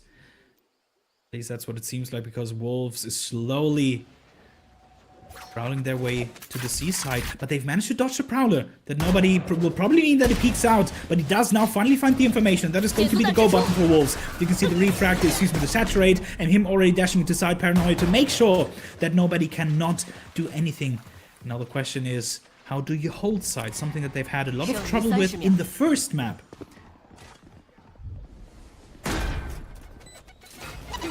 Look at the advanced positions that they have right now. You have Joa as well as Glacier just holding down this angle, making sure that EDG have to invest a bit of util to come back in this map itself. They choose not to go for that flash. Glacier's able to get that kill, and 2 more right off the back of that. Forming towards the convergent paths already, and it's all up to nobody. Who spotted out the players first is going to be the last to die, and Wolves managed to tie up the scoreline. I also love the idea of having a bulldog, having a guardian, and all the kills. The first one came from an outlaw. Then it was 3 ghost kills, and then 1 in the end for the marshal. So really, the rifles not even being used in this round. Obviously, still gives you huge advantage for coming into this next one. You can see that even though EDG are full with Vandals, to be fair, although nobody has to downgrade to the guardian. I mean, Spring with the Guardian, Joa with his own rifle. They're looking to put down the pressure. The control trying to be established here for the side of EDG. But that toxic screen's gonna make things a little bit more difficult. Spring's not too keen to try and a bit more pressure. So again, you see the slow default coming in for the side of Wolves. They're trying to prod and poke at the possible holes in the defense of EDG, trying to figure out where exactly they can go here. With 3 players over on this A side for EDG, I think the best bet might be to go for the C hit like they're rotating to right now. 4 players on the C side, and while they do have some cypher utility, you don't feel like it's enough, but Glacier was spotted out. He needs to be careful about Smoggy, needs to be aware of this, and he is! Oh, he's just down to 5 HP. That is just so unfortunate for Smoggy. who does not manage to survive this round. And I love this camera. It gives a lot of information. Unfortunately, even though it's very creative, I don't think it will stop anyone from getting down the spike. Yes, they decide to spam, but no, it's spammed, planted on the other side. So once again, it's a clean 5v4 retake there. It's a nice saturate, he needs to glass back away. And on the other side, Spring and Joa have taken down nobody in Chichu. And Kankan, while yes, he does get a nice kill there, and people like Joa and Spring are not looking as healthy as you'd want. It's still 2v4. Just don't want to get them unnecessarily kills, and that is a good way to do it. You can see Kankan immediately with the idea of, let me just keep my full shields, let me keep my Phantom, going now for the save, which will mean Wolves go up 8-7 and win their bonus round. Yeah, in the first time this series, I believe they are in the lead as well. They won the pistol, so technically not, but like it's still way better than what we've seen the beginning of this map and the beginning of last map especially.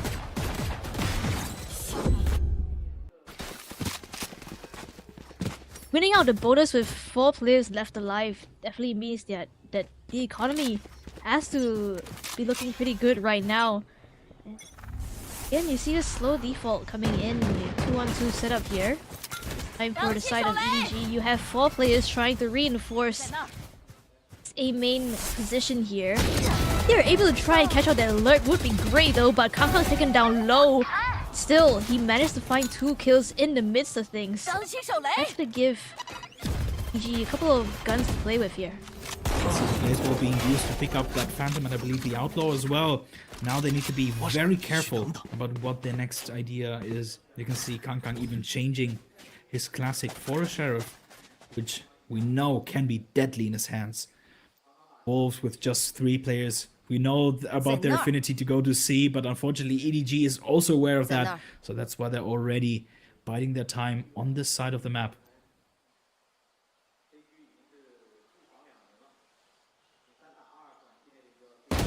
Contact will be by Kankan, who does get the kill, but he gets traded. But Chichu does not get a single one, so it's the great equalizer of this round. And the Prowler, I believe, will just barely not spot Smoggy. So he has a chance to spam this, and even gets the kill. Yosemite, you have to be the hero of this round. 2 players, both 100 HP. You will survive 1 outlaw shot, but unfortunately nothing more, especially considering they have to run it back.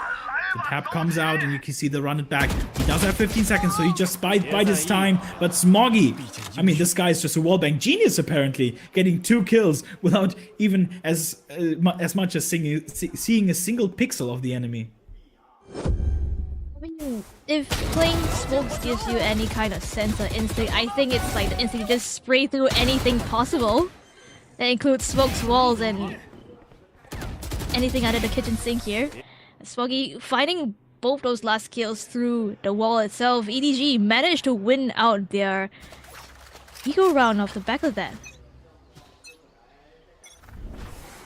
Finally, our first completely normal gun or full buy versus full buy round is on Wolves' attacking side. You can see once again them approaching the C side, but the first contact has already been made. And since nothing else is on A, you can see why Kankan is already pushing here. Trying to have that. Now you can see, or be careful, even though Glacier's already in, none of the rest of his team can follow him. So it's just going to be a pure 1v1. And even Joa, who tried to follow his teammate, gets caught off guard while TPing onto side. Wolves, therefore, just cleanly 2 people down. Look at where Yosemite is right now. He's able to pick up a 3rd on the Spring. That's gonna cancel out the alert coming in from that Viper, and it's again making that numbers advantage that EDG have so much more dangerous right now. Wolves have all to do. Sure, Jenny is taken down low, but still with 4 players looking healthy as well as Kankan's showstopper that's coming in, is gonna look dangerous here. Doesn't find his mark, but the shots will though. 1v3, Yosemite does not have any util left. No mollies on the spike as well, so no way to delay it. And the shoulder peek will cost him his life. Smoggy, a nice shot there to end the round. And the showstopper, well, maybe it wasn't ideal. It is I think you're not too sad about that, considering, I mean, to be fair, it was a 4v2, so maybe, yeah, well, you're using it, but I can understand that you still want to make sure that goes your way no matter what. You can see here the nice shots from Jenny there to make sure that the entry fragger and then the follow-up controller does not get any value. And EDG, after a long while, now they're up 1 round. Again, that's gonna break the economy on the side of Wolves. They do have a couple of outs to play with, though. There is that Convergent Pulse as well as the Nightfall that definitely could buy them a lot of time or just help them get onto the site itself. But with the slow default that they've been playing, I don't think EDG really want to give them any space to like walk up and use those outs. So looking very dangerous. Consider the Whaley ult combined with the Nightfall and then the Viper's Pit. That means that, in theory, if Spring manages to plant the spike, he does have that resource. Problem is, last time I checked, you first need to go to a plant spot to actually plant down the spike, so that's going to be the first step. Wolves, now that EDG have shown some resistance on C, they don't want to go there anymore, so it's going to be a bit of a B default. The eye will be used just to make sure that no one is on that side of the box, but Kangkang is still here, waiting and biding his time. Chichu gets the first kill though, and that's Yosemite gone. The Near him as well. But Chichu with the 3k, make it a 4k, has the chance to get the ace, but I believe Jenny is just gonna take it away, but no! He has the chance to finally do it, and he does so! An ace from Chichu! This guy is a monster, on that Cypher as well! Screw Kankang on Raze, screw Smoggy on Phoenix. This guy's the real deal. Getting the ace on that Cypher pick. You can see the first clean pickup onto Yosemite here. And even the second one just being so aware. Okay, the third one will give it to him. But the fourth and fifth one, just straight up 1v1s that he wins. And look at him. Stand up, man. You've deserved it. Understandable reaction as well. Going for the timeout now. Yeah.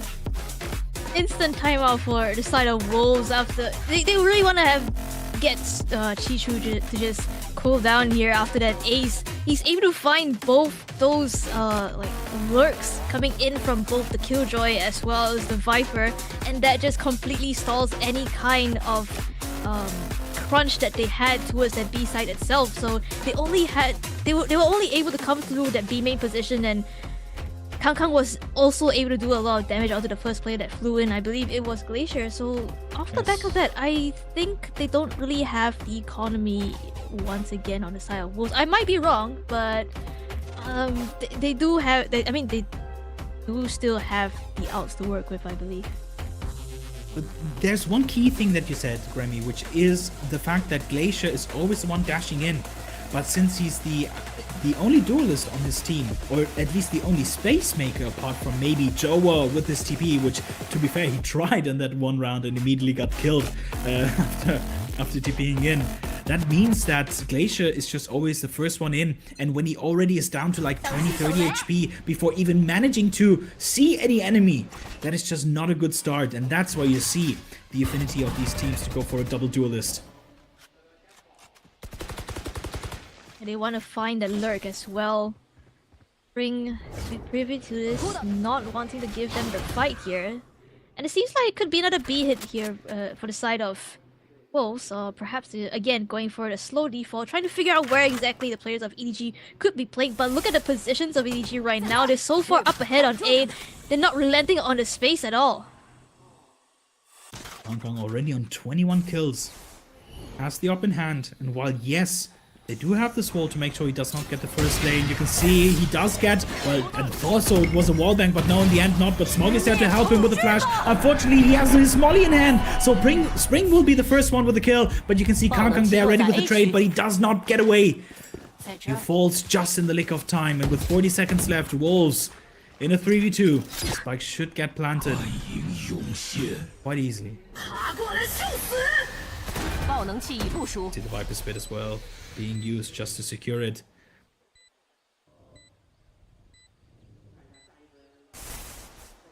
Just playing off angle here, trying to make sure that no players of EDG leak through this fence position. I think EDG may want to try and retrieve this up here for Kang Kang in the next round. He did. For the save instead. Understandable. There's just so much map space that you would need to re-clear. And even then, the Viper's Pit, which also covers the entirety of door, would just be so difficult. In that case, they decide they would just rather stay with the neural theft and with their guns. I mean, considering they even just barely took any damage. Chicho with 47 out of 50 possible armor points or shield points, and Jenny down to just 45. So understandable that they go for it. The question is, what do they do afterwards? Because slowly we're getting to a crawl here. There are not a lot of rounds left.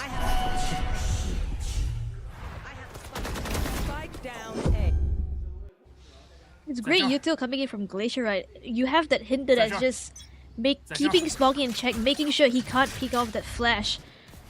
And that just completely breaks the crossfire that EDG had in the A main position. Now heading towards the seaside, Joa has lurked up into that smoke, but I think Smoggy might be aware of that. The question is who has lurked up on who, but Smoggy gets spotted out and Joa just easily turns around and gets the kill there. Really unlucky there. It could have been a great play, but the Fade Eye sees everything. Big Brother is watching you, and he watched Smoggy getting into that corner, and therefore Wolves. Something that they had an affinity for on the first map as well. Getting that first kill.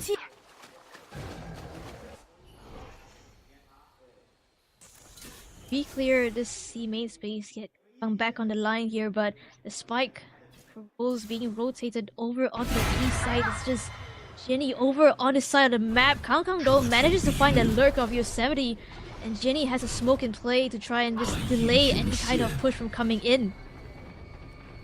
Uses the second smoke for the door, you can see it. So they now have to push out. And while yes, the Whaley dashes in, Jenny has a free kill there.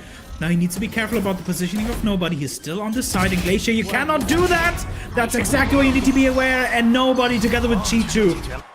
The duo means that EDG gets us up to 11 rounds. I believe the first time in quite a while that one of these teams has been 2 rounds ahead of the other one. So far it has been very neck and neck.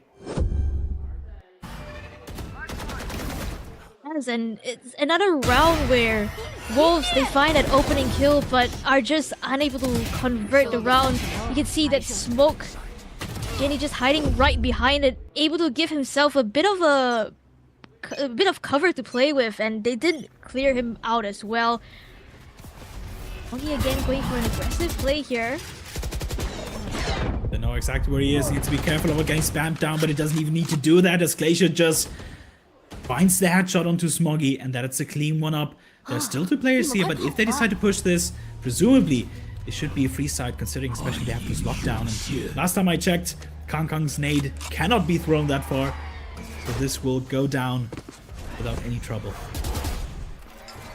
And Jenny even gets caught, and Nobody by the seas as well, so it should be 2 free kills there. He needs to be careful, the 2 players are still behind that, but in the end it will just be Kang Kang. Glacier having the chance to go for the ace, finally knows where Kang Kang is, and with just 5 HP, I wouldn't blame him for going for this, but that does mean that from a 1v5 it does go to a 1v3, which is still incredibly difficult, but nothing compared to the possibility of a 1v5.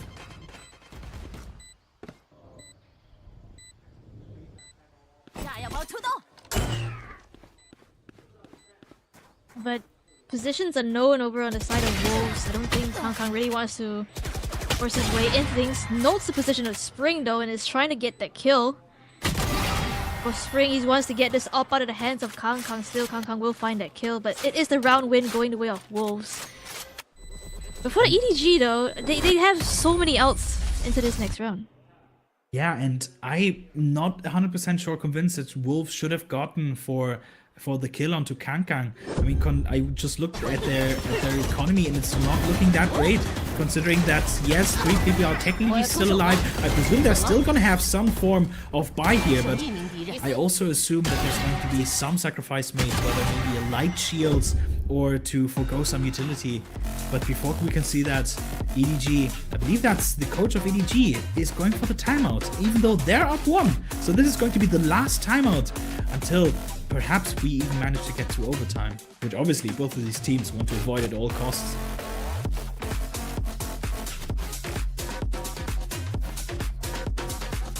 The last time we saw an EDG timeout, it really paid off in dividends for them. So the question is now, will this timeout be able to...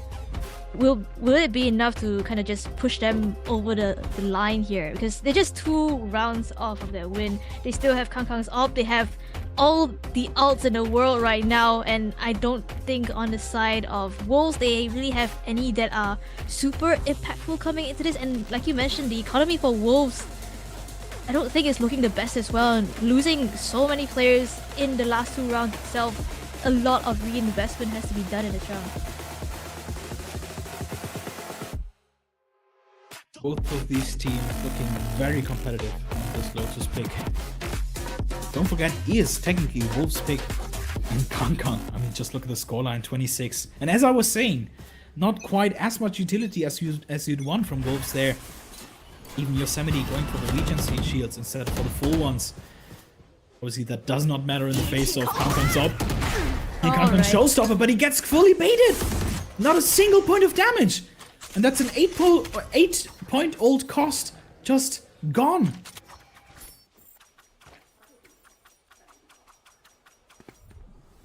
He's also forced off of that line here, and with 4 players of the side of Wolves just waiting outside of A, has to just try and find a position where he can make the most out of this op here. They'll still hold the line. Wolves, once again, they do have the Viper wall that they can use, and even the smoke to take off that angle, but that means that they're now pretty much forced to go to this B side, which will make it way more difficult to them, because they still need to clear full B main, they need to break the trip, and then you can see already 4 players in there. So even the run it back will be used there to just make sure that they have, and just like that, even with the molly, everyone is cleaned up. 1, 2, 3, Smoggy has done, taking everyone out. And G2 takes the last one as EDG, after a bit of trouble, manages to get to match point. 3K for Smoggy right there, off the back of the molly, off the back of that run it back. It just completely shuts down, wipes out the entire of the Wolves team. And the Nightfall invested as well. I was just thinking, right, they had so many players outside of A, they go for the B pivot and nobody's just waiting in the wings. He has the Nightfall ready and is just able to do so much damage that Smoggy's molly is able to just take a player out, and he's able to get 2 more kills off the back of that. And look at the economy for the side of Wolves in this potential last round as well. Obviously, they had to go full in. They have no more leeway, no more rounds to give up. See the effect that has. Not only the low shields. Honestly, I would have really loved for Kangkang to buy an extra outlaw. I believe he would have enough money, but still can't blame staying with his signature weapon there with the op. While Wolves, for the first time in quite a while, they seem to be prodding that B side. Even the door being opened to threaten a C-lurk. But, I mean, unless they break the Cypher trip on B, no real pressure is done. Finally do so. So now the question marks will slowly creep up in their heads. Where they all need to be careful because of that molly, and just like that, Glacier is taken out, but they're already running out, and it's a nice smoke. It's a nice flash, but Joa has TP'd, therefore has a free kill. He needs to now peek with his teammate, but he cannot! And Yosemite, you need to be the man of the moment. Left in a 1v3 with 30 seconds, and they know exactly where you are. 7 bullets. Just see the first one, but it's an easy cleanup by Chichu. And Wolves looking way more competitive than on the first map, but the result will not be any different. Edward Gaming taking us home after just 2 maps. Nah, it's the timeouts, man. I'm telling you, it's the timeouts. Like, right after timeouts, it's just EDG winning the rounds. And I would love to know, like, what exactly the coach was, like, talking to them, like, telling them about in that timeout itself. But it seems like after that, you can see that there was a shift in the way that they set up the defense. You had 3 players leading over to that C side in the last round itself, and it just became the strong side. And even though you had 4 players as well as a convergent pass invested from the side of Wolves, they were still unable to break into that site itself and get the plant down. And is just so much. I feel like so much impact coming in from both the players as well as the coach from the side of EDG. I mean, the coach is just as much a part of the team as the players themselves. You must not underestimate the impact that they have. It's really unfortunate that I believe, unless Wolves still has the same coach as they did like last year in the run in Toronto, I couldn't name you, which is really a tragedy there. So a lot of props to both of these coaches. You can see, and as you said, especially for EDG, as it seemingly, even if they had just a bit of trouble, it was everything calmed down and everything was resolved by the time the coach finished with his, what I assume is a pep talk, or either a pep talk or giving them some nice ideas for strats. I think the strat must be Kang go kill. Yes, the timeout is actually, you know, it's locked into 1 minute, but he actually just needs 5 seconds. It's like, yo, Kang, just, are you forgetting that you're the GOAT? Go, come on, do what you're supposed to do. And well, that led to him, I believe, getting like 26 or 27 kills this map, so whatever he said, it must have worked wonders.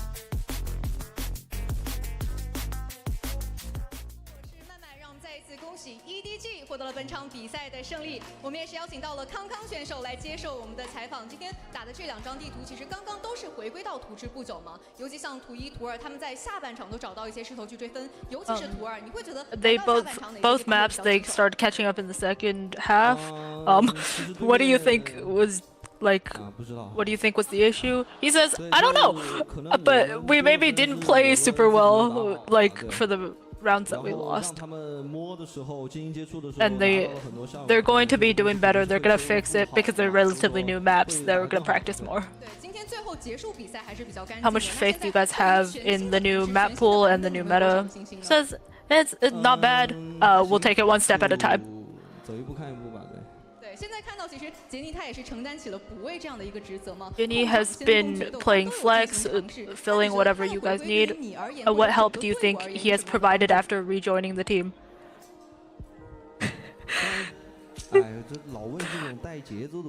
He says you keep asking these like controversial questions.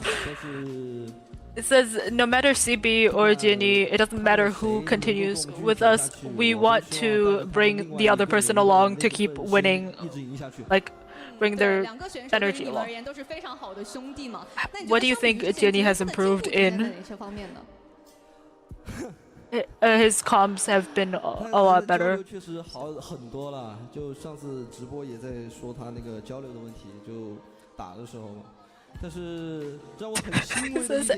Every day they're you know, yelling at him, telling him to do better, and he has been doing better.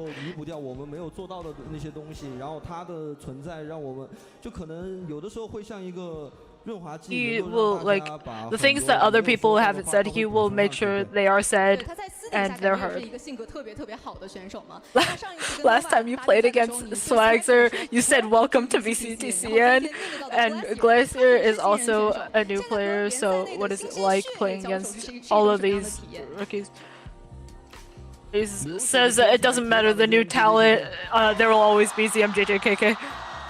今天的名局，尤其是在图2，真的给我们带来了非常非常深刻的印象。我觉得康康在 CN， 大家对于他的喜爱 What words do you have for the fans who have always supported you?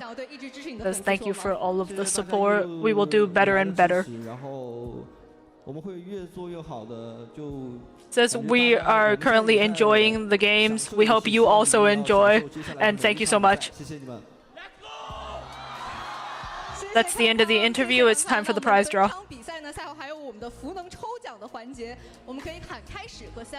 How can you not love this man?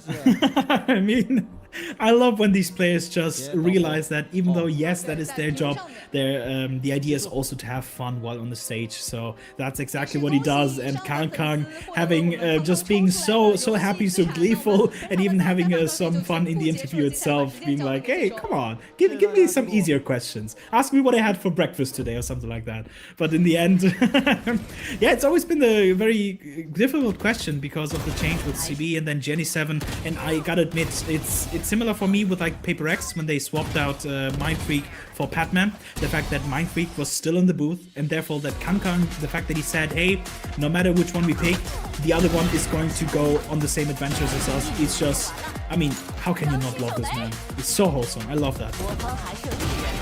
Yeah, I love that answer for him, and like you mentioned, having fun is a very important part of all of this, and you can see, I feel like he was having a blast on map 2. I mean, no pun intended because he was on a raise, but like, it definitely looked great coming into this, and I feel like it does help with, like, in a sense, we at the start of the series we talked about how EDG was trying to like find their footing with Jenny back into the roster itself, and I feel like Jenny kind of has become a pretty essential piece. Look at him right here, able to pick up these kills, anchor down the site, keep it on lockdown, 3 kills in that round itself. I feel like the amount of value that he's able to bring to the team, whether he's on duelist, on an initiator, on a controller, is just so much, and it's really helping EDG get these wins.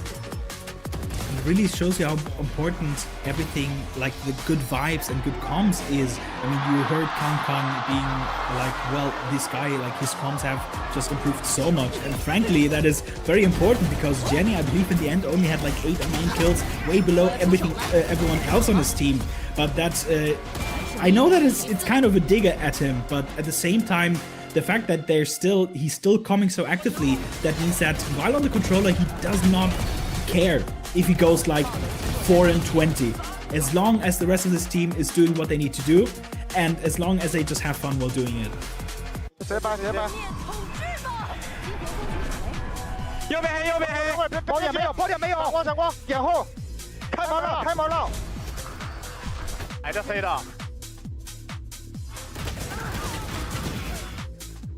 我们好像包一个 wiper， 包了个 wiper， 别急，小心瀑布，瀑布 wiper， 瀑布 wiper， 开门了，开门一个，然后瀑布一个，逼空了，我跑不掉，我是爆，我来，你有炸，跟他换，下面，哇！太起来 ，Let's go！ 我操，这被混死了 ，Thank you guys！ 哎呀，用闪，我被捆了，被黑了，用闪，被减速了，苏伟我停了，右边。 我4个小开大，架枪，来，往眼里就雷了，往去，眼里还有一个，A 零，好架，包点，走，包点打70，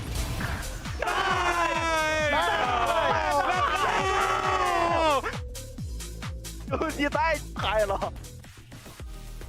You gotta see how much fun they're having, and we finally hit that elusive 300 plus ACS, and from who else but Kankan. You can see the heart that he gives. I'm still not sure whether that was to Wolves or to the fans, but I also like the fact that as soon as he did the heart, like everyone in the arena started cheering for him. Like you can see how much the people just love him.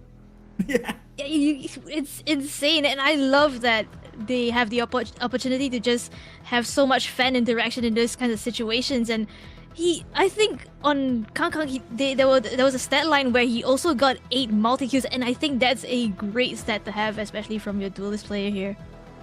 Especially considering he did a lot of like up on attack, where usually you're very happy if you get perhaps 1 in the beginning, but then, I mean, you have the chance to swap the guns with either of your teammates, but then considering your raise, maybe because you have showstopper or just because you want to open up the side, you perhaps just blast pack in there with the op in your hand, and then you really don't expect to get anything else done. And this is something that actually has happened before, almost to the same degree. Like Kankan, don't forget, the blue line that we have here is the average, I believe, for all race players. Right? And the like violet part is how much he actually did. So he's done so well apart from the KDA. That's the only stat where he hasn't gone like extremely above average. And he's done so well that it's basically almost filled out the entire hexagon. Yeah, I mean, with double the multi-kills of your average player and almost double the ADR as well, I think he's had an insane amount of impact on this map. And looking at the highlights once again, this was an insane clutch to have, and after this clutch, you can see the energy on EDG, on Kang. It all just went up from there, and they were just able to chain so many rounds together. And yeah, I think it was a great showing coming in for the side of EDG. Definitely, definitely. You can see all the highlights that he has. I also like the idea that is, you can see it was with the, we've seen a sheriff kill, an outlaw kill, an op kill, a rifle kill, I believe also with both Phantom and Vandal. We've seen a showstopper kill, and like basically everything possible in the sync. And it shows you also how versatile he is, but he's also still shown us that him on that op, I mean, just give it to him every round. I mean, you know what I didn't see though? What? A showstopper kill. True, but he used it quite a lot of times. I don't think he maybe got anything else. I mean, when he used it, you can see the whole of Wolves team just run away from him. They're like so scared. And yeah, looking at the scoreboard for the whole team, I mean, Chichu definitely was a standout player in this match itself. He was able to get a couple of alert kills. He was able to anchor down the site for his team on the defense, and he even got an ace in one of the rounds. Exactly, but still you can see the standout. And as I said before, Jenny on just 9 kills, but that really does not matter. You cannot argue with the results. Obviously, yes, you can say, oh, well, he could have hit a shot there and here and there, but he's doing exactly what he needs to do. And seemingly, at least for EDG or for this result, it was the right reason or the right idea to give Smoggy that second entry duelist or the second duelist, while keeping Jenny then on the smokes, where he can perhaps also focus on those comms, which Kang said that he has improved so much in. Yeah, and I do think, like you mentioned, giving Smoggy the second duelist role, picking up the Phoenix as well, I feel like it brought a lot of impact to this map of Lotus, because he was able to farm up his run it back so many times on the attacking half that it felt like you were just playing against 6 players on the side of EDG, and with aim like Smoggy's, util like Smoggy's, it's so hard to deal with. Right, and especially, I mean, let's just say it how it is. Phoenix has the best flashes in the game right now. And the value that he's gotten from these, I mean, there's just nothing else that compares to it. And there were so many kills that he's gotten while the enemy was just completely blind. And here we see the result of the 2 matches, 13-9, then 13-10. You cannot say that Wolves have not shown anything or have not shown any retaliation. But nevertheless, the elusive map win is still not quite there for Wolves, and now considering they're down 0-2, they're gonna have a tough time going through playoffs. Meanwhile, EDG, I think we can all agree, are looking pretty good to make it to playoffs. Yeah, I mean, if you're putting out numbers like Kang is in the second map, I feel like it should be able to be enough to get you to playoffs already. Yeah, presumably, right? Once again, while still not like, how do you say it, not having him so important where if he doesn't frag, everything else falls apart.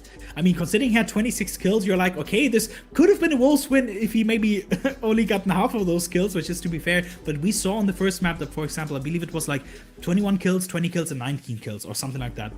And even here, Chichu, like one of the people that you don't expect to frag, even being above the second duelist who was Smoggy, and still with those 22 kills, still hitting that 20 bomb. Yeah, I think for EDG, it's just everyone pulling their own weight. I mean, you mentioned Jenny, even though he didn't frag out in the kills department, he was still able to hold his own, anchor down the site when he was called upon to, and the util that he was throwing down for the team was very, very good as well. And I feel like that was what was able to like push them over the line here. For Wolves though, I feel like even though they fell short on both the maps, they definitely put up a great showing on both the maps. They showed their resilience on map 1, almost going for that comeback, the potential comeback. And on map 2, they definitely showed more of the resilience and the slower playstyle that they had. I felt like it was quite impactful, because when it came down to EDG's defense, a lot of the rounds, Wolves were just kind of able to walk up on them, get the kills here on the C side or over on that A side, and I feel like slowly but surely they are finding their footing back into the rhythm of things. But will it be too late perhaps? Unfortunately, Wolves are in Group Omega with not only EDG, who they've already lost today, then against Trace, who they've already lost against, and then they still have to play against XLG and DRG, two teams that, just like Wolves, even though with a different roster, have gone to internationals before. And XLG, technically at the point of Master Santiago, the second best team in, wait, no, the fourth one. I'm confusing them with BLG. Doesn't matter, but still, a team that you must not underestimate. You're like, okay, maybe against Nova, they should get, with considering how they look and how much more competitive they were compared to EDG versus Nova versus as compared to that game. You feel like there should be a win in there, but the difference between then winning a game and then them making it to playoffs, I believe, is still a long way there, and that's unfortunately just sometimes how that works. Just tough luck with the matchups that you get. I'm not gonna lie, it could be rougher in the other like Group Alpha as well, because AG is there, you have like JDG as well, I believe, and there's a lot of like talent in, I think, both of the groups, and a lot of like up and coming talent as well. And yeah, I mean, just a quick recap on today's matches. We had TYL up against TEC, which was won 2-0 by TYL, and we just had the matchup between EDG as well as Wolves here, and EDG were able to take that win here. Exactly, but I believe the next match is actually going to be tomorrow, but I don't believe any one of us two is going to be casting it, but I can assure you that the two casters that you get, or technically the 4-1 tomorrow, will be wonderful people. So I really hope to see you all back here, especially once again, thank you to Sliggy, to all the Sliggy fans and viewers, all the TMV viewers as well. And I forgot to mention this, apologies. Thank you so much to our translator, Moon, as well. We were just so infatuated by what Kankan said that I completely forgot to thank them as well. But otherwise, thank you. It's been a pleasure to cast with you. It's been a pleasure to cast for you wonderful people there. And you got any closing words for us? I mean, it's just stay tuned for more Valorant action tomorrow, because it's gonna be another action-packed day. You already had so many intense matches today, right? You had the overtime in that first series, and then now you have like this fight that Wolves are putting up in the second series itself. So definitely the matches tomorrow are ones that you don't want to miss at all. But apart from that, unless there's anything else to do, I think we're gonna go, and I wish you all a wonderful, wonderful day.